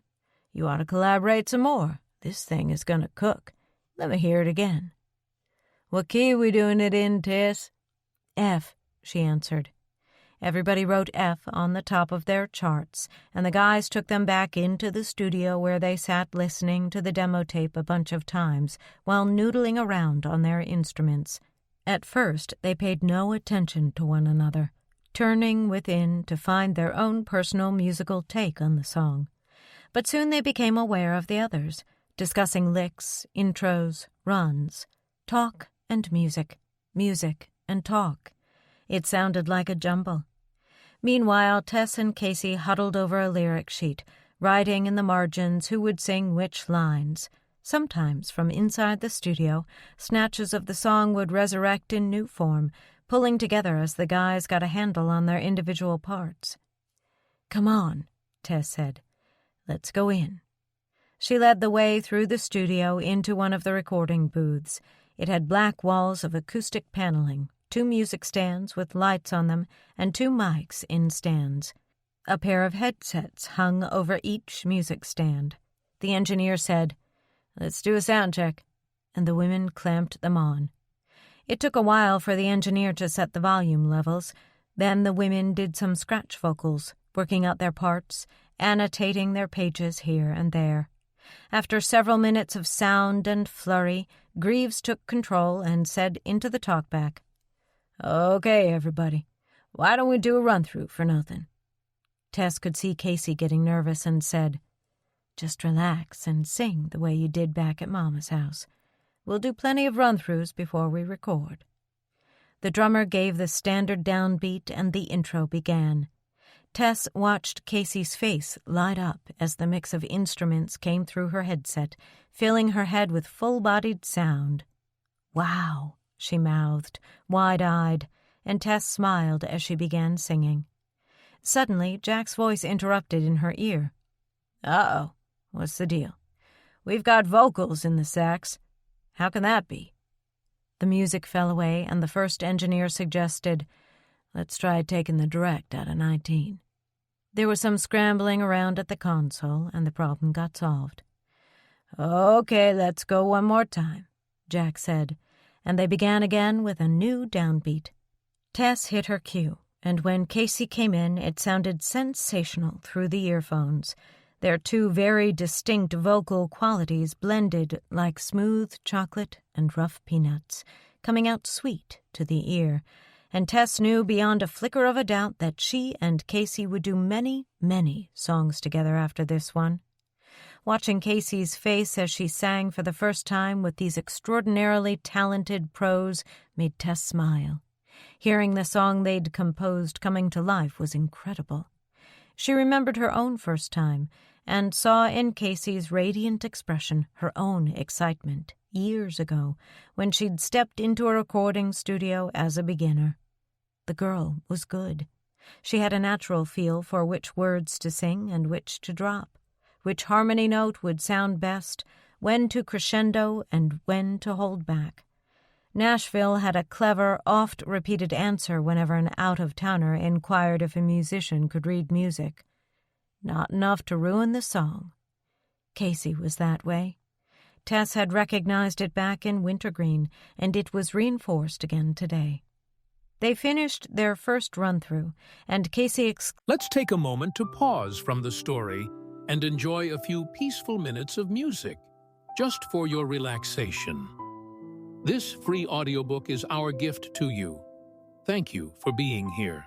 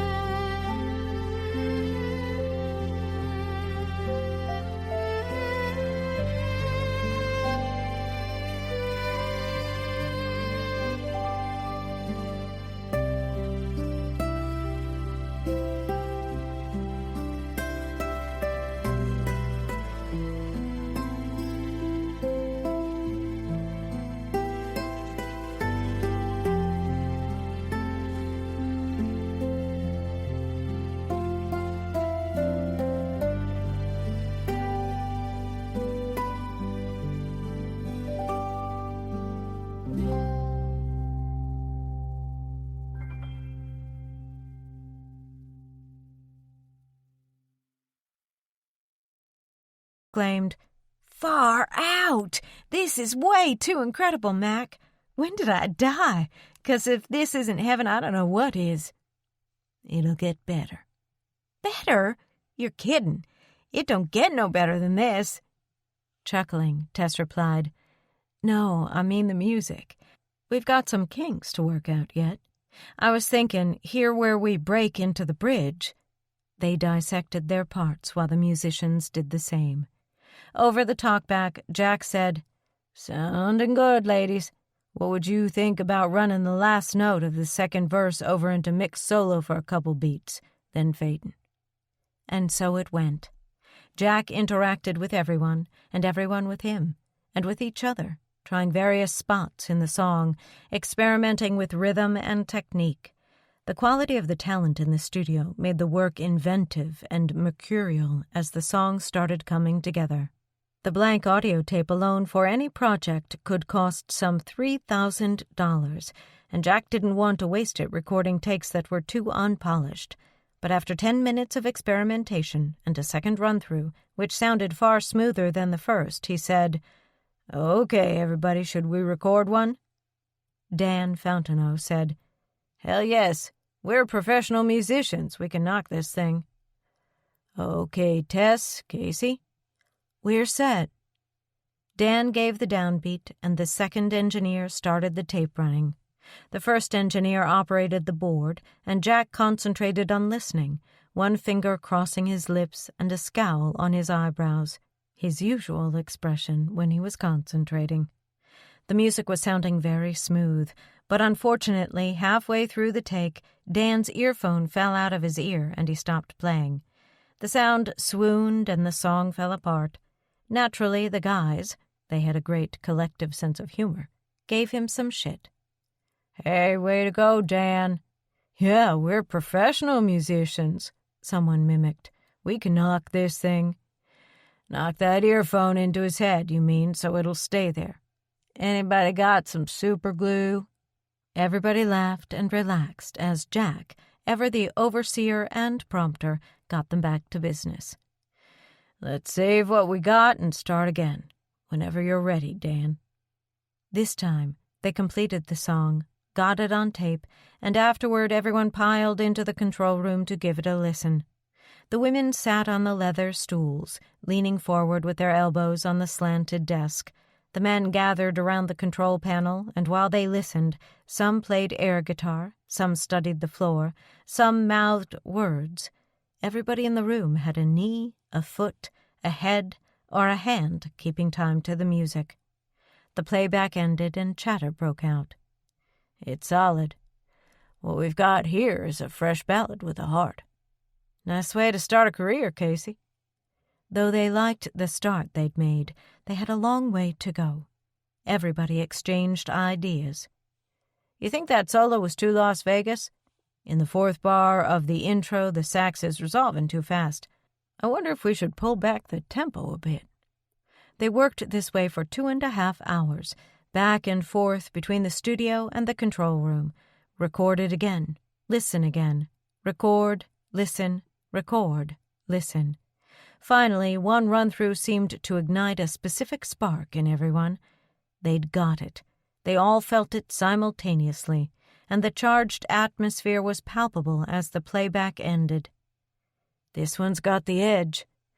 We finally filled that deep pocket."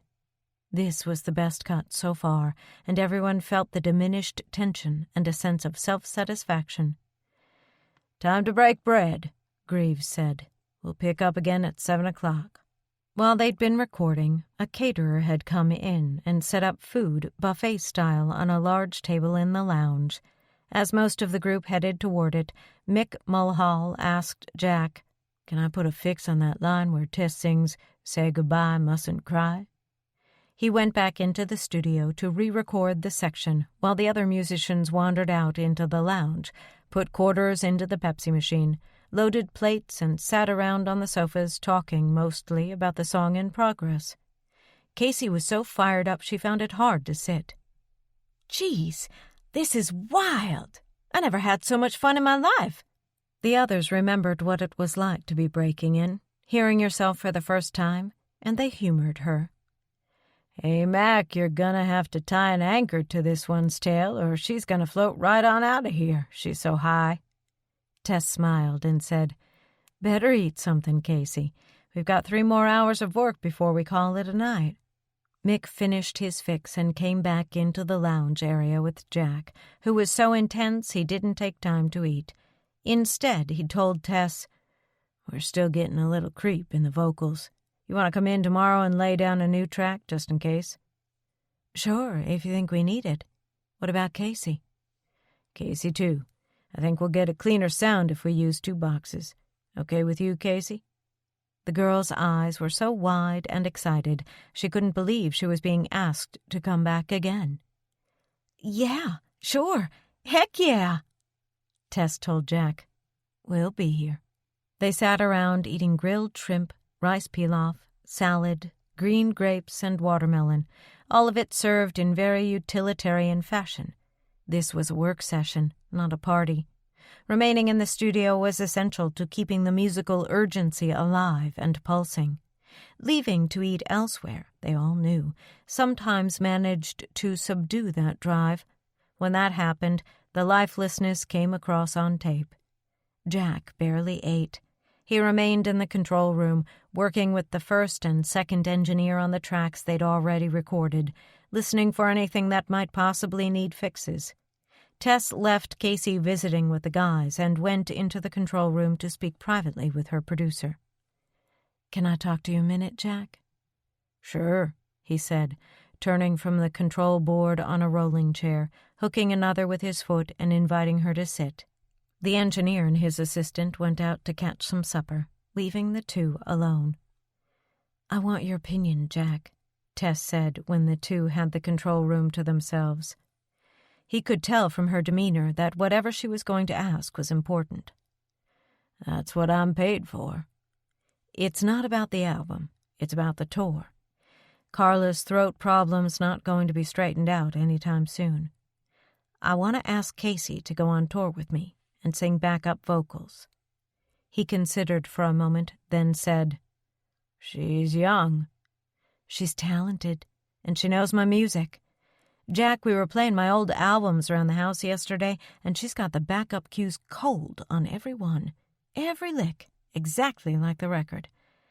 I know she's inexperienced, but we don't have much time left for rehearsals, and sometimes the hungry ones are willing to work even harder than the experienced ones.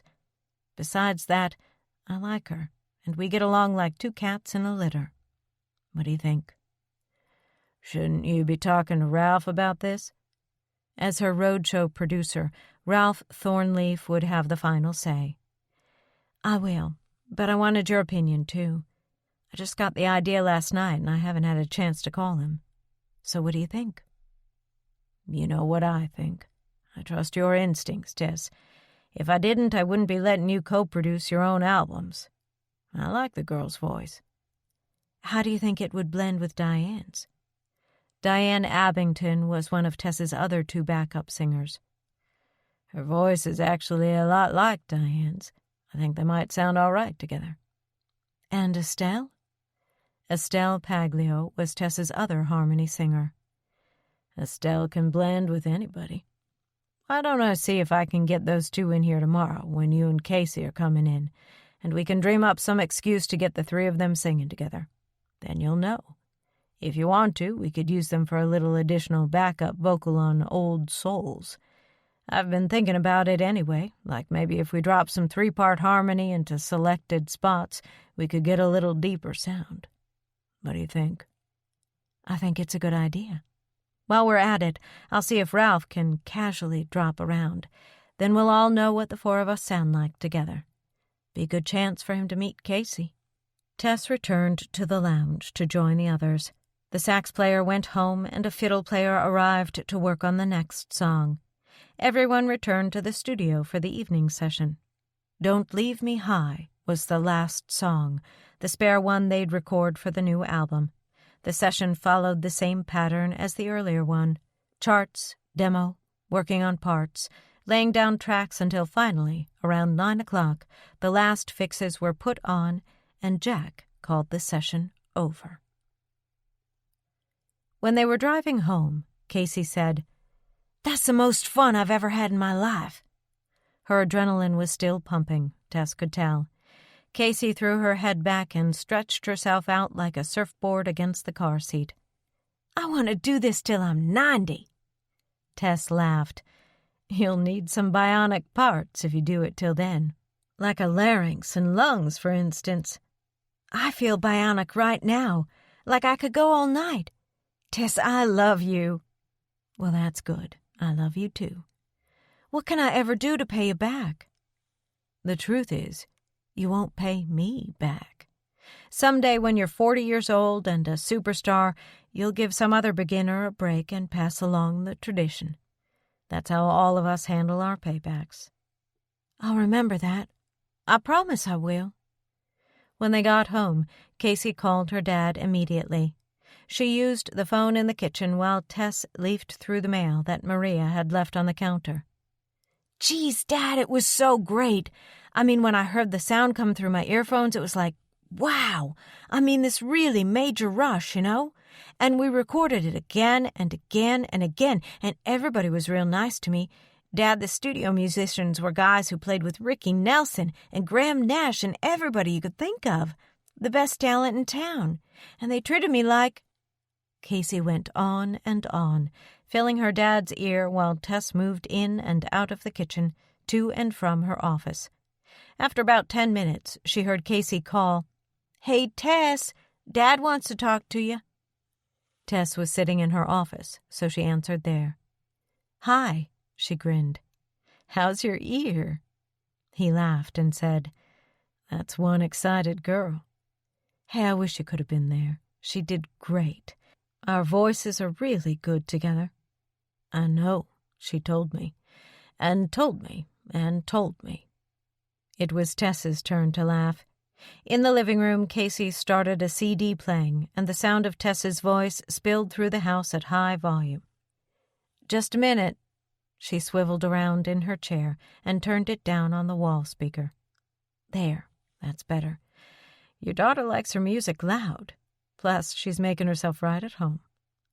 "Hey, if she's too—" "No, don't worry," Tess interrupted. "Casey and I get along just fine." "Well, thanks again for today, for everything you're doing for her."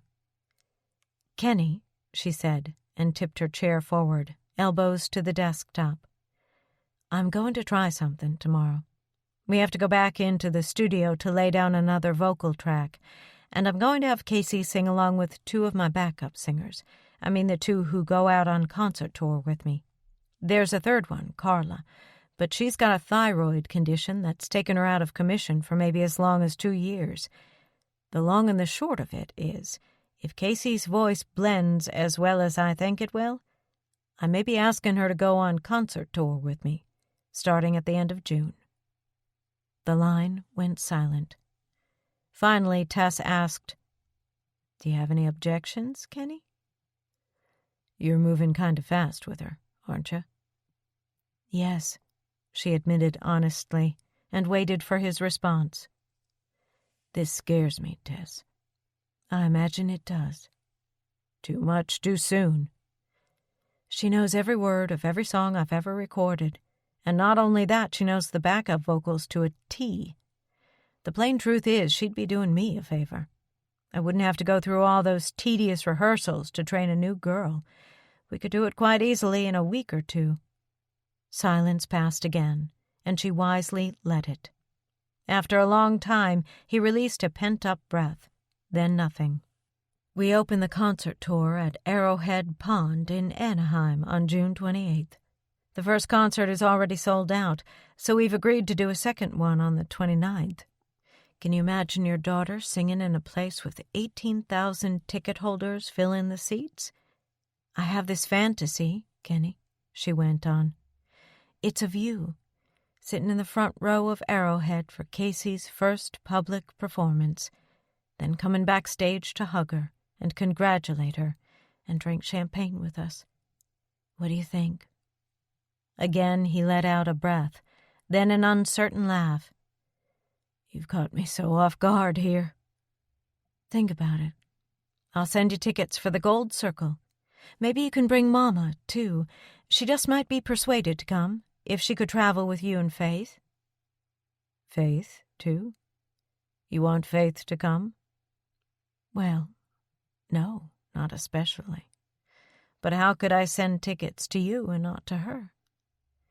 Tess, listen, I don't know what to say. Besides, you haven't even heard Casey sing with the others. No, but I have an ear. I think I can tell what she'll sound like. Tell me yes, Kenny, so I can ask her with your blessing. It's important to me. All right, then. Yes. Hell, what am I saying? Tess smiled. She knew when she'd see him again. All right, then, she said with excitement in her voice. Save June 28th, and I'll see you in Anaheim. Tess, wait. What? Call me tomorrow night. Tell me how it went in the studio. Of course. Do you want to talk to Casey again? No, just tell her good night. And one more thing. What's that? I think I love you. Last night I was sure. Tonight I'm not so sure, depending on what happens to my daughter's life because of you. She laughed and said, I'm not going to let anything happen to her. I love that girl. Oh, you love her, but not me? I didn't say that. So you love me too? I didn't say that either. Good night, Kenny. Good night, Tess. She was smiling as she hung up, and actually, she was pretty sure she loved him. Chapter 19. The second day's session went the way Tess expected. Casey's voice blended with the others so well that there was never a question she was the right choice. When they all sang together, it clicked. Tess could tell by catching the eyes of Diane and Estelle that they, too, liked what they heard. When the song ended, Diane said with engaging sassiness, Whoa, you cook, girl. With the approval of Jack and Ralph, Tess asked Casey right there in the studio if she wanted to go on tour, starting at the end of June. It was fun watching her face suffuse with shock. You're kidding, she said. Me? Yes, you. But why? Because you know my music, because your voice blends, and because you're easy to get along with. Casey dropped onto a chair and whispered, Holy shit. And so began one of the busiest months of Tess's life. June was traditionally a wild month in Nashville anyway, kicking off with the Summer Lights Festival, a 3-day street fair down by the Capitol, and a celebrity softball tournament at Greer Stadium. Then came the TNN Music City News Awards, followed by the most intense week of contact with fans to happen anywhere in the world, namely Fanfare, when 24,000 of them paid admission to the Tennessee State Fairgrounds to pay homage to their idols at close range, at booths set up in the cattle barns, to shake their hands, have snapshots taken with them, bring them homemade pies, tell them their babies were named after them, buy T-shirts, caps, coffee mugs, and albums, and have all these moneymakers signed. There were times during Fanfare when Tess did 9 or 10 radio interviews a day, plus a 3-hour stint at her own booth and sometimes another at the label's booth. There were also newspaper and TV interviews, autographings at record stores, and, of course, some performing. She lost track of how many times a DJ with a tape recorder stuck a microphone in her face and asked her to say, Hi, everyone. This is Tess McPhail coming to you from KMPS Seattle. Or perhaps he was from Tulsa, or Albuquerque, or Sweetwater, Oklahoma. Wherever the DJs were from during Fanfare when they asked you to give them a recorded message to take back home to your fans, you did it. There were meetings with fan club leaders from all over America, even special awards for some of them, dinners with disc jockeys, and special get-togethers with managers of record shops. It was a grueling week, but Casey stayed beside Tess through its entirety, and Tess was grateful to have her there. She ran errands, brought cold Cokes, sold T-shirts, made phone calls, took snapshots with the cameras the fans handed her so they could have their picture taken with Tess. But most importantly, she smiled through it all and brought along her boundless energy to lift Tess's spirits when, at the end of an 18-hour day, the overworked star wanted nothing so badly as to cry with weariness. For Casey, it was novel, exciting. Every new experience was reason for rejoicing. She was getting a first-hand look at the hard work of being a country music star and deciding it was definitely what she wanted for herself. When fanfare ended, concert rehearsals began. Mac's stage show was an extravaganza of lights, costumes, and equipment requiring a dozen semi-trailers to haul it all and 50 employees to make it work, as well as another 20 local hands in each concert venue. Everybody worked hard preparing for the tour, and Casey was no exception. Since time was tight and work days long, she continued to live at Tess's house. She called her father every night, or he called her, and at the end of each conversation he asked to speak to Tess. Often the two of them were on the line longer than he'd been with his own daughter, and it seemed they never lacked for things to talk about. He told her about his business. She told him about hers. He talked about the church choir. She talked about the concert rehearsals. He kept his eye on Mary. She kept her eye on Casey. He said he'd ordered a new car. She said she'd ordered her road manager to set aside 3 tickets in the Gold Circle for him and Faith and her mama for the concert in Anaheim, even though Mary hadn't committed yet. Then she asked, "You're coming, aren't you?" He paused a telltale beat before answering, "Yes, I'm coming." Her breath seemed in short supply, and the one thing she wanted to say was much too significant. She said it anyway. "What about Faith?" "I haven't asked Faith." "You haven't?" "No." "Why?" During the long pause before he spoke again, they felt the leap of awareness that signals change. At his end of the wire, Kenny leaned back against the kitchen counter, staring down his legs. At her end, she was lying on top of her bedspread, staring at her index finger lying motionless in a curl of the phone cord. Both of them were reliving the night of the wedding reception. His voice, when he finally answered, was slightly gruffer, slightly quieter. "I think you know, Tess," he said. A long silence passed, filled with the intimacy of the unspoken. It was the first moment they seemed to run out of things to say. Finally he said, "Tess," as if she might have gone somewhere. "I'm glad," she admitted. Then she heard him release a breath, as if he'd been suffocating too. Plans began racing through her head. "I'll get you rooms at the Beverly Wilshire, where Casey and I will be staying. It's an hour's ride into L.A. from Anaheim, but I want to show you Rodeo Drive and take Mama to lunch at Ivy, if I can get her to say she'll come, and buy you something exquisite at Battaglia. I'll have my road manager take care of everything. Limos, tickets, backstage passes, everything.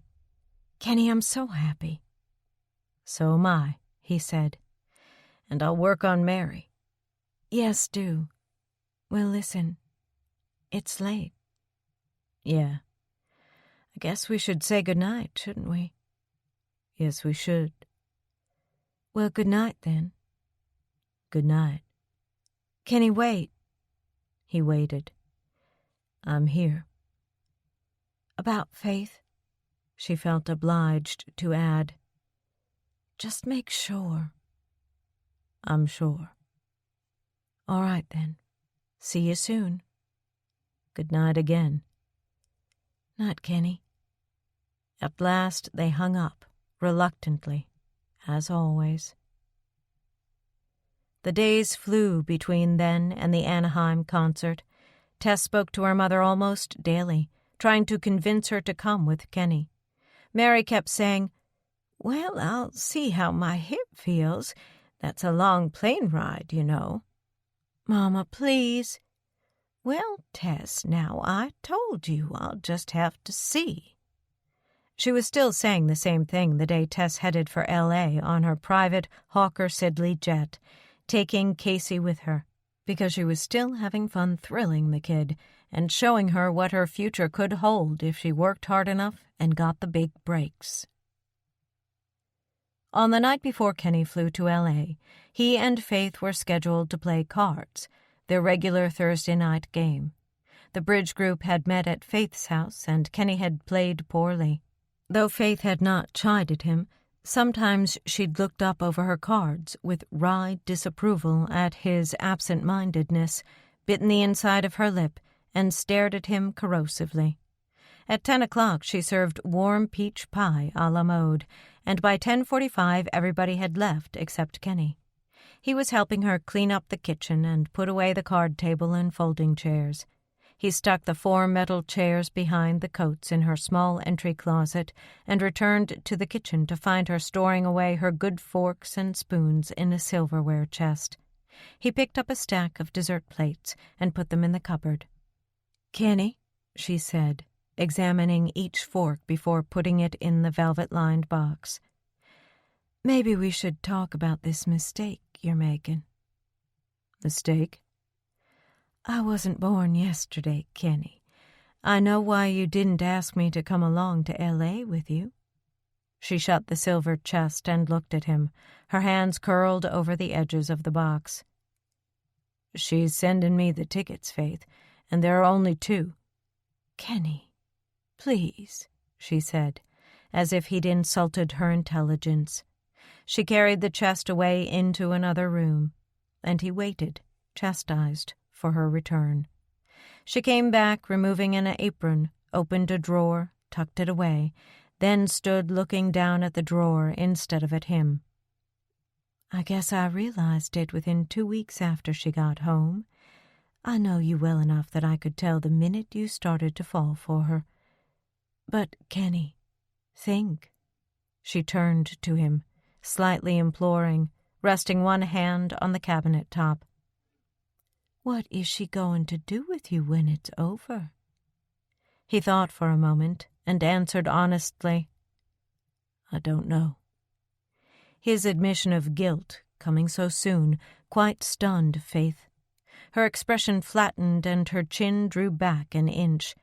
She had expected him to deny any involvement with Tess. When he did the opposite, it left an emotional gap in the room. Faith said, "You're willing to give up everything we have to pursue this hopeless affair?" "Everything we have? What do we have, Faith?" "We have 8 years of loyalty," she replied, sounding a little panicked. "At least, I've been loyal to you." "And how many times have we talked about getting married? And how many times have we both decided not to?" "I thought you liked our situation the way it's been." "We've become a convenience for each other. Admit it, Faith." "Well, what's wrong with that?" she snapped, irritated. He hung his head and wobbled it from side to side without answering. She moved a step closer, her hand still extended on the countertop. "I don't want to lose you, Kenny. And that's what will happen if you go to L.A. and go to bed with that woman again." He showed a first hint of anger. "Let's get one thing straight, Faith. I've never been to bed with her." "No, but you're planning on it, aren't you?" When he refused to answer, she demanded louder, "Aren't you?" "Faith, did you ever stop to think that we've been heading toward this day for 8 years, and neither one of us could find the courage to end it? I don't want to be a 70-year-old man who's been dating you for half of his life.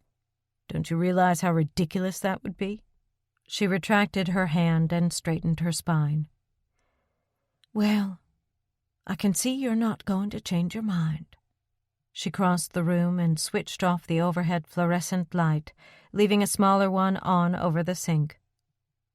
"No," he said quietly, remaining where he was. "I'm not." "You're going out there, and you're going to start an affair with her." "I think I love her, Faith. Oh, don't be ridiculous, she retorted in the most disparaging voice she'd ever used on him. You think I'm ridiculous? Believing she'd fall in love with you? Doesn't that sound a little ridiculous, Kenny? A woman like that, rich and famous, how can you help but suspect her motives?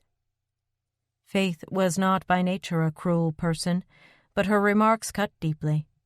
Did she see him as a man who would have no permanent value to another woman, especially one like Tess MacPhail? Faith continued badgering him. And have you stopped to ask yourself why she's taken such a sudden interest in Casey? If she might be using Casey to get her hooks into you? It sure looks like it, doesn't it? She paused a beat for effect. So when she's done with you, will she be done with Casey, too? Oh, Kenny, don't you realize how that girl could get hurt? She's fallen under Tess MacPhail's spell even harder than you have. Anger boiled up in him suddenly. He kept it under tight control as he told her, You know, Faith, you and I have been together all these years and hardly ever had a fight. But you're really pissing me off right now. So before I say something I'll regret, I'm getting out of here.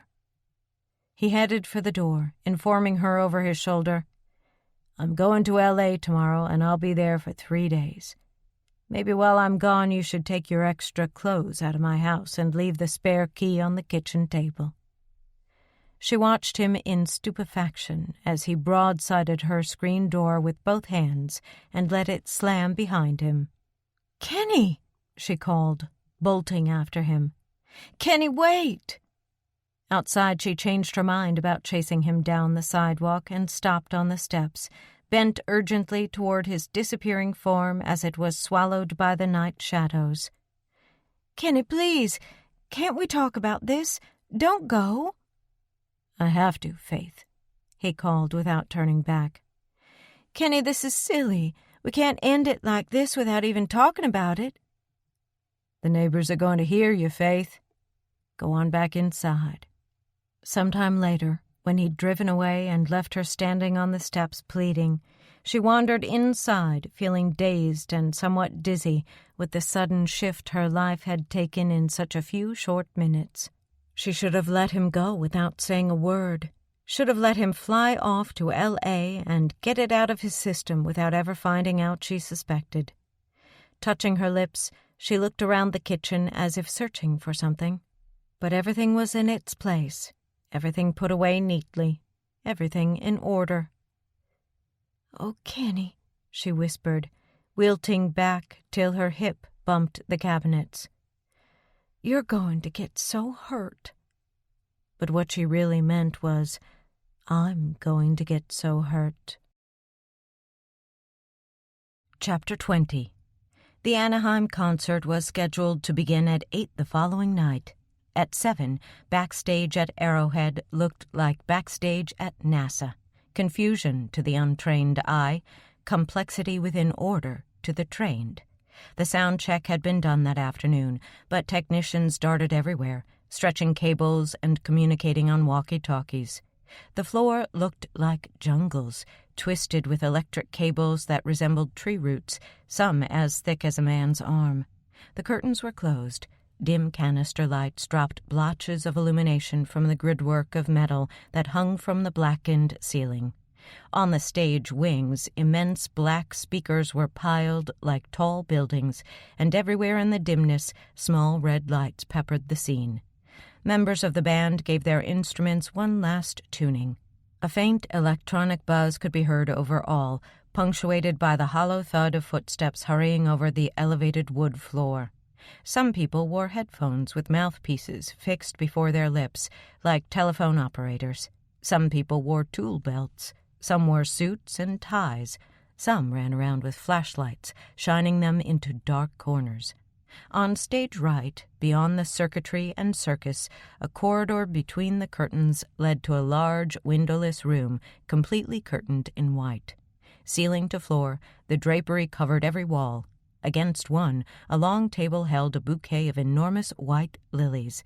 The lilies, Dozens arranged with pure white snapdragons and clouds of airy sprengerry filled the room with an overpowering fragrance.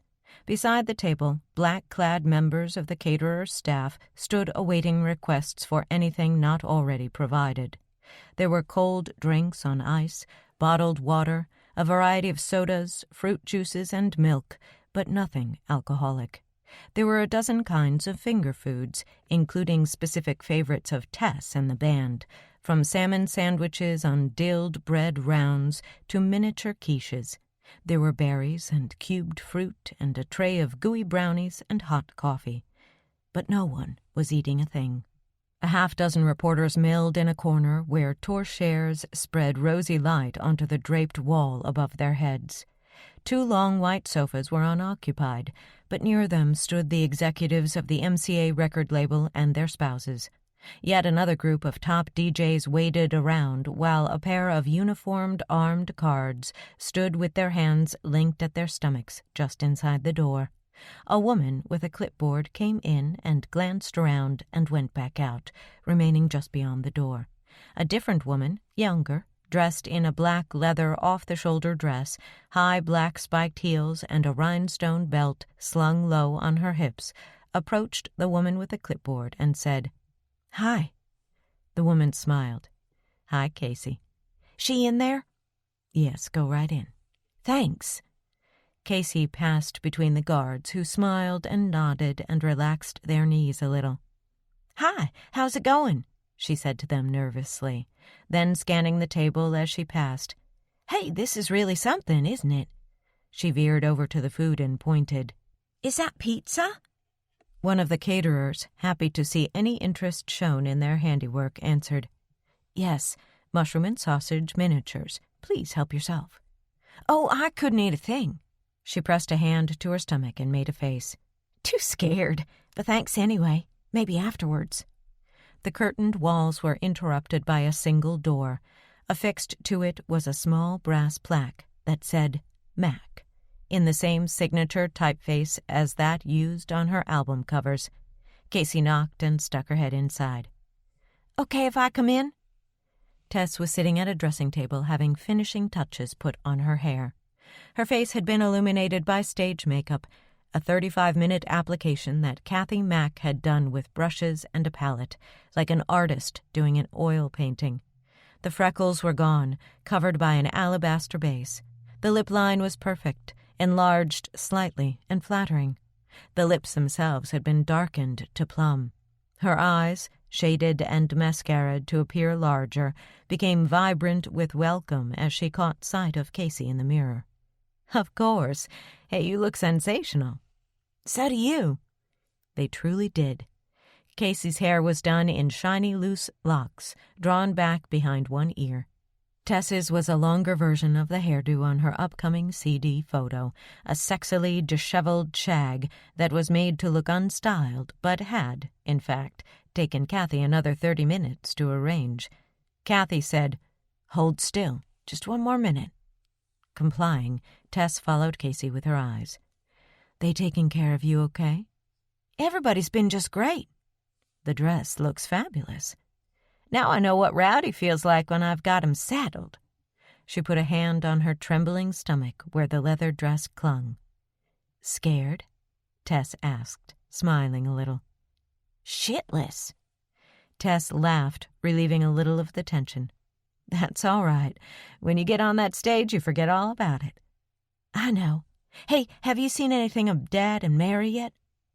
"Not yet." "Where are you, Kenny? Where are you?" "Golly, you don't suppose they missed their plane, do you?" The tension was back, full force, greater than ever before in Tess's life. She hid it for Casey's sake. If they did, they'd have called. But inside her stomach trembled, and every time anyone came to the door, her heart jumped into her throat. "Do you think Mary will be with him?" "I can't even guess."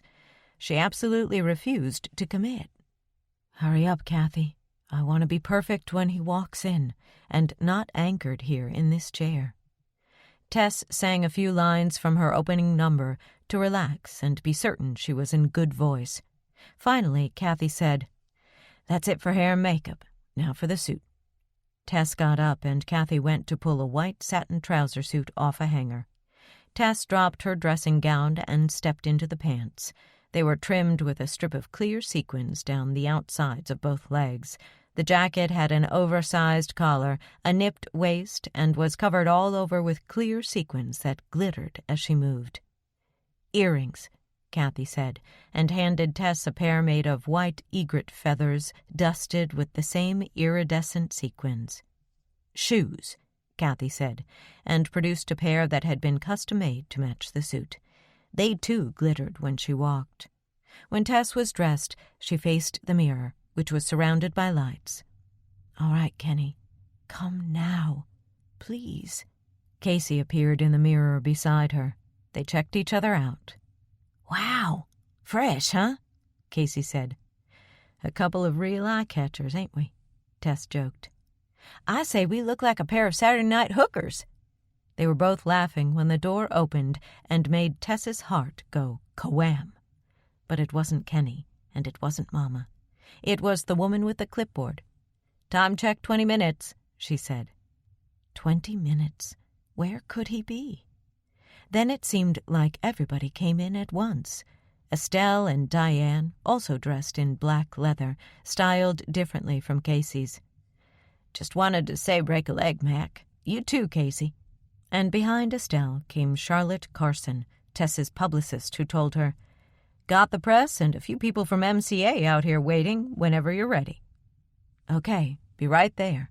"Kathy, something's scratching my neck back there. Will you see what it is?" Kathy was checking the neckline of her dress, and the room was filled with chattering people when Charlotte answered a knock, and Ross Hardenberg stuck his head in, announcing, "Somebody special to see you, Mac." And into the dressing room walked Kenny with her Mama. It wasn't at all the way she'd imagined, seeing them again, not with her chin down while Kathy snipped with the scissors and held her prisoner, not with a half a dozen chattering people filling the room and a bunch more waiting outside for her attention, not with all this commotion. She had wanted to be relaxed and poised and smiling, and to walk straight to him with her hands reaching out for his. Instead, she could only stand with her head down, able to see nothing but the black silk stripe meeting the hem of his trousers next to Mama's green silk pant legs. A tuxedo? He'd worn a tuxedo? Kathy finally said, "Okay," and Tess was free. She looked up and felt the impact in her throat, chest, and lungs, all over. A full-body charge, a tumult of joy and relief and promise. Tonight, we're going to become lovers. They both knew it in that instant when their eyes met across the crowded room, and she wondered how in the world she'd managed to sing with everything inside her seized up this way. Then she was moving toward him, toward them. Mama first, she reminded herself. "Mama, you came." "Kenny wouldn't have it any other way." "And you look so pretty." "Well, so do you, honey. That's some outfit you're wearing." She was dimly aware of people stepping back while she embraced her mother, and of Kenny and Casey hugging, too, and of the fact that Mary was decked out in the green suit and emeralds she'd worn for the wedding, and that Mary's hair had been fixed in a beauty shop and looked absolutely lovely. But all of this was secondary to the man she was dying to touch. She gave him her hands at last and smiled up at him and said, "Kenny," in some strange emotion-pitched voice, and read the look in his eyes that said, "I missed you. I can't believe I'm touching you. This is torture, not kissing." And oh, he looked elegant, though his face was flushed above the white collar and black bow tie of his tux. "Hi, Tess," he said simply. But he nearly broke her knuckles. He was squeezing them so tightly. She stretched up to him, and he lowered his head, and they gingerly touched cheeks, protecting her stage makeup, hair, and sequins. "Thank you for bringing her," she whispered, leaving a tiny trace of lipstick on his cheek, taking away the suggestion of sandalwood from his skin. "Thank you for arranging it. You look beautiful." "So do you. The tuxedo is smashing." It was as much as they dared say under observation. She stepped back dutifully, longing only to grab his arm and haul him out of this place, away from obligation and the crowd and the press and the craziness, any place the two of them could be alone. Instead, she told him, "Someone will bring you back here afterwards. Just wait in your seats." "Time check 10 minutes," a voice warned, and she squeezed his hands and released them. Kenny and Mary were ushered away, and Tess was separated from everyone else and taken into the anteroom where the press, the DJs, and the hierarchy from her record label were waiting for a 5-minute audience. She shook every hand, beamed her famous smile, remembered the first names of a couple of the DJs, answered a couple of questions, charmed the gold out of everyone's teeth, and wondered again how in the world she'd be able to sing with this swollen feeling in her throat. At her side, someone spoke quietly. 3 minutes. Her show producer, Ralph, always went with her right to the edge of the stage, and Kathy Mack did as well, checking her hair at the last minute, maybe whisking a brush over her nose. Tonight, as they reached the wings, Kathy sensed that Tess was more tense than usual and stood behind her, reaching her thumbs deep down into Tess's back neckline to give her an impromptu massage. Tess let her mind go blank and her shoulders relax for 30 seconds, willing the tension away. 2 minutes. Again, quietly, in a tone meant to calm. There was one last thing she had to do. "Thanks, Kathy," she said, and went out among the black and silver cubes holding her band members at various heights, and reached up to the one where her 3 backup singers stood high above her in black leather. She squeezed Casey's hand and said, "Just like in Mama's living room, okay?" Then she gave Casey a wink and went back to stage right. The same calm, quiet voice advised, "Okay, any time." Tess took a huge breath, shut her eyes, emptied her lungs in a long, slow stream, and opened her eyes again. The drummer was waiting. He caught her nod, gave a tack, tack, tack on the rim of his snare, and out beyond the curtains the music rattled to life. The crowd burst into applause that nearly covered up the drummer's backbeat, and the curtain lifted as a gorgeous male voice boomed, "Ladies and gentlemen, America's leading lady of country music, Tess MacPhail." Deafening applause surrounded her and carried her to center stage. The beat kicked ass. The spotlights blinded. Her cordless mic was waiting. She grabbed it and started giving these people what they'd paid to hear. All dressed up and howlin' on a Saturday night, creepin' down the alley toward your back porch light. "Woo-woo," the girls sang. "Me, you," they jutted their hips. "Gonna dress in satin, gonna go out cattin' with you." The playbacks carried her own voice back to her as she sang for an audience that remained invisible. She could see nothing beyond the blinding footlights, but during rehearsal she'd marked the spot below the stage apron where Mary and Kenny would be sitting. And now, as she sang the chorus, she pointed a long copper fingernail at where he must be, just as she'd done at the wedding dance.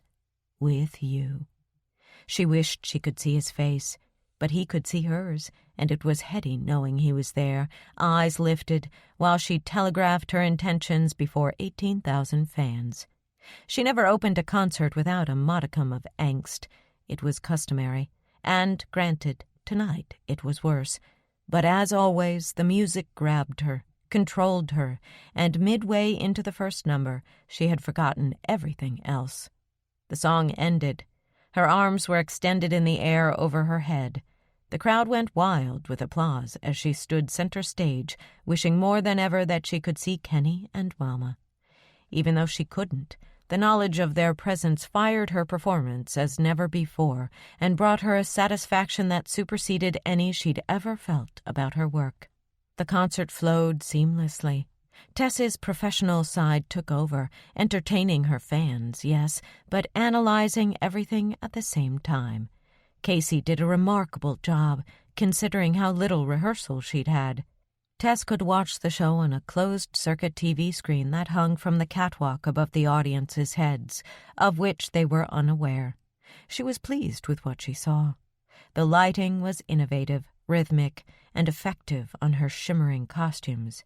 The three backup singers had their licks and movements down cold, and against the dull black leather of their dresses, their rhinestone belts accented each maneuver when the powerful spots hit them. There were cold audiences and warm ones. Tonight's audience was warm, polite and quiet during the numbers, explosive afterward. When the band took over during the first costume change, Ralph Thornleaf was waiting in the wings to give her the thumbs up.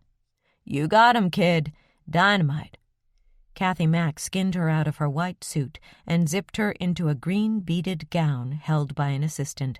She put a quart bottle of cold Evian water into her hands, and Tess drank half of it, then climbed into a Stutz Bearcat that drove her onto the stage for the next sequence. There were 6 other costume changes and 6 other bottles of cold Evian water. There were dancers and graphic effects and a slideshow of Tess at all ages, reproduced from Mary's old home photographs. There were blow-ups of all Tess's album covers on 9 huge squares, arranged like a tic-tac-toe board, automated to turn individually like those on a game show. Midway through the show, she introduced the members of the band, saving Casey for last. She told the audience, "This little girl is special. She's from my hometown of Wintergreen, Missouri, and this is her first time ever on stage with me. We've been writing music together, and our first collaborative effort will be the title song on my new album in September. You're going to see a lot of this young woman in the years ahead, and I've a feeling she won't always be backing me up. Won't you give her career a big send-off? Here's Casey Cronick." The audience responded with an enthusiastic ovation, and Tess felt the vicarious thrill that she saw in Casey's face as the applause swelled for her alone. When the auditorium quieted, Tess moved close up to the footlights and spoke into her mic with an air of sincerity that silenced every rustle in the house. "Tonight is very special for me, because there are some people here I love. People from back home." A spotlight hit row 1 on cue, and Tess saw Mary and Kenny for the first time since walking on stage. She let her eyes pause briefly on him before settling on her mother. "One stands out above all the rest for what she's done for me my whole life long. This lady sat on the front steps and let me serenade her when I was 6. She bought me a piano and paid for piano lessons when I was 7. She overlooked my terrible grades in every other class except music and allowed me to join a little band when I was much too young to legally do so. She suffered through all those awful rehearsals in our living room long before there ever was a record contract, and she watched me pack my suitcase and drive away to Nashville the very week I graduated from high school, without once letting me see the tears in her eyes or hear the voices of misgiving that surely must have been busy in her head. She always said to me, 'Honey, I know you can make it. There's not a doubt in my mind.'" Letting her gaze rest tenderly on Mary, Tess said, "Mama, won't you please stand up so these people can honor you?" Mary made one false attempt to rise, but her hips were a little stiff. Then Kenny graciously took her arm and helped her to her feet. She never even straightened entirely, but raised one hand and flapped it while sitting down again quickly, as if to say, "All this fuss over an old woman." The audience caught her wry unconcern over being spotlighted, and a ripple of laughter brought a down-home feeling to the fading applause. Then Tess confided in the audience, "Mama's got 2 new hips, so the plane ride here wasn't too easy for her. Thanks for coming, Mama." She let a beat pass. "And beside her is someone else from my hometown who is also special to me. He's the proud father of Casey Cronick and an old classmate of mine. Kenny, so glad you're here." To the audience she said, "Both Kenny and Mama know the genesis of this next song. They heard it performed for the first time in Mama's living room last spring, the very week that Casey and I wrote it. It's got a new verse written especially for tonight that they've never heard before. comes straight from the heart. It's the title cut I just told you about, and this is our first time performing in public. It's called Small Town Girl. There had been special moments in Tess's career, songs that meant more than others. But singing this one in public for the first time truly was the emotional high of her life. The words seemed to run a thread through her and Casey and Mama and Kenny that bound them inexorably forever. Not another soul in the place mattered during the course of that song. One-way traffic crawlin' round the small town square. 18 years have passed since she's been there. Been around the world, now she's comin' back. Wider-eyed and notin' what this small town lacks. Can't return, too much learned. Mama's in the home place, never changed a lick. House as worn and tattered as a derelict. Same old clock a-tickin' on the faded kitchen wall. Mama won't replace anything at all. Mama's fine, can't change her mind. How we change as we grow, rearrange what we know. Heard a lot of talk about the boy next door.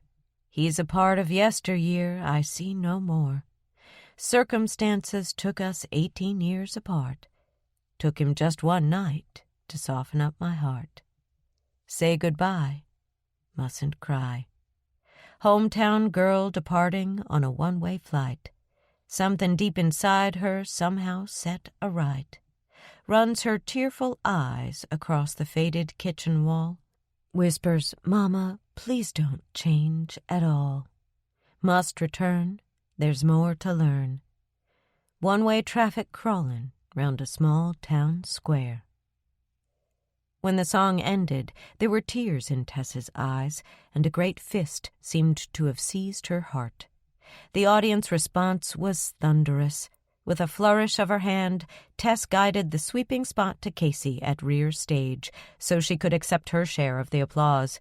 Casey smiled and bowed, experiencing the most heady moment of her life, and Tess wondered when, if ever, she herself had experienced a moment this perfect. The remainder of the concert seemed almost anticlimactic, though the program included louder songs, faster songs, songs that had built her career and that were more familiar to the audience.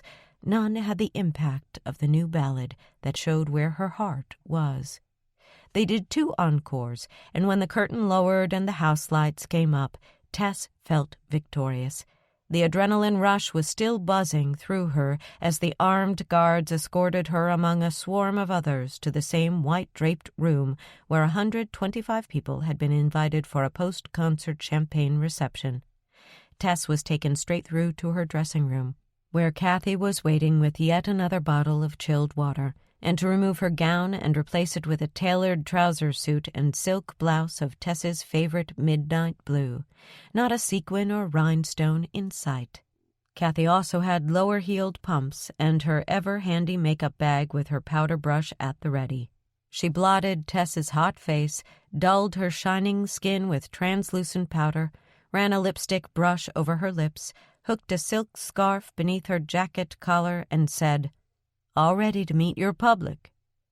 There were only 2 members of her public in whom Tess was interested tonight, and when she emerged from her private dressing room, her eyes sought them out immediately.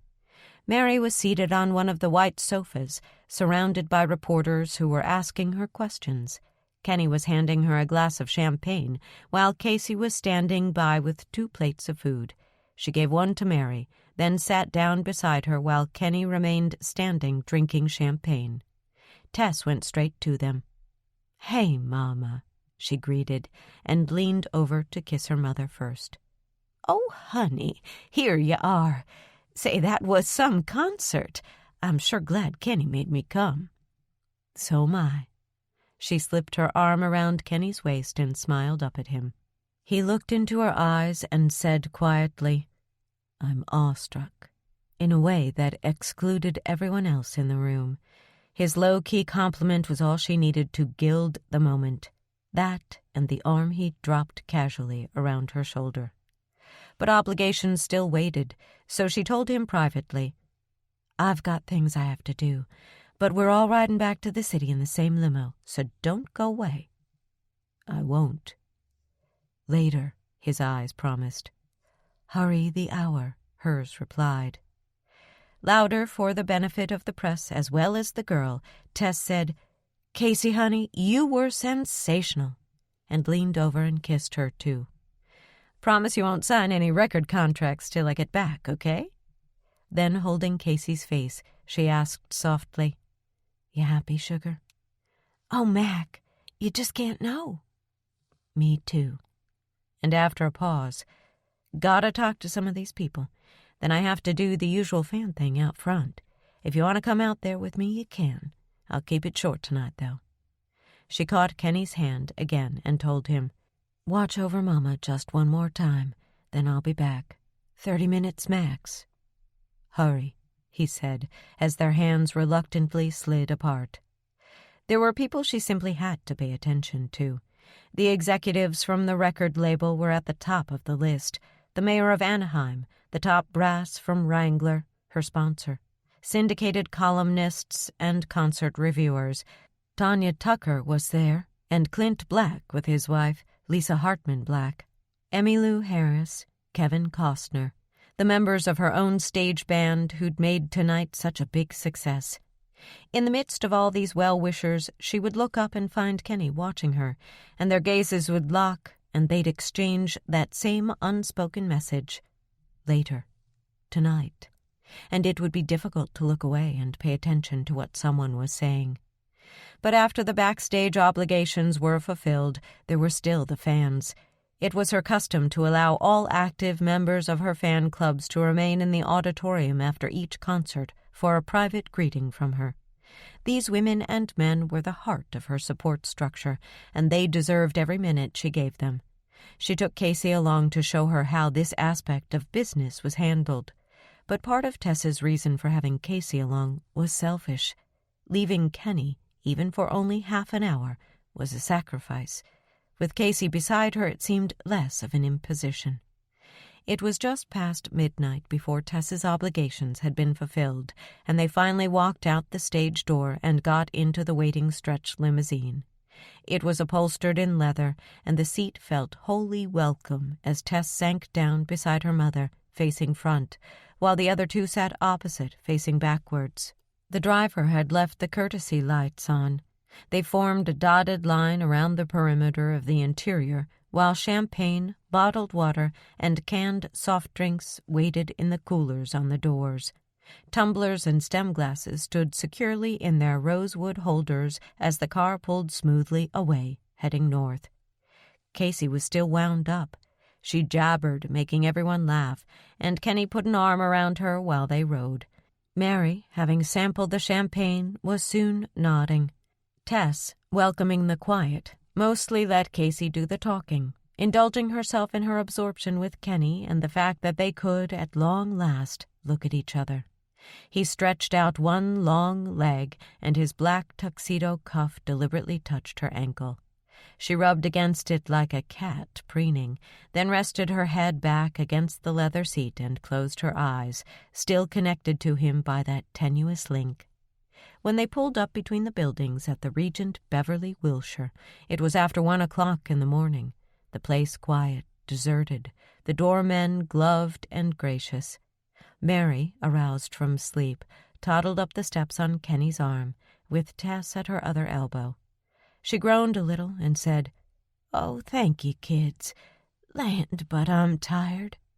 They walked through the lobby, past the silent restaurant, between the brightly lit windows where gems and clothing were artfully displayed by the upscale shops on nearby Rodeo Drive, and took the elevator up to the 4th floor, where they unlocked Mary's room.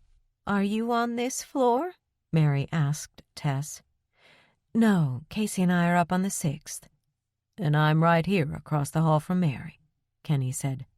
"But I'll walk you ladies up."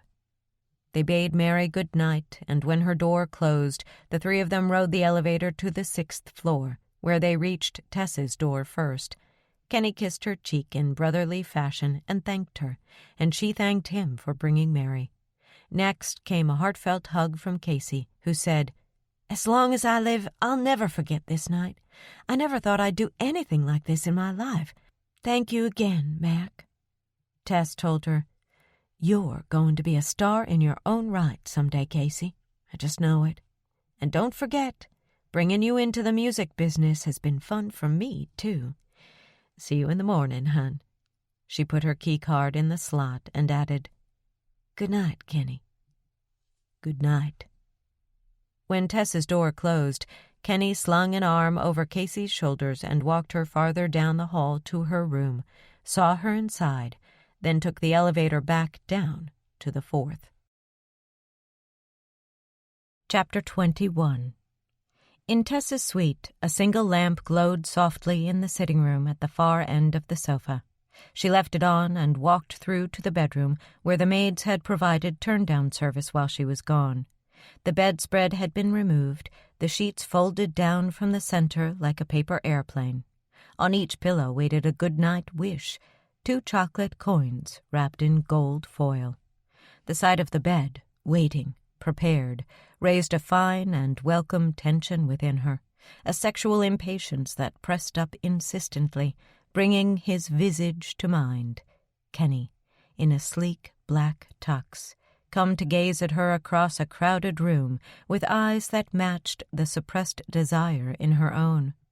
Like water above the rim of a cup, she felt as if the mixture of emotions she held were more than the human vessel could contain. It trembled there, close to overflowing, as she removed the makeup from her flushed cheeks, as she showered and washed her hair, bound it in one towel and dried with another, put on a freesia-scented splash, and stared at her dilated, dazzled eyes in the wrap-around mirrors. She touched the freckled hollow between her breasts, her trembling stomach, and assessed herself through his eyes, wanting to please him. Tonight, she thought. She put on the thick white robe provided by the hotel, dragged the towel from her hair, and finger-combed her damp curls, impatient for his return. In his room, Kenny hung up his tuxedo jacket, removed his bow tie and cummerbund, washed his face, then sat down with a magazine and checked his watch. He'd give her 10 minutes before going back up. He lasted 6 before realizing he hadn't read a word or turned a page. Tossing the magazine aside, he bolted from the chair and pocketed his key card on his way out the door. The suites at the Regent had doorbells. When he rang hers, it was 1:27 a.m., a bizarre hour to go courting, he thought, but then her lifestyle was bizarre. He wondered how he'd get along blending into it once they were married. "Kenny?" her voice said softly from inside. "Yes." The door opened, and there she stood, in bare feet and an oversized white robe, her damp hair rollicking around a scrubbed and shiny face, the smell of flowers coming to the door along with her. Without a touch of the artifice she'd worn on stage, she was even more beautiful to him. She said very simply, "I thought you'd never get here." And he stepped inside, against her, blindly swatting the door closed behind him. Their embrace was a collision with her up on tiptoe, and his arms lashed hard around her, lifting her free of the floor. Their first kiss was a desperate thing without finesse, 2 starving people with mouths open and bodies straining to make up for all the time apart. Then he lowered her till her toes gained purchase again, and like bends of a knot, they turned into one another, trying to make 2 halves into a whole. The kiss changed directions as they tried a new slant on an old pleasure. She made a tortured sound, burrowing upward as if close were not close enough. There were words pressing to be spoken, but their lips scarcely parted. "I thought I'd die before we could do this," she said, within the satin folds of the kiss. "All those people. And all I wanted to do was this." He wandered her face, his teeth taking nips of her upper lip, the edge of a nostril, her eyebrow, illogical places that only a man in love would prize. "I wanted to kick them all out," he ranted. "Every last one of them. Kept thinking they didn't have any right to you. You were mine, not theirs. She smiled, loving how he'd felt exactly as she had. Enough talking. Talking wasted lips that had better things to do, randy, wild things they'd been imagining doing together. He found her mouth again and covered it, tasting, holding nothing back. His hands slid down her back and captured her low, like an inverted heart, hauling her high and hard against him. The intensity, of course, could not be sustained. Like any glut, it filled them, and soon they needed something less. His embrace slackened, and her heels touched the floor.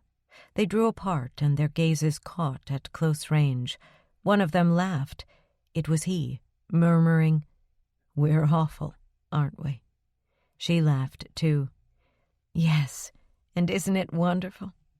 His arms were doubled lightly beneath her shoulder blades, while they took the time to gaze at each other as they had not when he first came in, to appreciate the face of the other, turned perfect by love.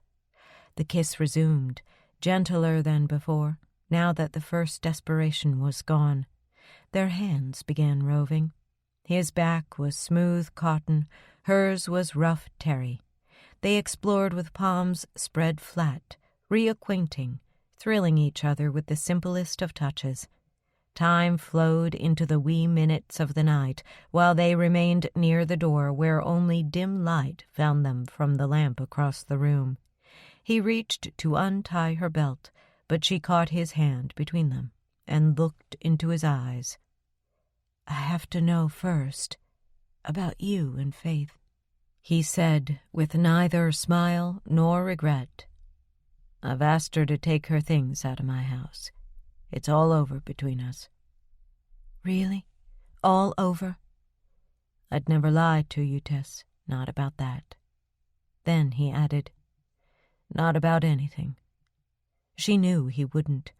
He had never been anything less than truthful about himself and Faith, right from the beginning. She released his hand, and a moment later the belt dropped to the floor. He reached inside and found her warm skin. Fragrance lifted from it as his hands caught her waist, and his wrists parted the terry robe. He gave a gentle tug, and she bumped up against him, resting there lightly while their bodies formed a wishbone, and their eyes engaged in playful approval, just this side of full intimacy. She was supple and compliant, catching him behind the neck and leaning back while they swayed a little, all hurry gone. "You smell good," he murmured, still gripping her waist as if to lift her into a carriage where none waited. Only her bed waited in the other room, and they, in this one, pretended nonchalance. "I put something on for you. Frisia." "Frisia? Where?" "Everywhere." They took some time to flirt with the suggestion, to let it play upon their libidos while their bodies swayed in a lazy figure eight. She thought he would bend down and kiss her, perhaps between her breasts, but instead he gathered her close once more, and putting his face to her neck, threaded his arms inside the robe, caressing her sleek, warm back, not only with his hands, but with his starched sleeves as well. He ran them along her sides, a crisp contrast to the smoothness of his palms as they slid down the slope of her spine to her naked buttocks. And from there, one hand shifted at last to her breast and held its precious weight like a fruit warmed by the sun. It seemed forever they'd been imagining this first naked touch. Now it was here, better than imagined, spreading warmth and want deep within them. For a long while they paid homage to the moment, holding still everywhere else, absorbed in the pleasure of nothing more than his hand cupping her breast. Then her head fell back, her eyes closed, and she put her hands in his hair, holding his head while down the gap in her robe he fit her bare body to his clothed one. "I missed you so much," she told him. "I missed you too," he said, bringing his other hand into play. "So much. After I left Wintergreen, it was—" His thumbs moved, and she shuddered once and lurched, then let herself fall forward against both of his hands. "It was—" The word escaped her. All words escaped her. "It was—" "It was hell," he whispered for her. "Yes, it was hell." Her forehead rested against his chin, and his breath beat against her uncombed hair. Her hand dropped between them, playing over the worsted wool of his trousers, learning his shape within his clothing. "Tess," he breathed, before silence became their ally. Only silence, mingling with his disbelief that he was here with this woman, doing this incredible thing, feeling her hands on him after all the years she had been far, far beyond reach. "Take me to bed, Kenny," she whispered. He was struck by a broad sigh of awe, realizing who she used to be, the Tess from his past, who she'd become, Mac, the superstar, adored by millions, and who he'd become, the man she wanted as fully as he wanted her. She sensed a change in him and looked up. "Kenny?" she whispered. "What's wrong?" "Nothing. It just—" He appeared momentarily beleaguered.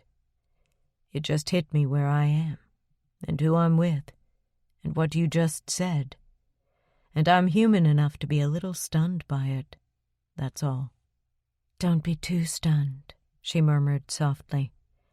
"It's just me, Tess." "Just you, Tess. The girl on the school bus. Then you became Mac, the woman so far beyond my reach that all I could do was cut out pictures of you. And now you're Tess again, and you want to go to bed with me. I don't think you can quite realize how incredible this seems sometimes." "No more incredible than you are to me, Kenny Cronick, the boy next door. Who'd have believed it?" She smiled and repeated, "Take me to bed, Kenny. Please." He picked her up like a groom carrying a bride from a church and headed for the brighter light of her bedroom, her arms coiled around his neck and her mouth pressed to the warm hollow behind his jaw. His skin smelled like sandalwood. She tasted it, made a small wet patch on his smoothly shaved neck, and the scent became flavor on her tongue. "You taste good," she said. Above her head he grinned. "You're getting ahead of me." "Mm-hmm," she sing-songed, meaning, "No, I'm not. And I know whereof I speak, Mr. Cronick." He was still grinning as he reached their destination and released her legs. She landed on the foot of the bed, kneeling, the robe puddled around her, and lifted her hands to the black onyx studs down his shirt front. While he began freeing his cuffs, he let his knuckles bump her breast, a pebble over a washboard, bringing them both smiles. She smiled at his shirt front. He smiled at the top of her hair, then, kissing it, bent at the waist and got rid of his shoes. "We both knew this would happen tonight, didn't we, Kenny?" "Yes, we knew." He found a condom in his trouser pocket and tossed it onto the bed behind her. She undid his waist button, he the zipper, and together they got rid of everything but his shorts. They were silk, green silk with orange cats on them. "You wear silk shorts?" she said, surprised, delighted, sitting back on her heels to ogle them. "With cats?" "They're new. I figured that's what a guy should wear to take Tess MacPhail to bed." "Don't say that as if all kinds of guys have figured the same thing, because there haven't been that many." "We can talk about that later, Tess, okay?" he said, drawing her back up to kiss her. "There are lots of things we've got to talk about later." "Mm-hmm." He was naked, and she was just about as he went down on one knee and plunged his face into the gap of her robe to take his turn at tasting. A very slow, sweet turn before pushing the robe off her shoulders and tumbling her sideways onto the smooth ecru sheets. They fell in one swift motion at the same moment that they touched each other intimately for the first time. A sweep, a fall, a lunge. It was all of these, and silent except for their harsh breathing. They explored with a shared sense of wonder, first with their eyes open, then with eyes closed, kissing tenderly, then not so tenderly as some primal force took control. Once he whispered, "Oh, Tess," because there were no other words in this foolish man-made language to do justice to what he felt. And she answered in kind, repeating his name, "Kenny, Kenny," because she too found no other words adequate. Much later he whispered, "Like this?" and she breathed, "Yes," arching her throat. And later yet she found the foil packet in the sheets and said, "Put this on now, please," and watched, unashamed, as he did. As he knelt to her, she reached up and touched the hair at his temple, feeling a compulsion to say to this man something she'd said to no other. "Let me say it now, Kenny. I love you." She loved the look that overtook his face, joy and disbelief after her long refusal to admit it. "Say it again, Tess." "I love you," she repeated, with wonder seizing her soul, quite stunned by the force of the words, spoken at last. "Oh, God, I do. I love you," she rejoiced. He turned his face into her palm and kissed it. There were tears in her eyes as he entered her and elevated them both to a state of splendor. Then he pressed deep, past the flesh, into the soul, into the heart of her. There had been in Tess's life no moment as magnificent as this, saying the words, meaning them, manifesting her love in this most perfect way. "I love you too," came his jagged whisper as he began moving, finishing what they'd started one dark spring night in a backyard on the grass beside some crickets. It was 2:15. They lay in the lamplight, tired but unwilling to admit it, wanting to waste not a minute of this night. Their faces were close on a single pillow, and their bodies scarcely linked. Gravity pulled at the skin beneath his eyes and showed her where a wrinkle would lie in the years ahead. She followed it with one fingertip and repeated what she'd said earlier. "Kenny Cronick, the boy next door. Whoever would have thought it?" "Not me," he said with his eyes closed. "Not in 1,000 years. Not with Tess MacPhail." "I'm just flesh and blood like anybody else." "No, not like anybody else." His eyes opened. "Not to me. I've loved you so long that I can't remember when I didn't." She thought of the file of newspaper clippings he kept in his office and believed him. "Oh, Kenny." "It's true. You were the one I never forgot." "I'm sorry I can't say the same thing back to you, but I only found out how wonderful you are this spring, and even then I resisted falling in love with you." Her fingertip trailed down to his lower lip and rubbed it softly. "Want to know something?" After I left Wintergreen, I kept remembering that night of the wedding dance in Mama's backyard and wishing we'd done more." "You too?" he replied lazily. "I'd think to myself, man, how stupid can you be? Why didn't you do it while you had the chance? Tess, I wanted you so much that night." "I wanted you, too." "Then all of a sudden you were gone and I'd lost my chance. After you left, I'd look across the alley at your mother's windows and get so damned lonely knowing you weren't there anymore. And whenever my phone would ring, my heart would leap thinking it was you. And when it wasn't, I'd feel so unbelievably let down. It was this new and almost consuming feeling, missing somebody that much." "Why didn't you say so?" "I don't know," she shrugged. "Scared, I guess, because of the intensity of my feelings, doubting they could be real." "It was different for me. I knew it so soon after you came back home." "Even though you were living with Faith?" "Faith and I had become a huge convenience. She ironed my shirts, I mowed her lawn. But you can't build a lifelong relationship on convenience. At least I can't. I knew I had to make a break with her, and when you came back to town I began to realize that with Faith, this part of it, the sex was, well, it was... Go ahead, you can say it. You can say anything to me. All right, unsatisfying. It had become, well, mechanical, sort of. Mechanical, she mused aloud. He considered what might be construed as a breach of confidence and decided he could say this much. She didn't like to get messed up. His frankness caught Tess by surprise. She felt a grin threatening, but pulled it back into line. Though she tried not to laugh, a little snort fizzed up, and she covered her mouth too late to hold it in. Above her hand, her eyes danced with mischief, and finally she said, "The woman didn't know what she was missing." At first, she thought she might have offended him, but then he too caught the bug and laughed, a big, hearty one that threatened something else entirely. "Oh, Lord, don't laugh," she warned, clutching him tight around the middle. But it was too late. The link was lost, and they were forced to make repairs.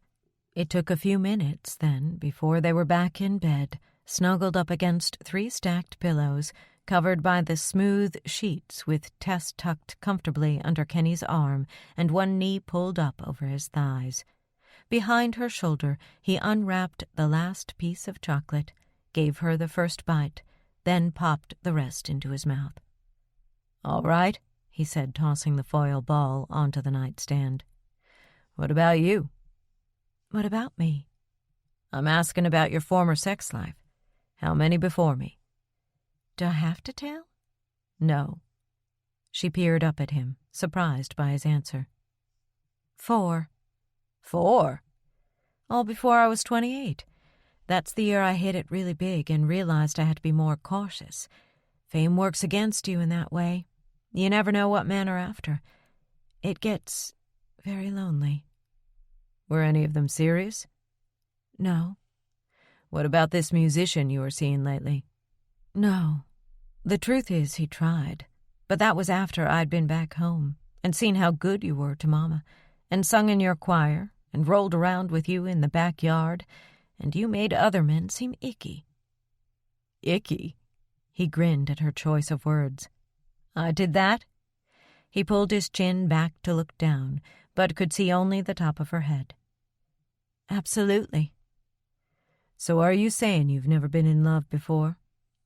"I didn't have time to fall in love. I had places to go, things to accomplish, and then I accomplished them, and—" She absently rubbed his chest before continuing thoughtfully. "It's a funny thing. I used to think my life was so full without this, without you, and I never knew how I was fooling myself. I thought I had it all, till now." The chocolate was gone from their tongues. They lay for a while in the smug afterglow of first love, feeling lucky and sated, and very reluctant to part come Sunday. They had tomorrow to spend together, then her concert tomorrow night, but after that he'd have to go back to Wintergreen, and she'd have to go back to Nashville. And what then? A long-distance affair? Kenny brought it up first, what they'd both been thinking of. "How do you think it would work if we got married?" She reacted without the least surprise, remaining where she was, nestled against him as if this were not the most important conversation each of them had ever had. "I don't know, but I've been thinking about it too."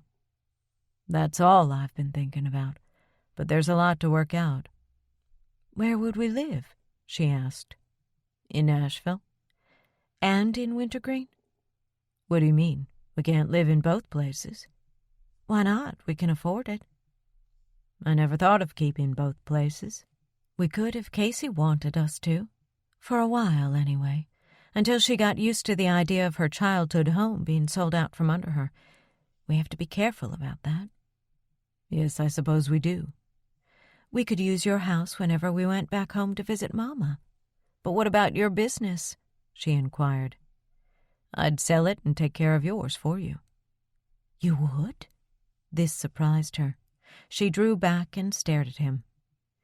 It struck me one day when we were talking on the phone, and you said how many things you have to keep tabs on, and how risky it is for you to delegate the money matters. I thought, hey, I could do that for her. I'm a natural, Tess. I'm a certified public accountant. Who better to see after your financial affairs? She sat up and looked at him in rank amazement. You mean you'd do that? You'd actually give up your business to marry me? Well, of course I would. And you'd move to Nashville without batting an eye? Of course I would. Wouldn't you worry about being called a kept man? He burst out laughing and hauled her down where she'd been. No offense, Tess, but that is one of the stupidest questions I've ever heard. I know how much work there'd be, and believe me, I'd be anything but kept. I'd probably end up putting in more hours than I do now, judging from what I know about your success. You have spent some time mulling this over, haven't you? Think about it. Everything I do all day long is something you pay somebody else to do. Why shouldn't I be doing it for you and making your life easier? She did think about it. It sounded too good to be true. Boy, wouldn't it be wonderful if I could just hand over all the business management to you and I could just concentrate on the creative end? I could take care of your taxes, your payroll, your accounts payable, your incoming royalties. I could handle your employees' retirement funds and their insurance, and all the financial arrangements involved in running a production the size of your show. Who does all that for you now? A bookkeeper named Sue. Sue, huh? They both thought about firing Sue. Then he said, She could show me your computer system, get me started. Would there be enough work to keep two of us busy? I don't know. Maybe. It was a minor hitch, and they knew it. He rubbed her arm and assured her quietly, You could trust me, Tess. Oh, heavens, I've known that since you counted out Mama's change the night you brought her softener salt in. You gave her every last penny. The mention of her mother brought another thought. Boy, Mama would sure miss you if you moved away from Wintergreen. We'd go back to see her often enough, more often than you have without me. I'd make you. She chuckled and said, I know you would, and it'd be good for me, too. I need to see Mama more often. They imagined it for a while, and it began to seem entirely feasible. What about Casey? She asked. Would you want her to keep living with us? I don't know. What would you want? She gave it some thought and remarked, I sure love that girl. He kissed the top of her head, and his tired eyes closed. I know. That's what started this whole thing, isn't it? And that's one of the reasons I love you so much. But I'll confess to you that I don't want to have any kids of my own. My career is too important to me. Then Casey can be your kid. It's perfect. He yawned. She imagined Casey as her kid and loved the idea. I think I would want her to live with us for a while. I'm not tired of her yet. He chuckled and rubbed his cheek against her hair. It was dry now and curled up like little orphan Annie's. He yawned again, and her voice began fading away as she went on talking. I want you to see my house, Kenny. It's really beautiful. It's 2 stories with this fantastic overhanging balcony and a grand piano in this immense front window. He mumbled. I have an office there, and Casey has her own bedroom, and our bedroom overlooks the pool. Our bedroom, he repeated to himself, while from the wispy world of semi-consciousness he smiled. When can you come and see it, Kenny? Tess said, and getting no answer. Hey, Kenny? Drawing back, she discovered he'd drifted off to sleep. She smiled and studied his face in repose, loving what she saw, imagining that face on the other pillow for the rest of her life, knowing it was exactly what she wanted. Kenny, she said again, simply to speak his name one more time before spending the night beside him. I love you. She reached across him and turned out the light, then dragged the extra pillows from behind him and threw one on the floor. He roused slightly as she wriggled down into a comfortable curl at his side and turned her backside against him. Mumbling something unintelligible, he hooked an arm around her waist and pulled her back into his warm curve. She smiled, closed her eyes, and thought, "Now I have everything." At daybreak, she awakened right where she'd fallen asleep, snuggled in the Z of his body. It was an exquisite place to be, and she closed her eyes and waited for a sign that he was waking up. When he wiggled, she rolled over to face him and snuggled her kneecaps smack up against his stomach with her feet hooked over his knees. "Hi," she whispered, and he opened one eye. "Hi," he said in a voice like a galvanized bucket dragging on concrete. "Still respect me?" He closed the eye. "Uh-huh." "Still want to marry me?" "Uh-huh." "Still want to keep my books?" "Not right at this moment." She giggled and kissed his chin. His eyes remained closed. She poked a finger into his mouth and said, "Let's call room service and order breakfast for 4, then tell Mama and Casey to get up here and tell them what we're going to do." Biting her nail, still with his eyes closed, he said, "Okay, but do I have to put up with this intrusive behavior every morning?" The words came out muffled before he spit out her finger. "Nope," she said. "Some mornings I'll be gone, singing in some faraway city. Who knows? Could be as far away as China, maybe. Then you'll be so lonesome you'll wish I was there to pester you." He smiled and pushed her knees down and rolled over on top of her. "Darlin'," he said, stretching out full length, fitting his fingers between hers and burying her hands in the pillow. "You can pester me anywhere, anyway, anytime." She took him at his word, then and there.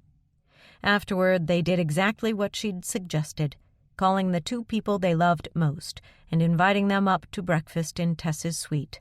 Then they showered and dressed and tried to contain their excitement about telling Casey and Mary. At precisely 10, the doorbell rang, and Kenny answered. "Room service, sir." A white-coated waiter rolled the table up to the sofa, lifted its drop leaves, and pulled 4 side chairs up to it. "Would you like me to open the champagne, sir?" "Yes, please." The young Asian man wrapped a white napkin around the bottle of A. Charbot et Fils and popped the cork. "Shall I pour, sir?" "No, thank you. We'll wait till our guests arrive." The waiter put the bottle back into the footed silver wine cooler, and Kenny saw him out. When he opened the door, he found Mary and Casey just ready to ring the bell. "Hey, good morning," he greeted them jovially, kissing their cheeks as they came inside. "How did everybody sleep?" Casey gave him a curious glance. "Gee, you're in a good mood this morning." "You bet," he said, clapping his hands once and shutting the door. More greetings and kisses were exchanged with Tess while they got Mary seated on the sofa. Casey eyed the ice bucket. "Champagne? At 10 o'clock in the morning? What's the occasion?" "Sit down, honey," Kenny said. "Tess?" He pulled out a chair for her, then seated himself. Casey eyed them both suspiciously, while Mary lifted silver lids and sniffed the food. "What's this? It looks good." "A ham and cheese omelet," Tess answered, hoping she'd guessed right, for Kenny had placed the order. "Who's for champagne?" he said, pulling the green bottle out of the ice. "Not me," Casey said. "I can't stand the stuff." "None for me, either. Gets me goofy," Mary said. "I'll have some coffee, though." Kenny began filling everyone's cups, and Casey watched him curiously as he came to hers. "Dad, what's the matter with you? You know I don't drink coffee." "Oh." He stopped pouring and set the silver pot down. "Well, then drink your orange juice, because Tess and I want to make a toast." He sat down and caught Tess's eye, giving her the go-ahead. She lifted her flute. "Mama, Casey." Another flute, a stem glass, and a coffee cup joined it. "The toast is to all of us, and to our future happiness. We called you down here to tell you that Kenny and I are going to get married." Mary looked stunned, as if she'd dropped her cup. Casey exclaimed, "I knew it!" "How did you know it?" Kenny said. "Well, you've still got your tuxedo pants on, Dad," she said, leaping to her feet to hug him. "Oh, so I do." "It's obvious you didn't spend much time in your room last night." "Oh, sorry, Mary." "Married?" Mary interjected belatedly. But, when did all this happen? I thought you two... Oh, my. Oh, gracious." She started crying. "Mama, what's wrong?" Nothing.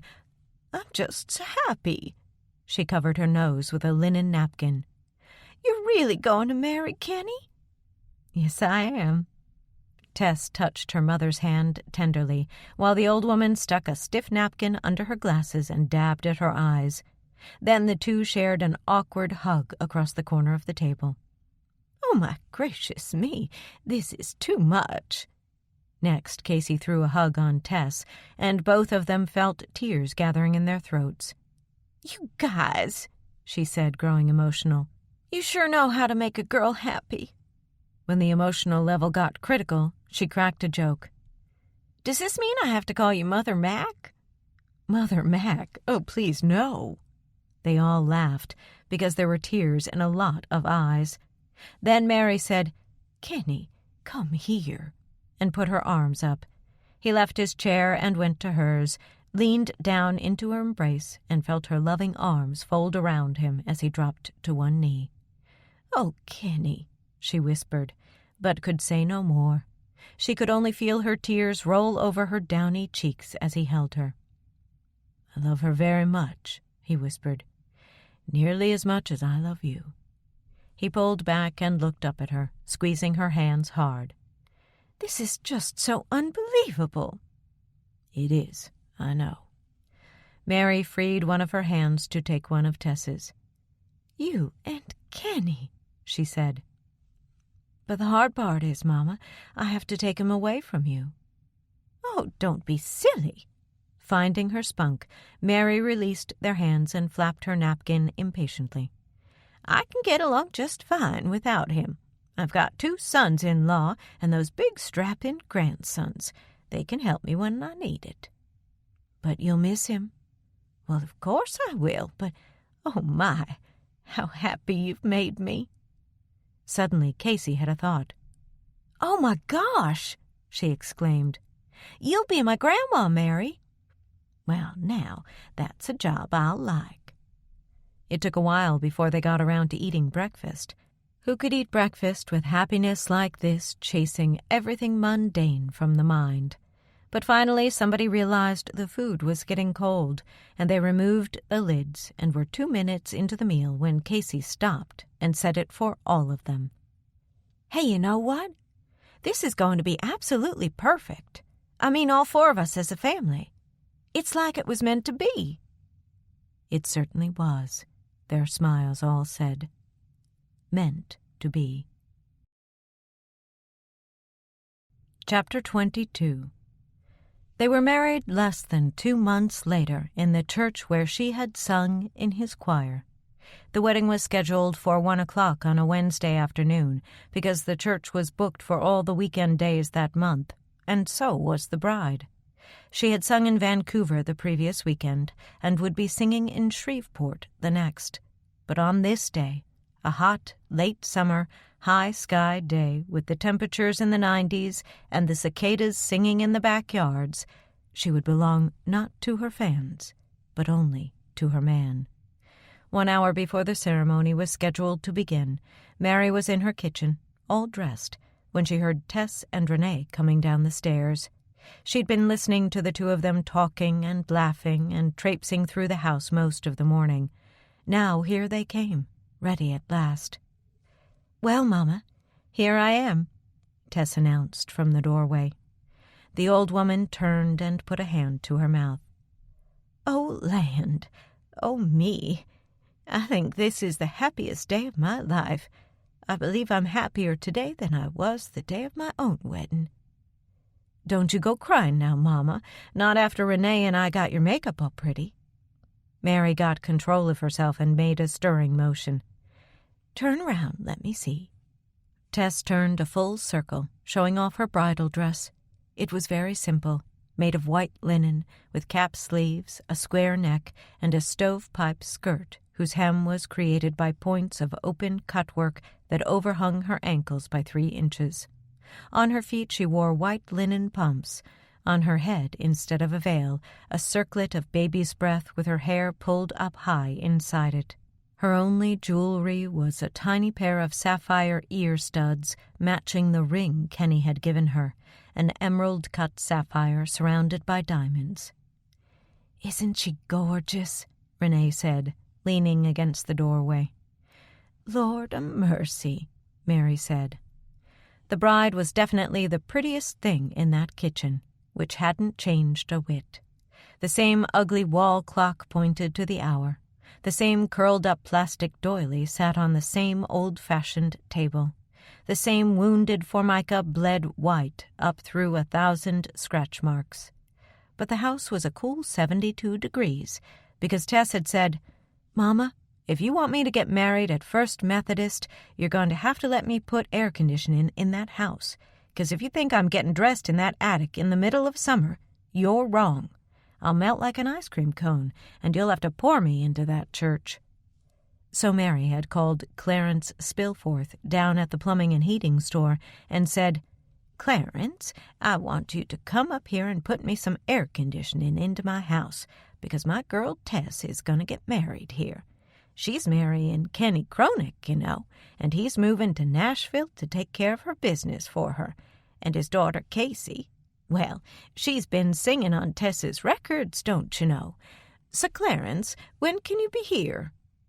Everybody in town knew what was happening over at First Methodist an hour from now. There would be lots of reporters at the church, and Tess had no desire to encounter her groom for the first time with shutters clicking from 15 directions, so she and Kenny had made their secret plans. She took Mary's hands and said, "You understand, don't you, Mama?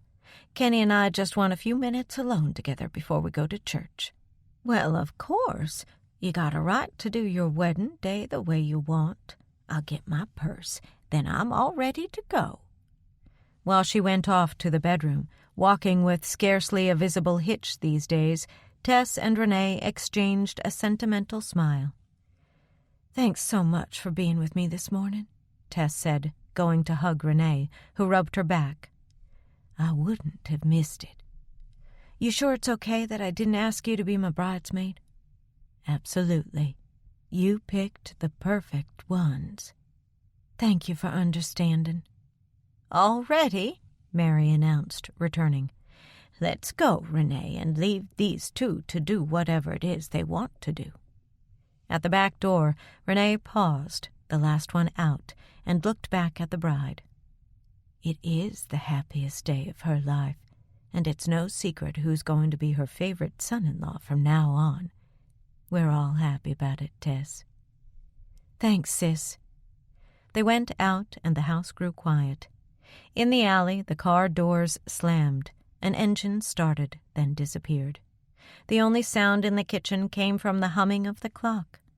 Tess went to the window above the sink and looked out.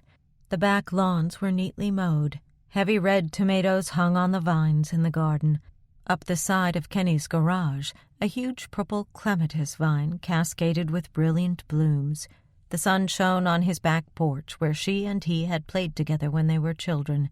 His garage door was up, and inside she could see the tail end of a brand-new Mercedes she'd bought him for a wedding gift. It was a smart buy, he'd told her, for it could be legally written off on her taxes as a business expense, since he was now a vice president of Wintergreen Enterprises. She smiled, realizing how perfectly his life was meshing with hers, and how much help he'd be to her in the future. Then she checked the time again and got her gardenia out of the refrigerator. "Well, here goes," she whispered to herself, and headed from the room. But reaching the doorway, she turned to scan her mother's kitchen one last time as a single woman. She had no inkling what prompted her to pause and look back, but doing so, she experienced an unexpected bolt of nostalgia and thought, "Let it never change. Let me always come home and find it just this way, plastic doily and all. Outside on the stoop, the sun was hot on her head as she paused and looked across the alley. It took less than 5 seconds before Kenny appeared on his back step, too, dressed in a gray tux with a cutaway jacket and a pleated white shirt. Even from this distance, his appearance made her heart race, this man she'd taken for conservative, who was constantly surprising her with his clothes. They stood for a moment, studying each other across the depth of 2 backyards, recalling a dawn with the sun coming up through the trees behind him and the sprinkler fanning the garden while Tess jumped the rows of wet vegetables, barefooted, and Kenny stood watching her with a cup of coffee in his hand and his bare toes curled over the back step. No bare toes today. Instead, 2 enchanted people in their wedding finery, initiating a ceremony of their own design. They walked slowly down their respective steps, across the backyards, between patches of summer grass. Instead of an organ, the cicadas piped a song from somewhere among the rhubarb leaves. Instead of bridesmaids, a pair of white cabbage moths fluttered along in front of Tess. Instead of an aisle, a coarse concrete sidewalk. And instead of an altar, an alley. They met in it, dead center, halfway between his house and hers, where they had met so many times during the weeks when they were falling in love. The sun lit his dark, neatly combed hair and put little flames into her red curls. It picked out the intensity in his eyes and threw it into hers. He took her hands lightly, the single oversized gardenia falling back over her knuckles. "Hello," he said softly. "Hello." "Happy wedding day." "Happy wedding day to you, too." "You look—" He searched for a word. "Radiant." "I feel radiant. And you look exquisite." "I feel like the luckiest man on earth." They smiled some. Then he asked, "Are you ready?" "Yes." "So am I. Go ahead." She dropped her gaze momentarily, composing her words, then looked up into his eyes. "I, Tess MacPhail." "I, Kenneth Cronick." "Take you, Kenneth Cronick." "Take you, Tess MacPhail." "To be my beloved husband for the rest of my life." "To be my beloved wife for the rest of my life." "To love you as I love you today." "To love you as I love you today." "Renouncing all others." "Most definitely renouncing all others." "And we will share all that we have, and all that we will have, the joys and the sorrows, the work and the play, the worries and the wonders, and your daughter, and my mother, and all the love and commitment it will take to see them through the years ahead." "And we'll be kind to each other." "Yes, and respectful." "And I swear to love you, sustain you, be your strength when you need it, and your ease when you need it." "And I'll do the same for you." They tried to think of anything they'd missed. He thought of something. "And I renounce all jealousy of your fans and their demands on you." She smiled and said, "Why, Kenny, how sweet of you." "That might be my hardest part," he admitted. She rubbed his knuckles and replied, "For me, too, being away from you." They paused once again, adoring each other without smiles, because the moment seemed too sacred to diminish with smiles. "I love you, Kenny." "I love you, Tess." "Forever." "Forever." He leaned down and kissed her lightly, while blue-bottle flies buzzed nearby, and the white summer sun lifted the scent of her gardenia and mixed it with the dusty smell of the gravelled alley. When he straightened, they smiled fully, as they had not earlier. "I feel as married as I'll ever feel," she said. "So do I. Now let's go do it for everybody else."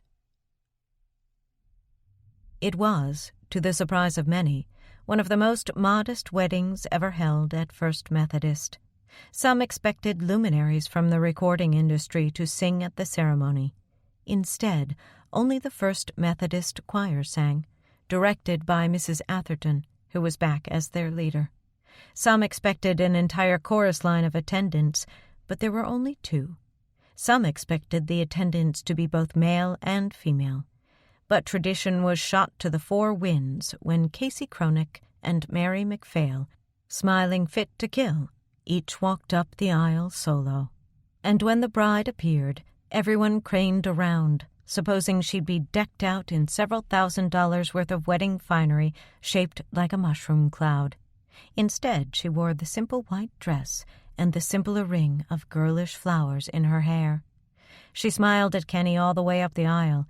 He was waiting at the chancel with Reverend Giddings, and when Giddings asked, "Who gives this woman to be married to this man?" Mary answered first. "I do," followed by Casey. "And I do." Those smiles were exchanged behind them, and a soft ripple of amusement lifted from the congregation. Everyone thought, how perfect that these 2 should give their public blessings to this match, because everyone in that church knew how Kenny doted on Mary and took care of her, and how she'd practically been a grandma to the girl since Casey's own grandma had died. And who but the famous Tess MacPhail would have had the temerity to have 2 women as attendants at her wedding and get by with it? She spurned tradition once again at the traditional giving of the roses. Normally the parents of the nuptials couple received them, but while Kenny gave one to Mary, Tess gave one to Casey, and as their cheeks touched, most eyes in the house got misty. The wedding guests had one more surprise in store when, after the exchange of vows, the bride took a microphone and sang to her husband. They shouldn't have been surprised by the time Casey took another microphone and sang backup harmony. After all, what about this wedding ceremony matched preconceived notions? Furthermore, the word had spread that the song was co-written by the new mother-daughter duo, and that it would be released in the fall as the title song from Tess's new album.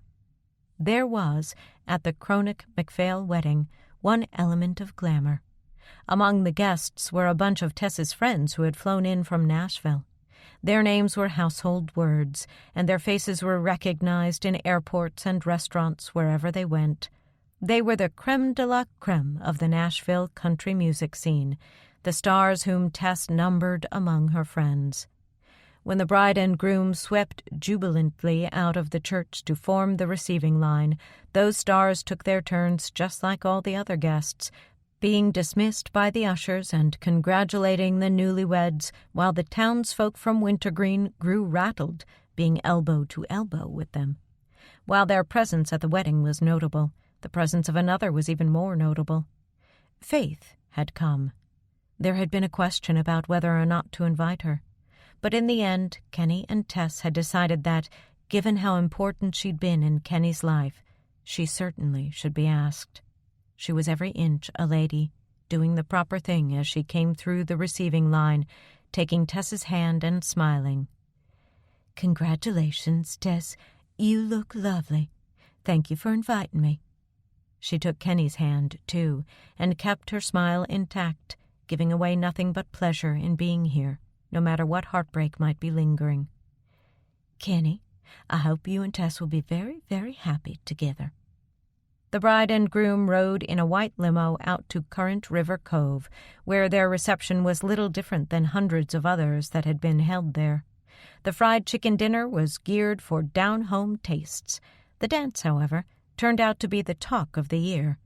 Tess's own band played, and a slew of Nashville stars got up, one after another, and sang their hits for the dancers. In the middle of this spontaneous show, Judy got huffy and stalked off to the ladies' room to fluff her hair and fume.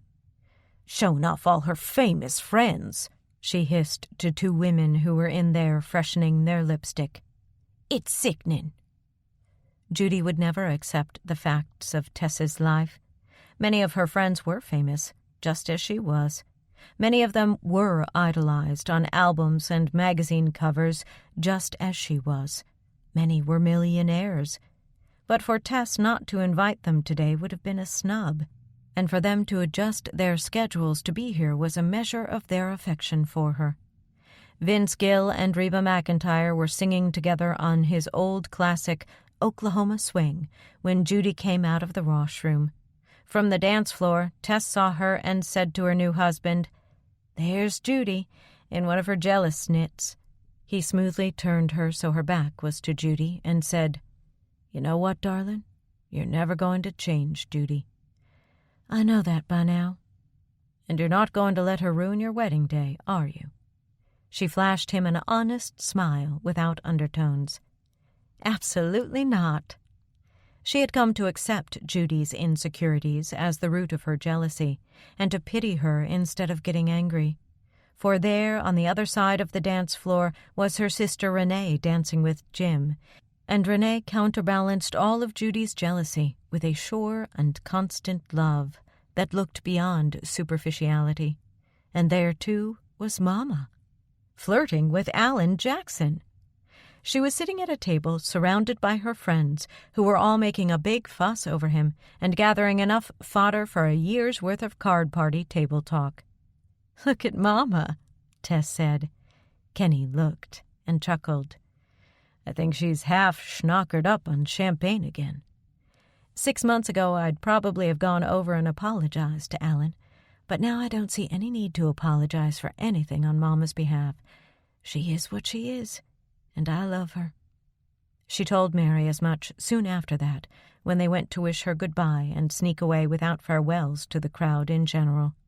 Mary said, "Now, you kids come home soon as you can." "We will. And I'll keep an eye on Casey while she's here."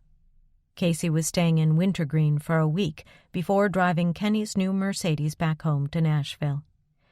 "Thanks, Mama," Tess said as they exchanged a kiss.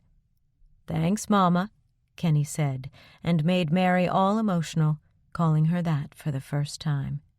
She grabbed his face in 2 hands and planted a kiss on his cheek. "You dear thing," she said. "I'll bet your own Mama is smiling down from heaven at this very moment. Now go on, take your wife and go." They found Casey and told her they were slipping away. Kenny handed her the car keys and said, "Be careful with my new Mercedes." She gave him a smooch on the cheek and said, "Be careful with my new mother." Then she added, "Bye, Mother Mac. Have a nice honeymoon."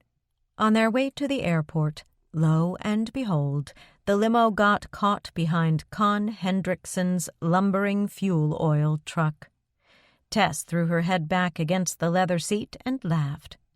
"What's so funny?" "Just like the day I came back home last April. I followed Con's truck all the way around the town square. That was the day I met you." Not exactly," he added. "Again," she amended. "There you got it." Her private plane was waiting at Three Rivers Airport and flew them to Nashville, where her Z was waiting at another airport. She gave her hubby a smirk and asked, "How'd you like to drive?" "Wow," he said drolly, accepting the keys. "This is really true love after all, then, isn't it?"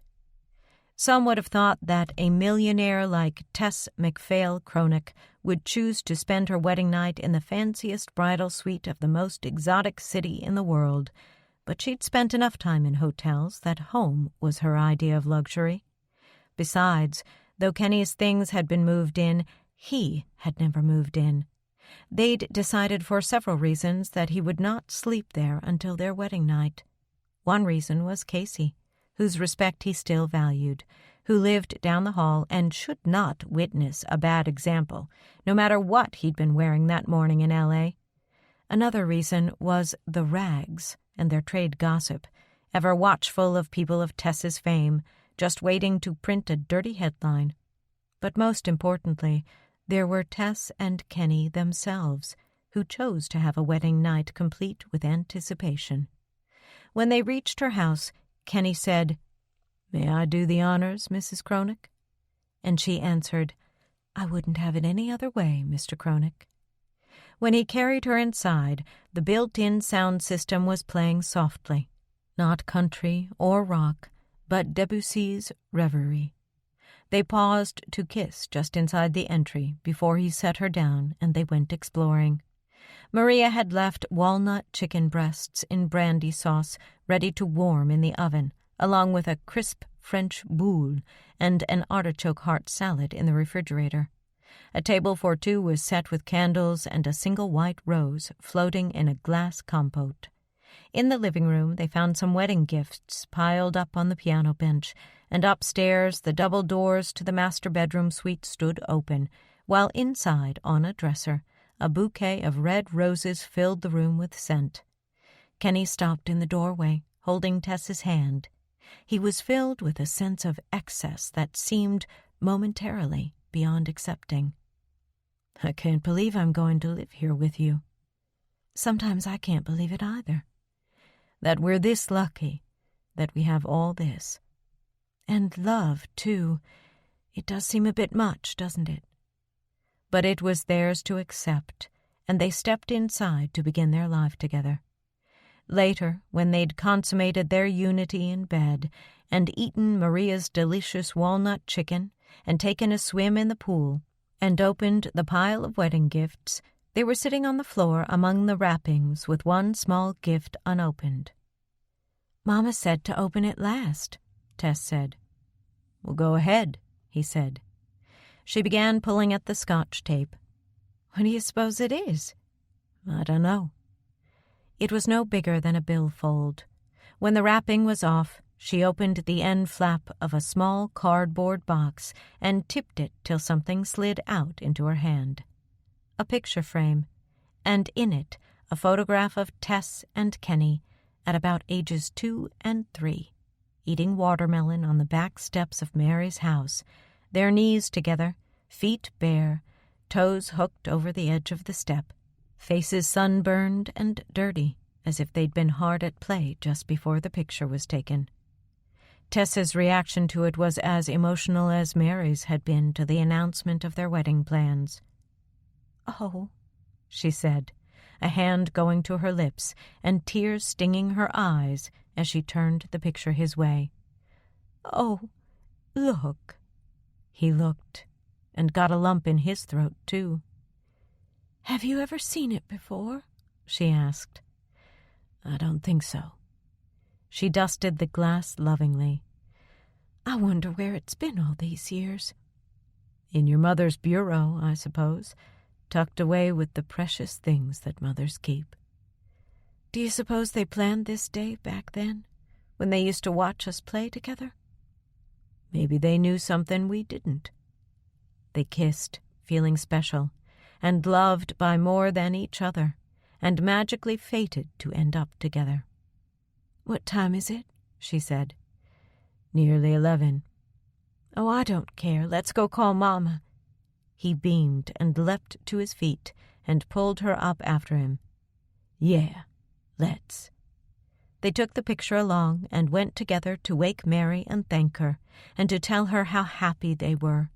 And then they simply had to call Casey, too, just to say good night and that they loved her. When they finally went upstairs, they took the picture along and set it on their bedside stand where it would be when they woke up in the morning. And the morning after that. And the morning after that.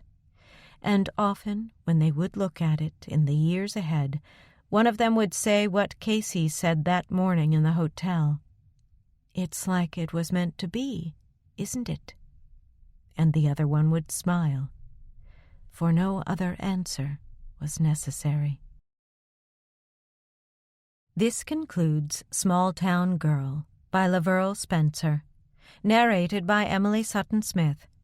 Copyright 1997 by LaVyrle Spencer. Copyright 1997 by LaVyrle Spencer, lyrics and music to Small Town Girl. Copyright 1997 by LaVyrle Spencer, excerpt from Then Came Heaven. This unabridged audiobook is published by arrangement with LaVyrle Spencer, care of the Axelrod Agency, and was produced in the year 2021 by Tantor Media Incorporated, a division of Recorded Books, which holds the copyright there, too. Please visit Tantor.com for more information on our growing library of unabridged audiobooks.